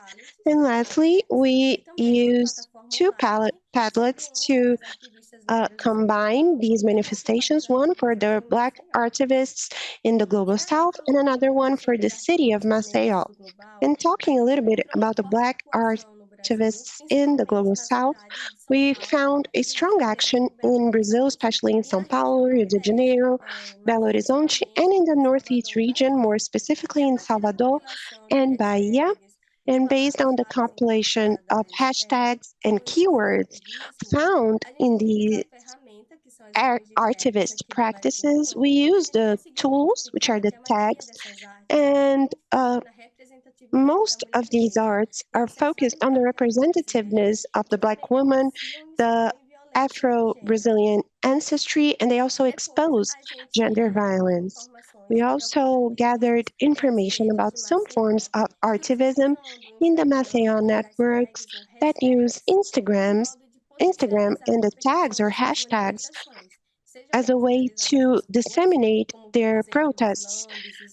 Either they are carried out in the streets, like graffiti, or digitally, like photos, documentaries, and also digital art. And based on that survey, we were able to create the hashtag clouds, and they reveal to us that the themes are mostly related to the neighborhoods impacted by the environmental crimes committed by the mining company, including the Pinheiro neighborhood that we see here.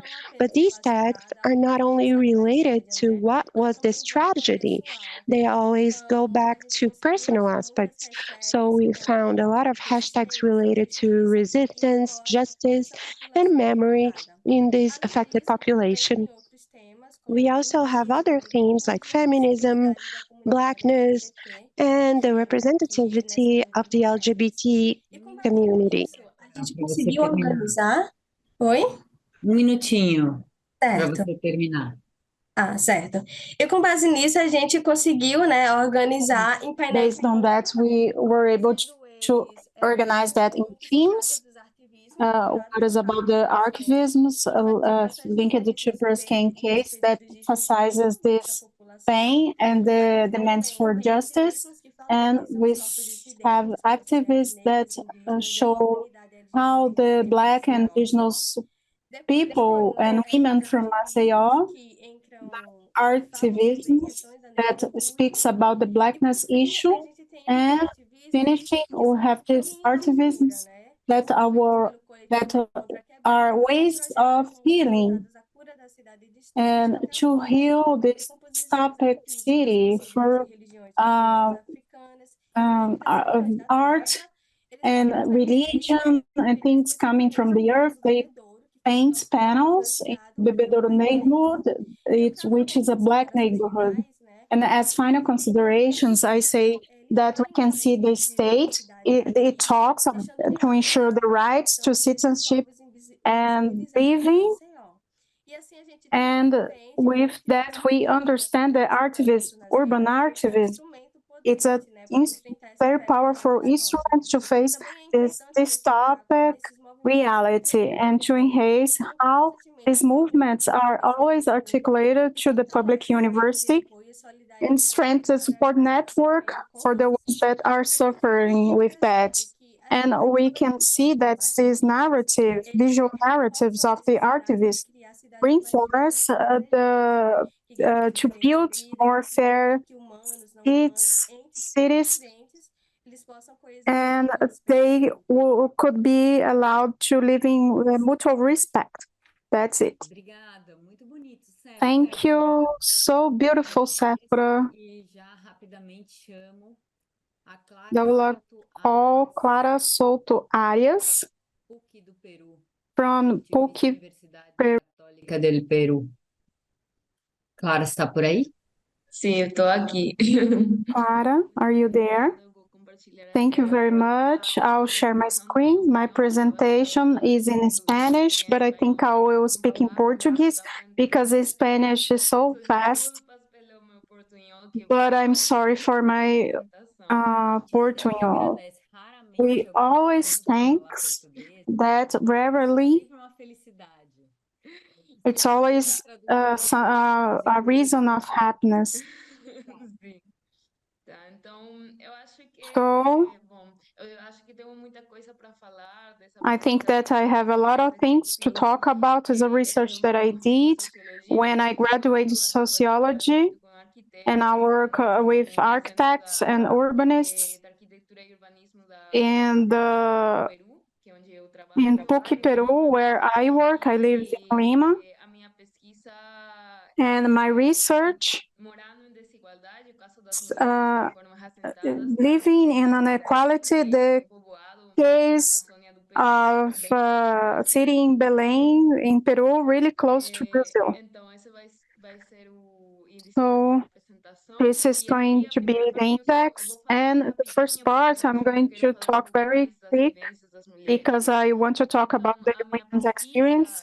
So my research is in the context, try to understand what are the contexts that have the projects of self-settlement that are based on these projects in the Latin America context, kind of Brazilian concept, Rio 2016, Minha Casa Minha Vida program, and those discussions are related to the compensation policies that this process have.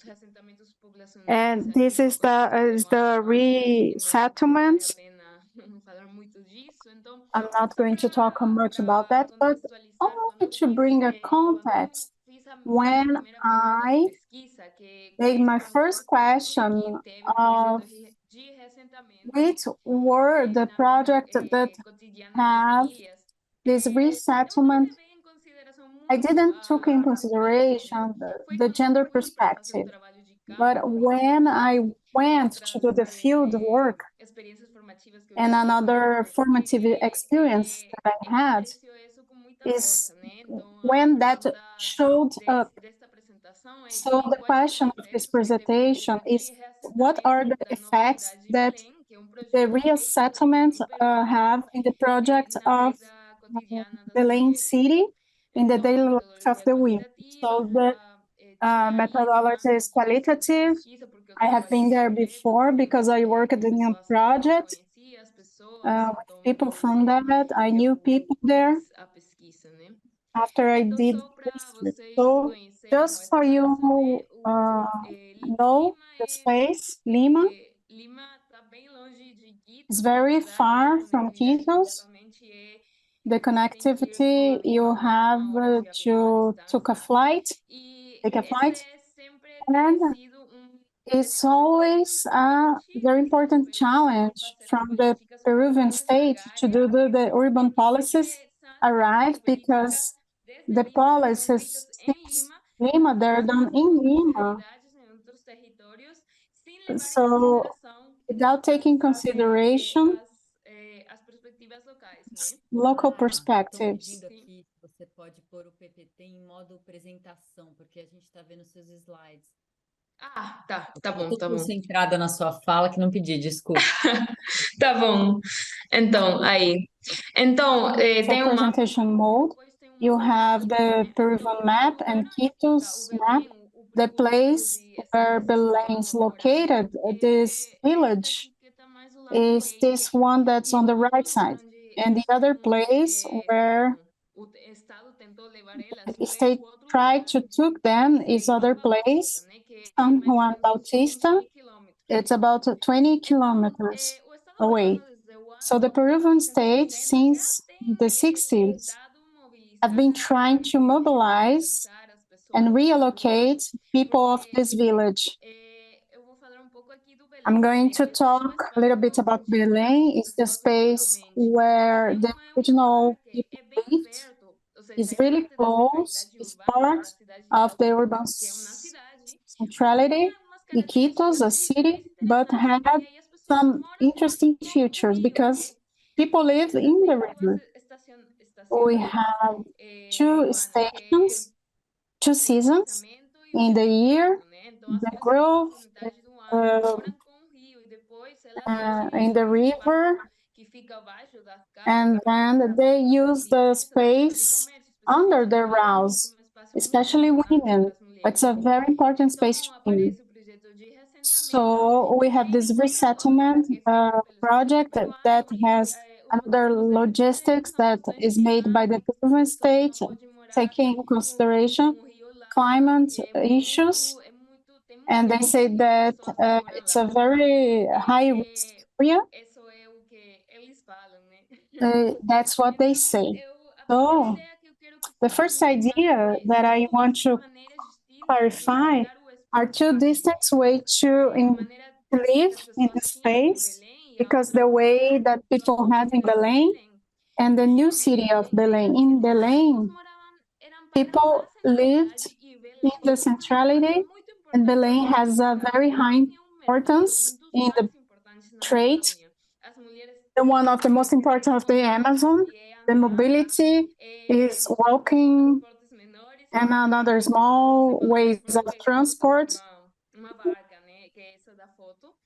This one's on the picture, and another small transportation. So people don't have to mobilize by themselves. It has a lot of dynamic, a space where people live with all the other elements.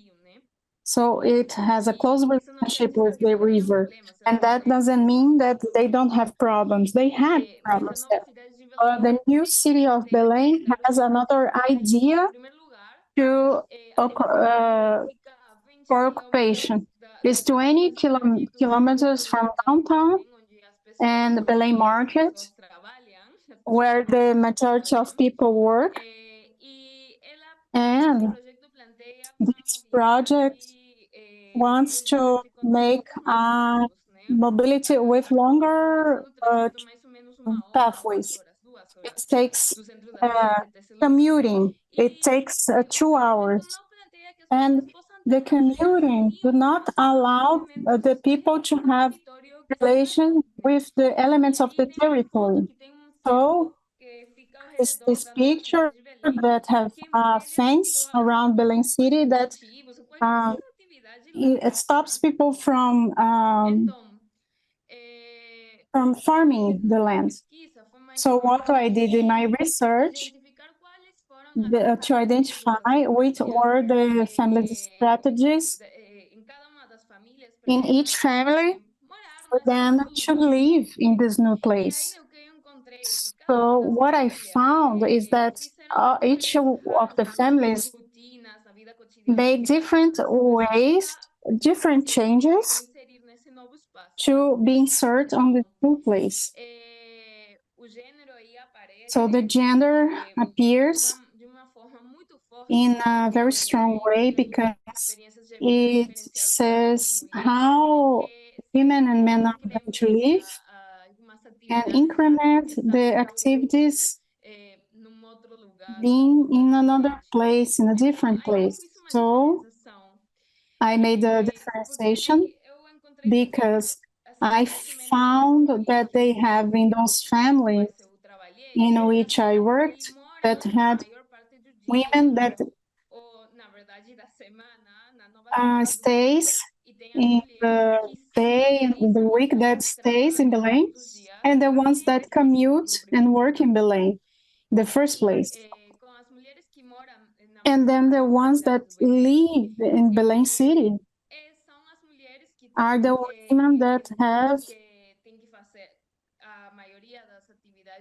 their activities there. They have more children, so they have to stay at home, took them to school and all of that, and do all the care tasks, and they lost economical space that they have in the previous homes and this economic space. And while they were at home, they could work and had an advantage because they have a social space and their business, and they lost that. After that, we have another group that are the women that commute to work in Belém, and they have this possibility to work in Belém every day because they have relatives like the grandmother to take care of the children, and they have an overload, and they work a lot because they have to wake up 2 hours earlier because it's like 2 a.m. to arrive to their work journey, which is 4 a.m. So they come back 4 p.m. after work all this time, and then they have to have their care tasks, and they are overloaded with those activities, so they have a crack of this social space because they can't go to entertainment activities and religious activities. And that is a very strong issue that has to do with what Anna mentioned, how the fact that women are fragmented in this space and they don't have this community space anymore. In the Amazon context, we have a lot of violence. It's very strong. So that's it. I know that I'm running out of time, but I'd like to leave this idea of this big process of resettlement and infrastructure are made by institutions that are not in the territory and do not take in consideration the logistic of those people. And they break this fragment, these bounds, community bounds. And the research is very strong because it takes it's such small things that are so important to women, and they aren't there anymore. This is sparkles that they got to meet someone that they know for 20 years, or just walk in the market and find people that they know for a long time, go to church, things that aren't there anymore. So that's strong. That's it.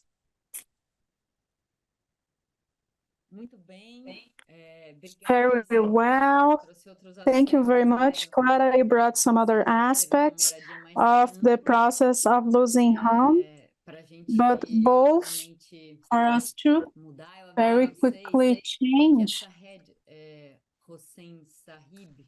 Hossein Sahib wouldn't be able to come, so we are going straight to Laís Pinto de Carvalho, that is going to see the challenge to talk in Portuñol. Thank you very much, Laís. You can introduce yourself in 10 minutes. Hello, Paula. Thank you for your initial introduction. I'm originally Brazilian. I studied psychology, but I've been here in Chile for more than 10 years. I live in Santiago, so my research production were in Spanish. I'm trying to speak Portuguese, not to challenge the translator so much.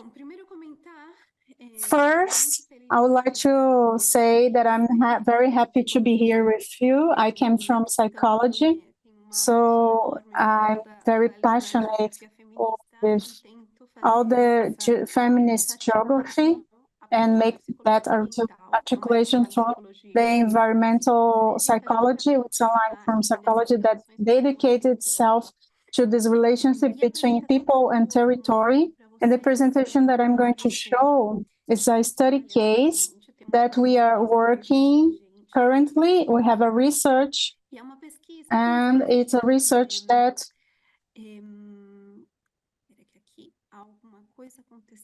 something happened. A gente está vendo os próximos slides.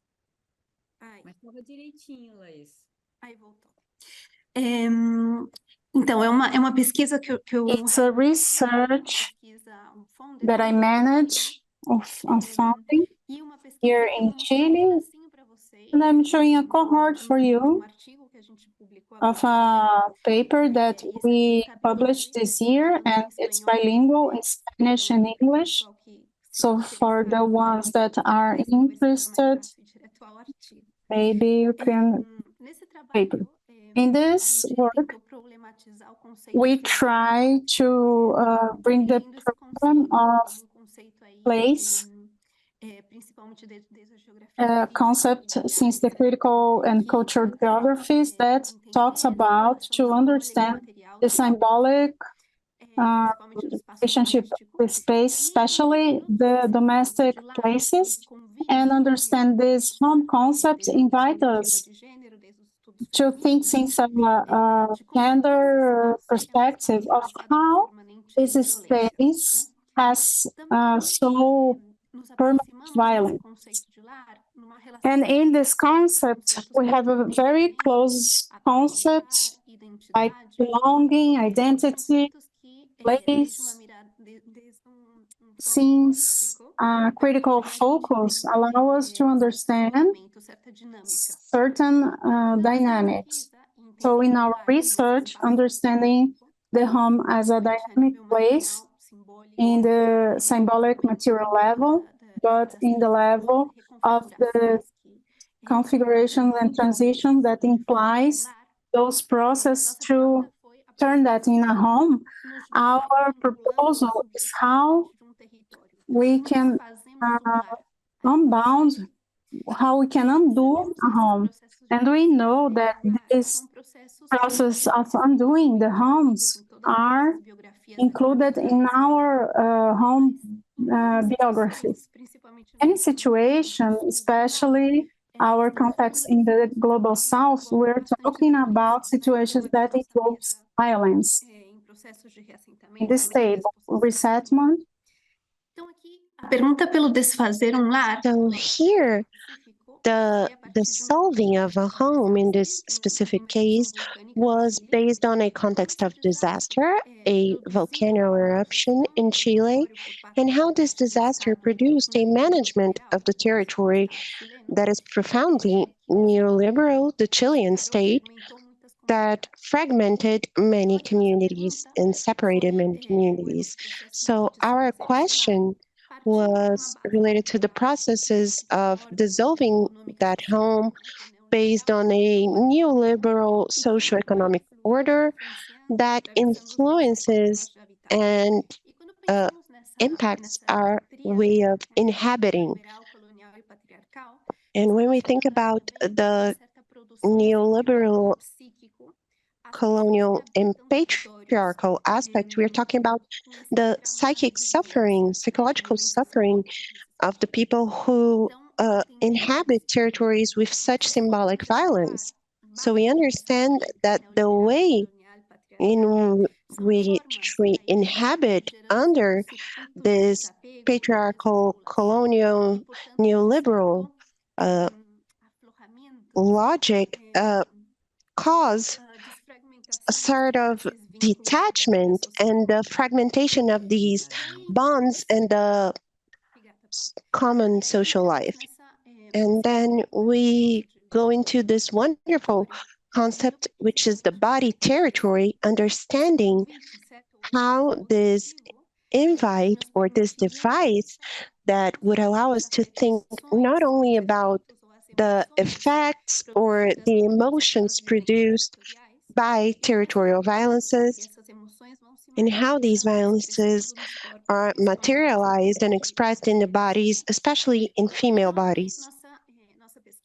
And so our research tried to encompass this understanding of the body territory in an expanded manner, understanding this relationship between body and territory from a relational ontology, understanding a relationship that is based on a network, a socio-ecologic network that involves concepts like the Mother Earth and concepts like the body, the house, and the territory of the city. And that's why in this article we talked about this intertwining between homes and territories. So thinking about the concept of dissolving homes, we thought about how these transitory bodies are affected by the dissolving of the homes. So here in the Chilean Patagonia, we had a volcanic eruption, and this eruption had several consequences at government administration level in this process. And most serious of all was that the state determined the periphery part of the Chaitén city, which is a very small city, a city with about 7,000 inhabitants, a city with very rural characteristics, and the state determined that the southern sector of the city of the social interests houses would no longer be inhabited, and all of this part of the city was evicted.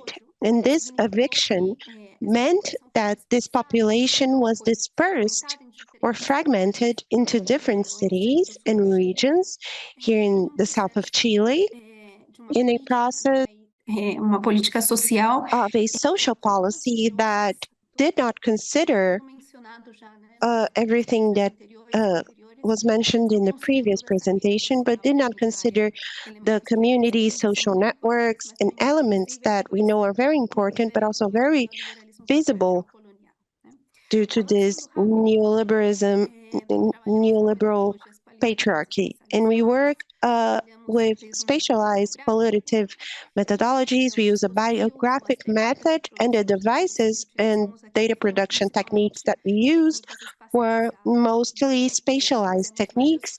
So we went through several pathways with these inhabitants, not only in Chaitén, but in other locations. 1 minute, Laís, but you can conclude. And the main thing that I would like to emphasize here is related to the logic of this environmental psychology that is articulated as a feminist ontology. These body territories, we can observe the mental health effects like Brigitte mentioned, or effects in daily life, as both Sefra and Clara mentioned. We can see that several psychological symptoms appear in these bodies through the symbolic violences by the state. So we observe that many of these women use metaphors like having been evicted was like wearing a cape of cement in my body, and metaphors that translate very organic feelings here in this experience. And secondly, I would like to highlight here, Paula, the breaking of the environmental bond. And we know that social sciences have a very strong human predisposition, but we see that these women, in order for them to feel belonging to this territory or to a new territory, we're talking about a network of bonds that should be present. And this network is here related to rivers, oceans, animals, certain types of vegetation.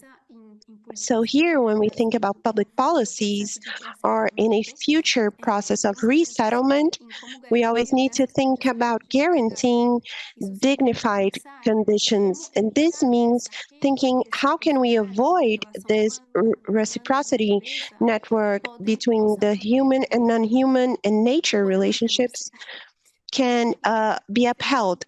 And to conclude my idea, thinking about some conclusions, we identify most of all these symptoms in this body-territory relationship as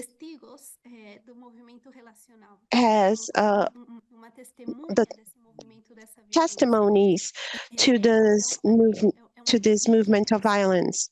So I invite you all to think how these processes of dissolving a home will always be painful because we're talking about a set of losses, but we can also think that there is a network that we call in the title of this presentation, how these women in their relationship with non-human aspects can effectively sustain this care network, and finally include all of these other beings. So Last slide, Paula. When we think about the main conclusion, we see that the volcano was not the main issue faced by these women. It was actually the state that disassembled or restricted their spaces, and how this symbolic violence is expressed by these women in their body territories. So this expression will not necessarily be at the discourse or conscience level, but in what is felt by these women, and in feeling that this invites us to think how this community bonds can be restored somehow. So thank you very much. And I'm sorry, interpreters, for my portunhol. Perfect, Laís. I don't even know if we have any translations into English. In the previous presentation, I said that the boats were voadeiras, and so we translate perhaps some words that can't even be translated. Thank you very much. Laís, I will now invite Alicia Fortuin and Ricky Citas. I don't know if I'm pronouncing that correctly. Alicia and Ricky Citas, are you there?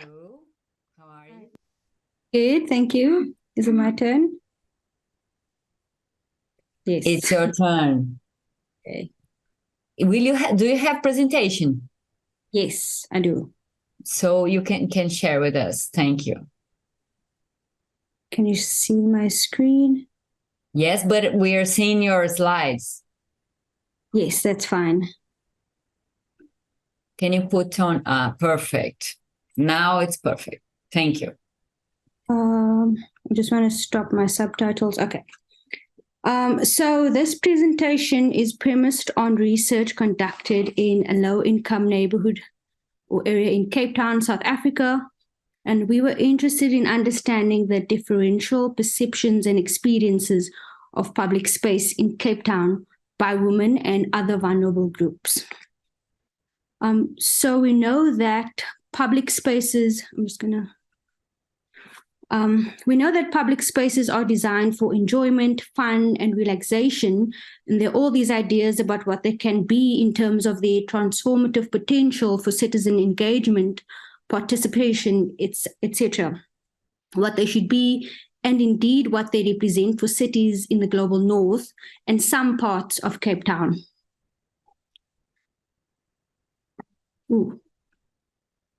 And this is, of course, the case where public spaces such as the Greenpoint Urban Park is enjoyed by all citizens of all walks of life. Interestingly, this picture was taken on a Saturday afternoon at the Greenpoint Urban Park in Cape Town, where people from all over the city come and enjoy the park. However, after a certain time, everyone from the Cape Flats and township areas literally have to be transported back out of the city. But I'll come back to that in a moment. So just a bit of research context. Apartheid spatial planning was one of the main factors in influencing the form and structure of South African cities and indeed Cape Town. And this brings me to my next point. Because of spatial inequality and the impacts and the legacies of apartheid spatial planning, it's particularly because of these spatial legacies of apartheid that public spaces in Cape Town have different kinds of qualities and amenities and thus are perceived and experienced in different ways. In 2020, research was published where the authors highlighted how access to urban green spaces continued to be determined by race and class for residents of South African cities. The authors made use of satellite data to measure and provide evidence on the extreme inequality in access to green space, showing that the legacy of apartheid is still alive and still impacts the distribution of parks, urban trees, and greenery. They looked at the different kinds of distances to public spaces for Black and colored residents versus white residents in the city of Cape Town. They found that it takes on average at least 17 minutes for someone from a township to walk to public space or a park, whereas in white neighborhoods, it takes about 7 minutes. Furthermore, urban wards with a strong Black African majority are even more deprived of greenery than they were in 1994, before the democratic turn. However, this is only part of the story. It is essential to consider the severe disparity in quality and experience of public open space when people are actually able to access these spaces. This research I reference makes use of aerial photography. It does not convey the difference in what it is like for people to use these spaces in different parts of our cities. If research only studies the city from above, we miss the most important thing, how people experience space on the ground. And so the premise of what I want to talk about is the importance of understanding the experience of public spaces in low income and poor working class neighborhoods, and the kind of double injustice, or in fact triple burden, of being poor, living in certain parts of the city, not having access to quality, safe public spaces, and what this means for getting or having a feminist urban lens. And indeed, how we can use this lens to plan and design public spaces in low-income neighborhoods of the Global South and beyond. The picture I show on the slide is just some photographs from the research of public spaces in Mitchell's Plain. The picture on the left is the town center, which is the third largest public transport hub in the city, and it's really important for people to be able to move. And the picture on the right is a park in Westridge, Mitchell's Plain. So our research conducted with women in Mitchell's Plain, we indeed made maps to understand the space, and methodologically we also combined mapping with participants, of course, interviews, walking, and photography. And what I'm going to show you is a little bit of those findings. This is Westridge Civic Center. It's not an open public space, but it is an important social infrastructure in the community. But because of the violence and crime prevalent in the community, authorities have closed it up with kind of defensive architecture. And these are just some of the examples. Alicia, yes. You have 2 more minutes, but we are curious about if your camera is not on purpose, or we are not seeing you. Okay. Oh, my camera is not on purpose. Okay, so. Okay. On. So should I continue? Can I continue? Please. Okay. So these are some of the maps, and we mapped some of the not so safe places in the neighborhood.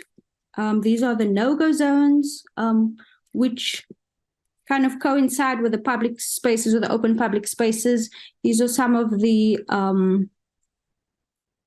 excerpts from the interviews, which exactly map onto the spaces where people or women say that they don't feel safe, it's very dangerous, they wouldn't go here, they would only go here if they absolutely had to.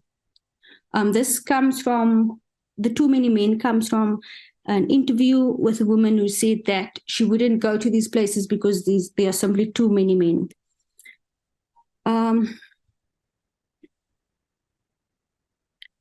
So our research shows that women often felt uncomfortable and harassed when walking outside and making use of public green spaces, streets and taxi ranks, or public transport spaces in general. And these are, of course, key features of urban public life. And so in historically Black and colored areas in Cape Town, the distance to, as well as the quality and safety of public spaces, are likely to deter the potential of these spaces to support women's well-being, as well as, and as the research shows, can actually be spaces that undermine women's well-being by creating stress and anxiety, even increase the risk of physical harm.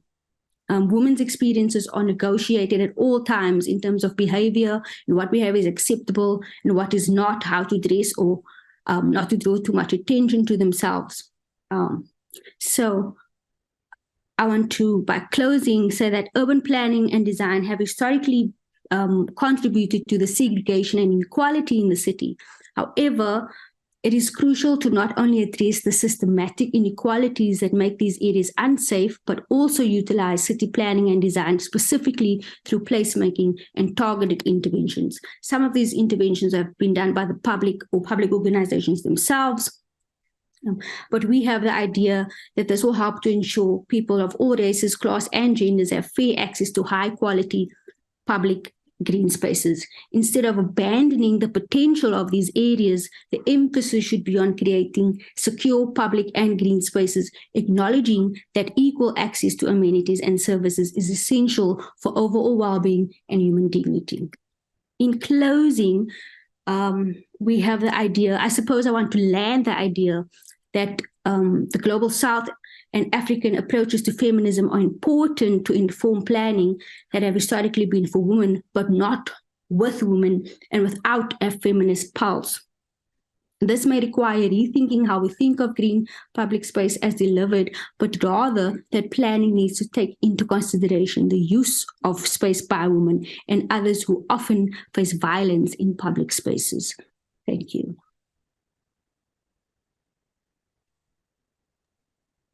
Thank you, Alicia. Thank you so much. Very nice. As you can see, we are. Tô falando inglês. I'm sorry. Switching to Portuguese now. Don't lose only housing, but also parks and the city. So I will ask for the last presentation.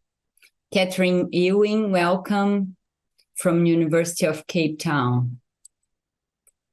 That's good. We could have you. Catherine was at the first panel and now she's here. We're happy to have you. Thank you very much. It's really exciting to be here. And I just want to thank all the organizers for all the hard work that's gone into the background. So my name is Catherine Ewing. I run the urban design program at the University of Cape Town. And I'm an architect and urban designer. So what I'm going to do is explain to you my research, my practice, and my teaching over the past 20 years, but also through a series of different cities that I have experienced different spaces of exchange. So the first thing I would like to kind of mention and share is this idea of access, but on the other side is exposure, because that is deeply intertwined into these two issues around safety and vulnerability. So this is an image taken in Windhoek in an area called Peter Nanyemba at Four Ways intersection in Havana in Windhoek. It's a rapidly growing kind of very new urban informal settlement on the edge, on the periphery of the center. And these words are, they kind of display exactly what is experienced in these areas. So this is more of my recent research that I am discovering. And I find it's always about these intersections of the ordinary and the extraordinary. So it's this complex patternings of socio-spatial change. And in these particular contexts, it's after apartheid or post-colonial. But I always find that it lands me to this area which I consider off-grid. In finding these moments and these, I call these sort of moments of magic off-grid where one encounters these spaces of exchange. And generally they have a gendered lens or they extend to the most vulnerable. So I look at it from two perspectives and how they come together at the intersections. The one is how do we break down the walls of impossibility? And that includes these overground frameworks that are deeply tied into issues of policy and overarching sort of frameworks that speak about some things around resilience and bigger aspects around SDGs and big global aspects. But they're also about a long-term change or transformation, and they generally engage with some levels of municipal engagement. However, on the other hand, we have these underground networks that exist in sort of transitions in time. They generally include intangible systems and predominantly temporary or transition. And they often are experimental, or they are places of experimentation. In these spaces, I find a lot of innovation and inventiveness. And it's in those spaces and the intersection of these spaces that a lot of my research, my practice, and my teaching come together. So it's also almost a moment to take a step back, to reset and reframe. So in my reframing, I look at the question of what is the role of peripheral soft infrastructure in African cities, and how do we understand this through a gendered lens? The areas that I look at to understand this in more detail is Harare, Windhoek, and Cape Town. So through this, I've unraveled 4 particular areas in which I consider this soft infrastructure. The first is around livelihood, home-based enterprise, and that includes anything up to spazas and shebeens that we find in these local conditions, so places, taverns, bars. But that is around building on local knowledge and questioning housing, or the role of housing. The second one is around food security and community gardens, which is exploring the idea of land for the everyday production. The third is education and early childhood development centers and the new role that they play in reviving the focus of community in the neighborhood. And then lastly, it's around public space, but not the conventional terms of public space. It's around shifting the idea of the co-production of microspaces in our city that allow for the most vulnerable to occupy. So I begin with Hackcliff Extension in Harare, Zimbabwe, and I worked in this area over 10 years. So I worked particularly with a series of families, and without intentionally working with women, it was the women who were the heads of the households, and it was also the women who also built the houses, and it was the women who actually conducted their own home-based enterprise. So as the individuals, but they had a collective, and their collective was a much broader social network. In 2005, all 4 of these women were evicted from their houses in Operation Murambachina in Harare, Zimbabwe, and were left with nothing. But I did manage to map some of these spaces and how their networks came together in the time that I did prior to 2005. And these spaces are a combination of intersection of where women particularly gathered. And some of those were linked very much to the livelihoods, to the public spaces where they were occupying, where other spaces were very much male-dominated spaces around the taverns and the bars. So the public spaces where the water well was, the food security around the community gardens, the education spaces, which were just pop-up spaces, but also the livelihood opportunities. So now I move to the area of Khayelitsha in South Africa, where I work for a nonprofit company called Violence Prevention Through Urban Upgrading, and I'm one of the co-founding directors. So in 2010, we started working in an area called Monwambisi Park, informal settlement, and a lot of our beginning work was very much around observing, but also engaging with local community, trying to understand local knowledge and what was actually happening, mapping all these aspects, different aspects of soft infrastructure, as well as the harder infrastructure, such as the taps and toilets. Catherine, I don't know if it failed only for me. Only for me. My internet is unstable. I'm sorry. You can continue. Okay. So we started working over a period of time, and the first thing that we actually started doing was activating the public spaces, these very small public spaces, less than 100 square meters, but they were all focused around a water tap. So there's coming together of the soft and the hard infrastructure. So we activated with local community groups and ran small outreach programs for education. We then worked with students as well, trying to actually understand how do we upgrade these spaces and what does it mean to upgrade these spaces, but also working intimately with local community members and upgrading these small places, planting trees which have their own story. But this idea of these photo stories that develop over a series of time. We then tried to create a series of public space networks, which had very simple kind of space-defining elements, but were very much around what was going on in these little spaces. Next to them, there was all these community gardens happening, and then we started trying to connect the public spaces through walkways with lights and defining landmarks. So again, it was this coming together of community gardens, public spaces, education, and livelihood opportunities. We also managed to build some slightly bigger spaces, which become these hubs, which unintentionally also take on a very strong gendered lens, where the young woman and the girls seem to dominate the space through netball and having events on Saturdays that particularly are focused around women and young girls. But this importantly creates this idea of these safe spaces.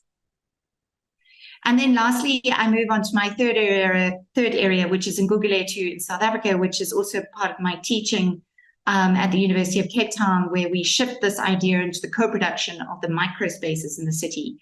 This is a very small little walkway space that we started working in during COVID in 2019.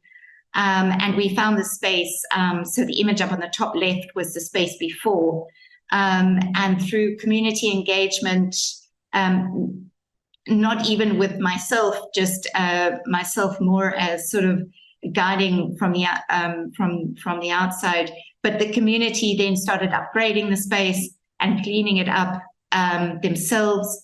We then managed to get some funding to do some murals and working with actually SDGs in this tiny little space to actually work out what does climate change mean, and where is the resilience of these public spaces in a community like in Gugulethu. This was a memory wall that we've started working on, and a memory wall that is living and alive and continues. It's a 100-year timeline that looks at particular moments in history of Cape Town, and what that means for the area of Gugulethu, but also allowing that extension of time beyond, so people can start filling up this wall as events happen. And that is also understanding and putting the words out there that we can discuss certain issues around it's very, very troubled violence, but also the words of hope. So Itemba walkway means hope. So the walkway of hope. So we have also subsequently been contacted by all sorts of different people across Gugulethu, informing us of all the other little walkways across the area. And to date, we've found 15, and working with a group of communities now starting an exchange between these very tiny little space. But what it does, it opens up access for the children to get to school.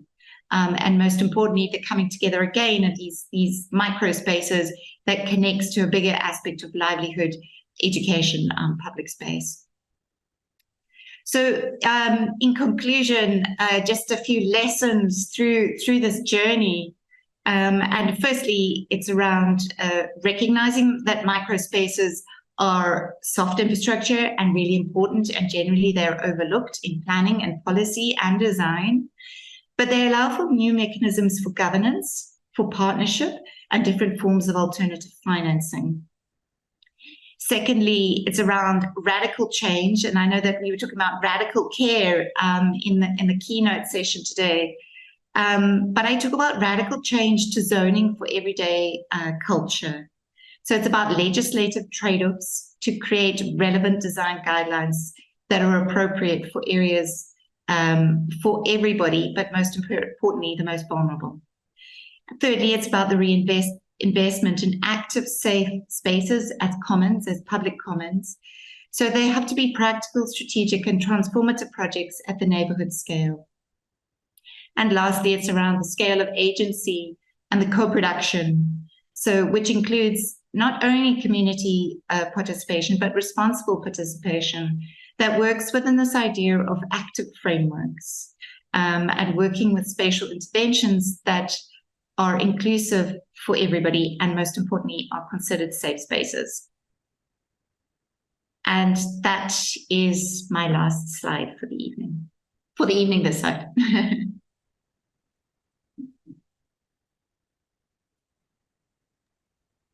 Thank you so much for the brilliant presentation. Maravilhoso. Muito bonita essa Wonderful. What a wonderful table. I start to make a general comment. As you notice, we thought a table that can talk about violences and transformations that we obtain through it. To do soft infrastructure for the project. It's very good to have you around. I have an internet issue. If I froze, maybe I can turn off my camera. And while we start a talk here, I try to access YouTube. I have some questions. I'm going to do some general questions for start and some specifics. Let's start through the general ones. I would like to ask you if you think that in all the process that we see, we have displacements and also emplacements, buildings from it. Not all of you talk about these constructions, but for example, some of you talk about the relationship with the environment, opportunity to rebuild those places, and from recognition of the different ways of living. So I'd like to do this first question, and the other one is one based in Bridget's presentation. In all of you, even Lai's presentation talks about, I'm not talking about dispossession, but answers from the state to those phenomena. So we are talking about a mobilization of the state, of situations that are considered under risk. We saw livelihoods that are under flood. So we have to take people of these lands. A volcano case, an eruption case. We saw mining, the mining, and all of that moving state action. So I would like you to comment a little bit. How is the talk with those states, and how we can see the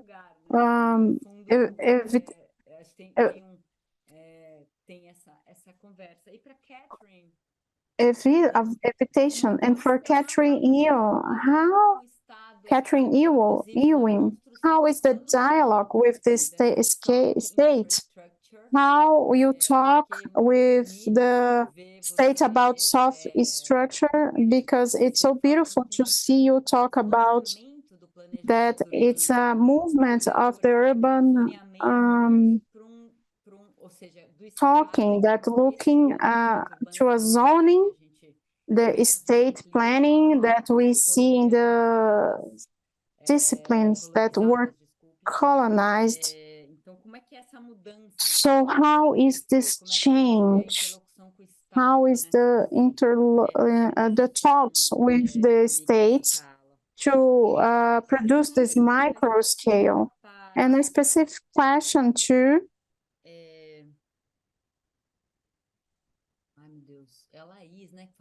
Laís, that talked about the volcano. I don't know if we use a lot in Lab Cidade an idea of the process of losing the home as a process to lose other things. We see in this table to the loss of parks. We saw mas também é uma dupla, not only segregation, but space, double space, a double injustice. Be far away from the parks, not only to be removed and reallocated, but slow violence that has to do with a rebuilding of networks and like put children in the school and change of school and small violences that are symbolic, not be able to do their parties, to not know when we are going to be removed, and the trauma ideas from Rachel Penn, small violences and slow violences are building through time. This trauma idea, talking with our psychologist, Laís, do you have this idea of trauma? I would like to hear you.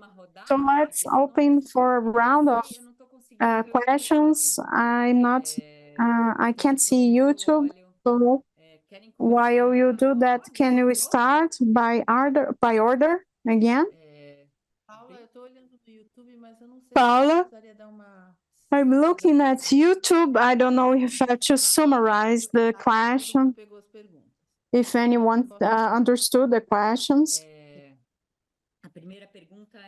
First question was about of this concept, if you have placement and in placement, destruction and reconstruction, and the relation with the state. And the last one is specific to Laís, specific about the trauma.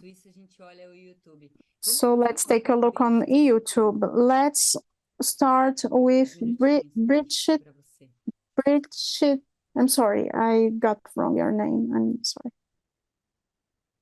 Yes, it's Brishti. Brishti, thank you. Okay, go ahead, Brishti.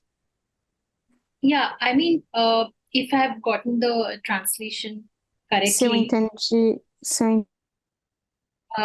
So you asked about the placement, like placement and displacement continuum, right? That's what was the question.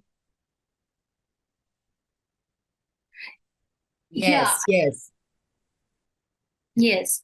So I mean, I at this point, like, I mean, I think I don't have much to say here, but I feel that, you know, when the state, when even if the state allocates, say, any kind of rehabilitation packages for the people they have displaced, or they give compensation, that's sometimes not enough, you know, because home, you know, when you talk about a house or when you talk about a home, it is something that is incrementally built.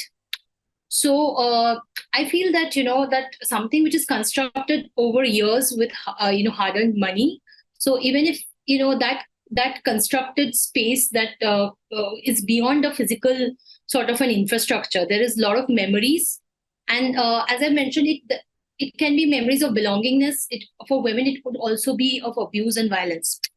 So what happens is, you know, when that is demolished, even if the state allocates or state gives compensation, gives them housing allocation, it's not always enough, because they are first pushed to the periphery, you know, where their livelihood is disrupted. They'll never be given land in the city center.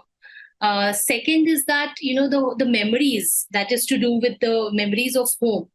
And, you know, all of that, you know, cannot be built in that 30 square meter, sort of square feet space, because they allocated very small spaces where they barely have, like, say, one bedroom and a small kitchen space. So yeah, I mean, it's also, I feel it has a lot to do with mental, it has a lot of mental implications beyond just physical and economical losses.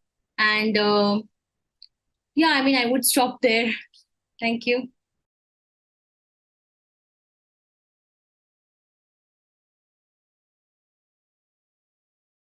Séfora, quer comentar pouquinho a relação? Sephora, would you like to comment?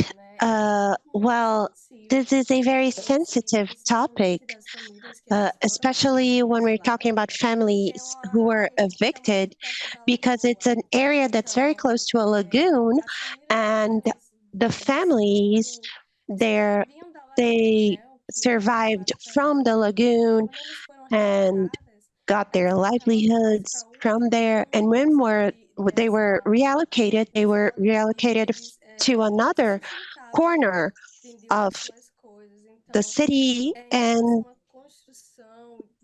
about the construction and the deconstruction, it's still a very invisibilized topic. Currently, the population uses protests, artivism, and other ways to draw the attention of the state to the suffering and the oppression they are going through. And so we have many cases of what you mentioned, symbolic violence, many cases of depression, many cases of people who refused leaving their locations, their family homes, built by their parents, where they spent their childhood, they saw their children grow up. So many people, especially elderly ladies, refuse to leave, and they're forced because not only the affected neighborhoods, but all of the surrounding neighborhoods are also impacted by the emptiness, by the lack of safety, and the violences that are unspoken. So the loss of culture, like you said, and it's a very sensitive process because there's no response from the state to that. The response from the state, it's actually privatizing the location, transferring it to private companies. We don't really know exactly how that's going to happen. And especially the Black poor population did not receive any compensation, so they live through this uncertainty, this depression, and the state is amiss. It's completely remiss in terms of this, and we see public investments to improve the city that is more geared towards tourism and the economy, but the other side of the city is completely made invisible. And my research was precisely about this, how they are making their voices heard because the state is being very absent in meeting those demands. Sephora, a question for you to dialogue. Do you think your artivisms are close to what Catherine builds in the space, small interventions that mobilize memory? I think both of your works perhaps are related. I think so, yes. Artivism is about that. It's meant to cause impact, even through a quote, through a piece of art, through denouncement, and perhaps bringing the issue of healing. There was one of the artivists that did some work on healing and the regeneration of the earth.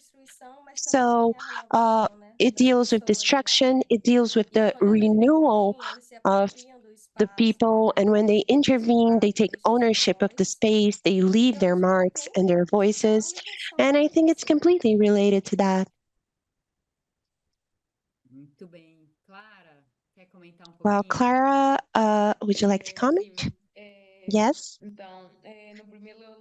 Well, first of all, about the placement and displacement, I was thinking about it because in the case of the new city of Berlin, we had this process of building a place, and in two ways. In the first place, it has to do with the same design of the city, because the people who live closer to the parks and to a square, it's not exactly a park, but it's a square, that people were able to rebuild that square.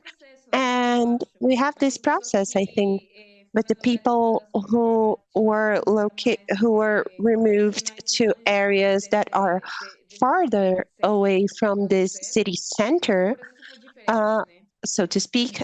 It was a different process. So it's really related to the very design of the project, the relocation project. It's an important aspect.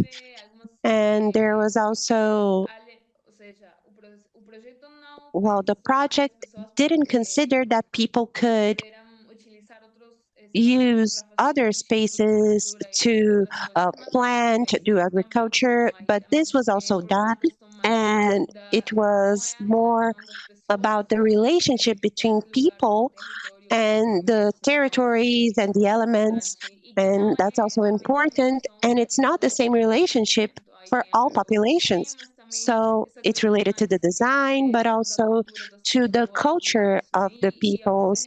And the relationship with the state intervention, while here in this project, the state was the main actor that that created this project. And it was a policy, a top-down policy, because when the state needed to have the authorization of the local government, it did not consider what the local government wanted. So it's a very strong symbolic violence process, because it's something that changes people's lives. And at some point, a few years back, I was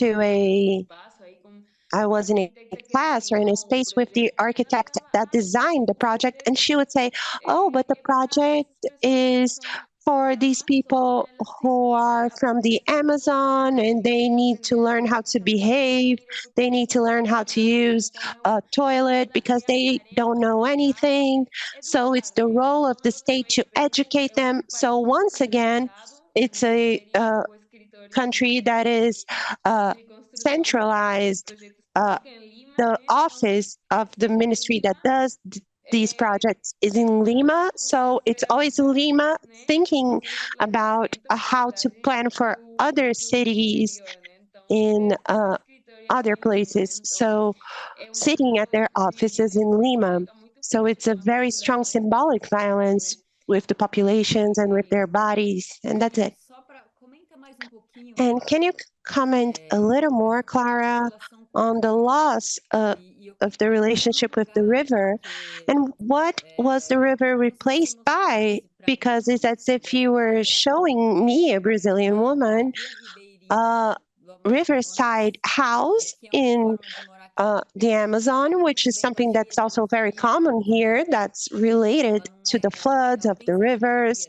And there's a type of knowledge, a popular knowledge, that is related to that.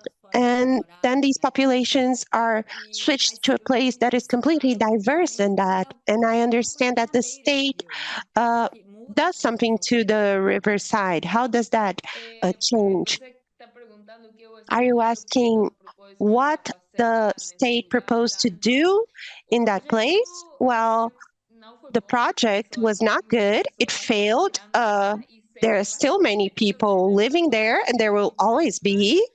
But what they wanted to do, it's because beside the main square in Quito, then we have Belém, that space. And then I don't remember what it's called in Portuguese, Malecon. It's like a riverside lane where people can go for walks. And they wanted to do an infrastructure project to continue that. And before doing this resettlement project, there was a project that was very interesting, providing basic services to the people who live in Belém, like water, the entire infrastructure system, very technical. And then they built like 40 houses, like a pilot plan. And then this project all of a sudden disappeared out of a sudden, between quotations, but it was substituted with this resettlement process. And the argument was that the Peruvian state didn't have experience to carry out that type of project, so they decided to resettle the population. So there are interests that are related to the relationships between the state and private companies, and that's totally it. In this year, the ministry has gone through many problems related to corruption because of issues like that. So these big resettlement projects, this project is a very large infrastructure project to continue this riverside lane, and also the same project to build the houses, which are also houses that are not adapted to the context. That's another theme, but the state just creates projects for the Amazon in this idea of planning as if these major infrastructures should be implemented, but they don't consider this mobile type of house and the idea of the river that is part of the Amazonian populations. And that's always the biggest challenge, to think about cities in the Amazon. Paula, if I can make a comment, can you comment and then I'll pass the floor to Lais? Very quickly, we have discussed about the hegemonic model, white patriarchal model, and in Brazil, this is very much related to the realities of Rio and São Paulo, and there is a lack of understanding about the riverside populations, and the building of the Belo Monte power plant, for example, is a complete disaster in a riverside population that was completely disconsidered. And it's a lack of understanding about populations that are made invisible and ways of living that are made invisible that are very common in the northern region of Brazil, for example. But going back to your discussion, Paula. Yes, they are made invisible, and the state mobilizes their destruction many times based on an idea of risk, because there will be a flood or because the volcano will flare up in the region. Or there's an idea that the Amazon forest is no man's land, nobody lives there, so you should go there and civilize it. Yes, nobody that's very rich lives there, so we should do it. And then we see transformations that are very market-oriented, transforming it into a park with stores. In the previous panel, we had a presentation from Belém, in a place that is on the riverside, where they try to do a production of the territory based on the relationship with the women, which is a piece of land that belongs to the university. And there's a lot of pressure for it to become that type of park that's very touristy. So a pressure to mercantilize these spaces and mobilize the risk as an argument for removal, and then rebuilding these areas in a way that erase the relationship with nature. So let's listen from Laís a little bit. Hi, thank you, Paula, for your questions. I'll start with the first idea that you asked about, if there's something that can be rebuilt from destruction. And in our research, that question is asked based on the subjective dimension. So what is reconfigured? And in order to think about what is reconfigured, we took a step back and tried to observe everything that is deconfigured to then be reconfigured. So it's as if we have an identitarian deconfiguration, and this identitarian deconfiguration that some of the participants in this research say we were all deconfigured. They use that word. So the deconfiguring is also related to a sense of being lost in the world, in the ontological sense of existence, and how that sensation of being lost in the world is a feeling that our very identity is very much anchored to our territories. So what happens to that identity when we have the loss of the territory, not only in material terms, but symbolically, subjectively, culturally? So when we think about these deconfiguration of identities or of that sense of belonging, we're also thinking, and here I go to the question about trauma that's connected to that. We think about an experience that's very melancholic by those women. And it's interesting to note that the way they react to those structural, political, symbolic violences is through melancholy. It's not through anger. And we see this melancholy as a neoliberal subjectivation. So here in Chile, this neoliberalism is so deep that it even colonizes our subjectivities. So even the ways we react and our emotions. So many of those women blame themselves because they were not able to adapt to the new places they were resettled to, for example. So it's like intrinsic to that experience of violence,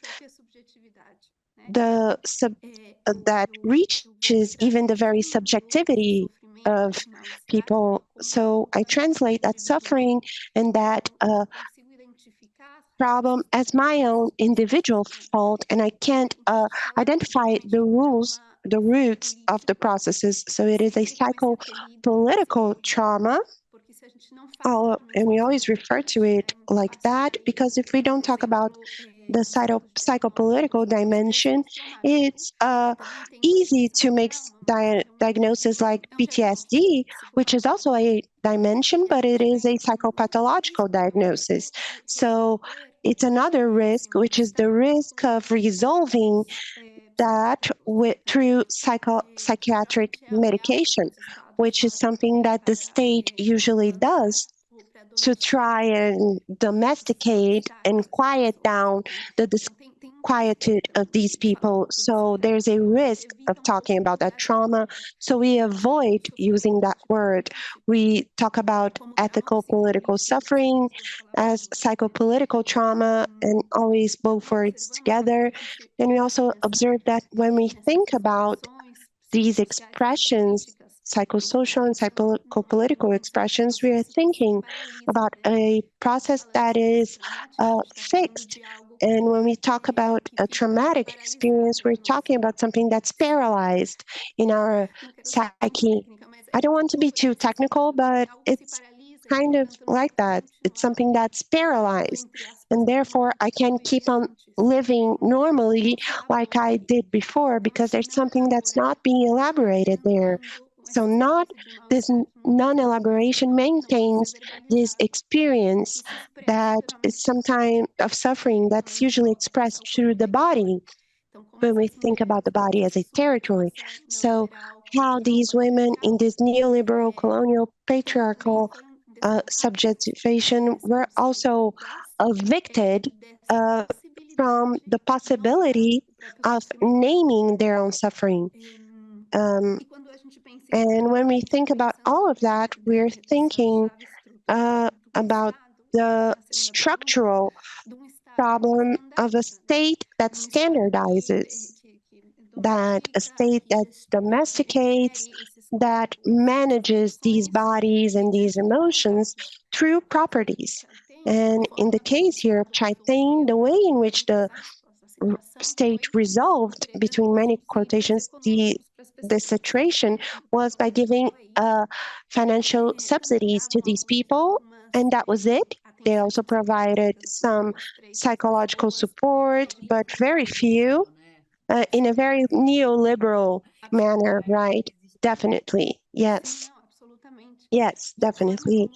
And the way in which the state finally faces up to the risk in general is a standardized manner. So solutions that can be applied to any type of territory, in theory, obviously without focusing the interventions. And when we think about the standardization, we're also talking about control of the bodies, the territories, and subjectivities. And finally, we're talking about colonization of the emotions. So all of that to say that when, in the case of my research, when we think about the resettlements due to the volcano, we're talking about a symbolic violence by the state, a symbolic violence that creates this psychosocial suffering, this ethical, political trauma. And the only way in which we can address that situation is not hoping for an intervention by the state, but we conclude this article saying that the role of the state is leaving a space for these communities, these women, this network to be restored. So that's a little bit of the idea, how the state should stop trying to control our bodies, our emotions, our territories, and we don't expect a lot from the state, but we at least hope that it can give us certain dignified conditions in our own spaces so that we can rebuild from that suffering. Laís, agradeço. E em diálogo aqui com a Priscila, né, me lembro de um outro tema que a gente lendo sobre as Talking with Priscilla, I remember the public partnership in São Paulo. We create these standardized spaces, destruct, remove, and then you go to that place, which is individual public policy and do not contemplate all the ways of living. And I see in a wide way this subjectivation from this standardization and the political livelihood policies. And this thing that you talked about, domestication, this response in subsides. I'm going to support you for a while, but this affects all the aspects around that. Let's hear Catherine. Catherine, we would like to hear you. But first, you can add because we have 12 minutes. I'm sorry. Because to the question to Catherine before, because you were talking about the micro infrastructures and soft infrastructures. Also, Catherine, when you're responding, if you can also talk a little bit about the experience that you were saying that women are predominant in these spaces, and they were, you know, they're the protagonists there, but how do they express this? Do they express this protagonism, and how do they do that? In addition to the questions that Paula had already posed to you. I mean, some intriguing questions that obviously require a lot more conversation. But I think I've experienced different relationships in each of the different in the 4 neighborhoods that I presented, that go right from the extreme where the state removes not, every single thing that belongs to everybody, right down to the areas, the Kailita example, where we have a direct partnership with the state. So there was, and that's when I mentioned the term responsible participation. So the state was an active role player within the space. However, in saying that, space is particularly political in these informal settlements, which is predominantly driven through a male lens within that. So that being said, how women move in these spaces is through the aspects around the Early Childhood Development Center, and how the women get involved there, and often they're volunteering there and their parents there, or they need help, and they get support there. So it's more like their community center. And next to the community center is the community garden. And next to the community garden is the small tap. So it's this almost, and that's why I refer to it almost these underground networks. And these spaces are so small, but they are catalysts for much bigger possibilities and conversations.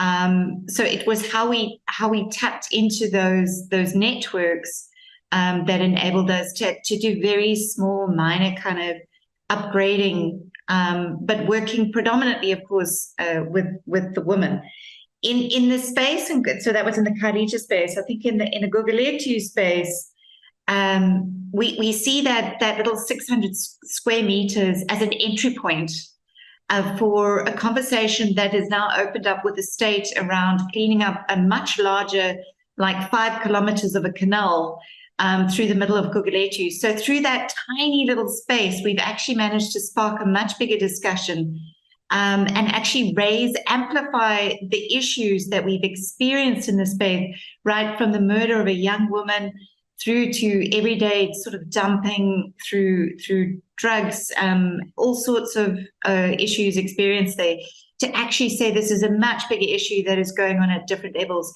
So it is how we've managed to sort of springboard these kind of very small spaces into a dialogue that it raises awareness, but it also puts the state on the spot, because they realize that if a community can upgrade their own public spaces and and then suddenly we've got 14 other public spaces and the community is now growing and growing and growing, that their responsibility now, they have to come to the table. But what we have found with the little walkway is that the municipal staff on the ground, the people who drive the lorries and fix the lights, they've been so supportive, because they actually understand these conditions on the ground and they're very connected to the community. So for them, it's kind of a working, an invisible partnership that happens. So that's why I kind of call for that radical change to actually shift that notion of that infrastructure isn't like we normally see it.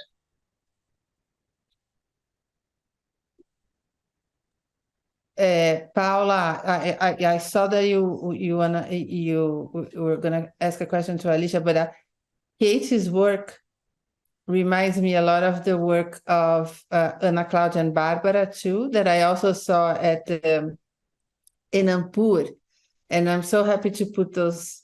It's this level of the urban design, and very interesting to build these bridges. Catherine, Barbara was at the other session. I don't know if you've been here. She showed some intervention, gardens, agriculture, galinhas, né? Criação de galinhas.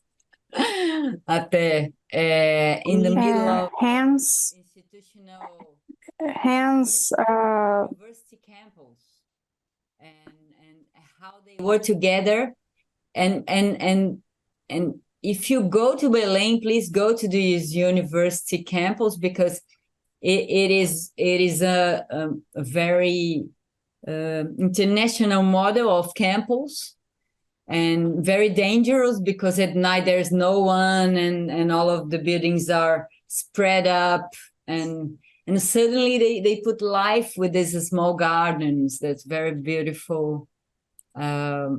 It could be a very good exchange between you in this seminar. I will, before I call Alicia to talk, I would like to just to bring a question that came from YouTube. I will talk in Portuguese. A Rosa asking if, or commenting, thinking about the psychopolitics caused by neoliberalism, about the talk of Lais, and the radical care under thematic. It's a political strategy. If you would like to comment, Lais or Alicia, you can raise your hand. Let's hear Alicia, please. Yes, so on the first question, the whole reason for the way the city looks and its spatial form and structure, the manifested spatial inequality, the way the city is experienced, and of course this real visceral violence experienced in cities, this crisis of masculinity in our communities, at least in Cape Town, was because of dispossession and displacement and not having this kind of space to talk about the trauma and the pain of experiencing that within families. And these families are now in communities in the Cape Flats. So that's one aspect. The other aspect is arguably new policies and practices in the city of Cape Town, at least, that continue to push poor people to the periphery of the city, right? And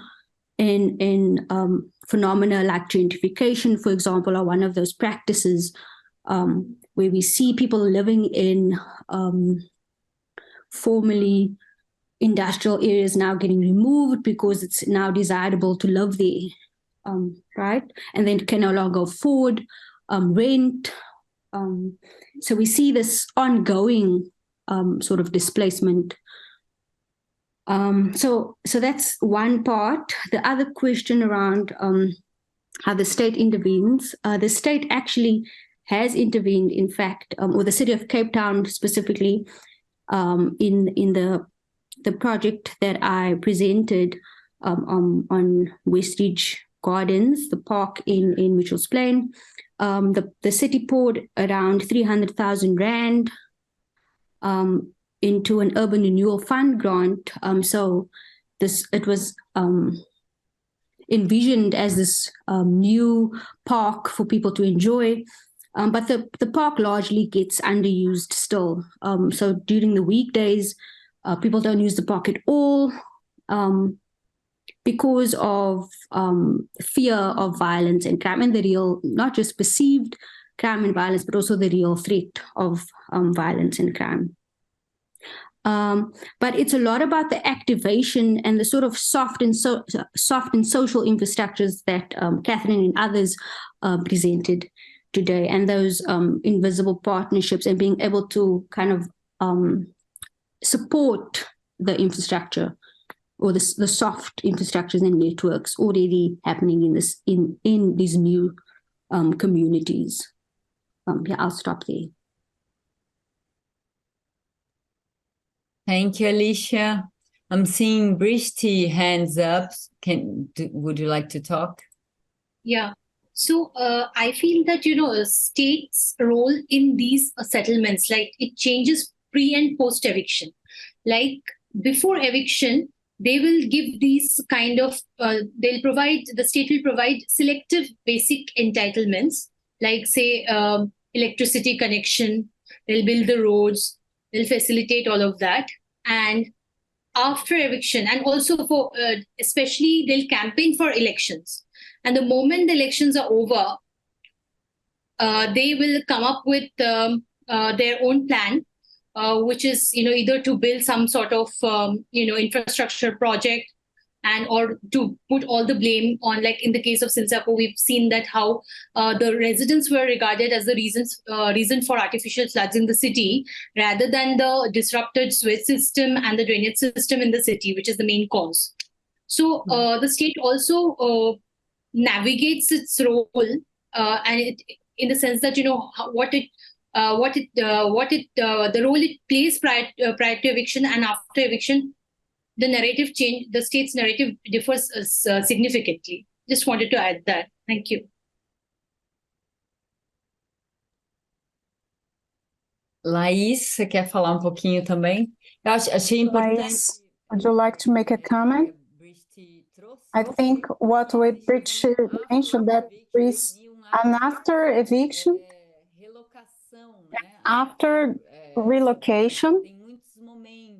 So we got several moments. It's not something that finishes at the time of the replacement or when they build a park. It's a long-term process. Laís, we have just 1 minute.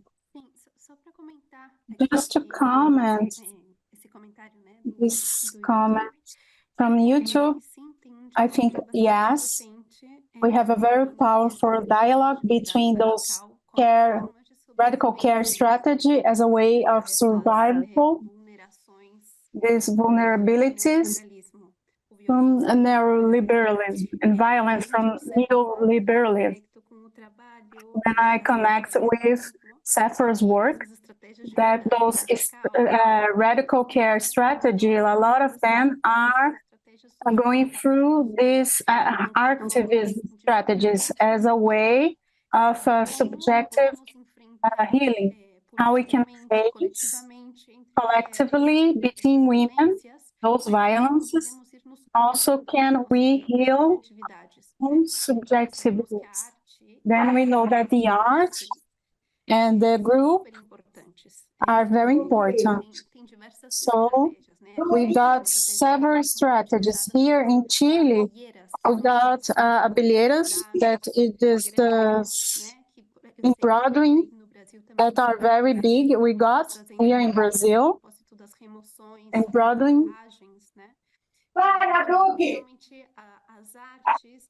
Manuais, principalmente, também tem algumas. So through art, we got some elements that we can see as part of this radical care and as a strategy of collective healing. Wonderful. So we finish with the collective healing. I thank you all. So finishing the day, a very beautiful table, very diverse. We didn't talk about eviction, but rebuilding, interventions. It was very good to have you here. And then we keep going tomorrow at 8 a.m. local time with the care table. We are all invited. And after, we will have Adriana Allen as a keynote speaker. We have a second table about community garden, talking about infrastructure. Catherine, maybe you would be interested on that. Adriana Allen as a keynote speaker. And we close with queer prostitution. And I comment that a lot of the activists we got in an experience way, pulling art as a process, renewing, not all of them join. We suggest that some of that would be presented in video. So I suggest you take a look. And Sephora, a lot of coming from your work. Poetry, we opened with a poetry yesterday. We have several manifestations of this work that he built boundings, memories, and it was very beautiful. It's a pity that we didn't have time to put all of this in the event. So I thank you all and see you tomorrow. Thank you. Obrigada. Good night. Thank you very much. Tchau, gente. Boa noite. Até amanhã. Gracias. Chao.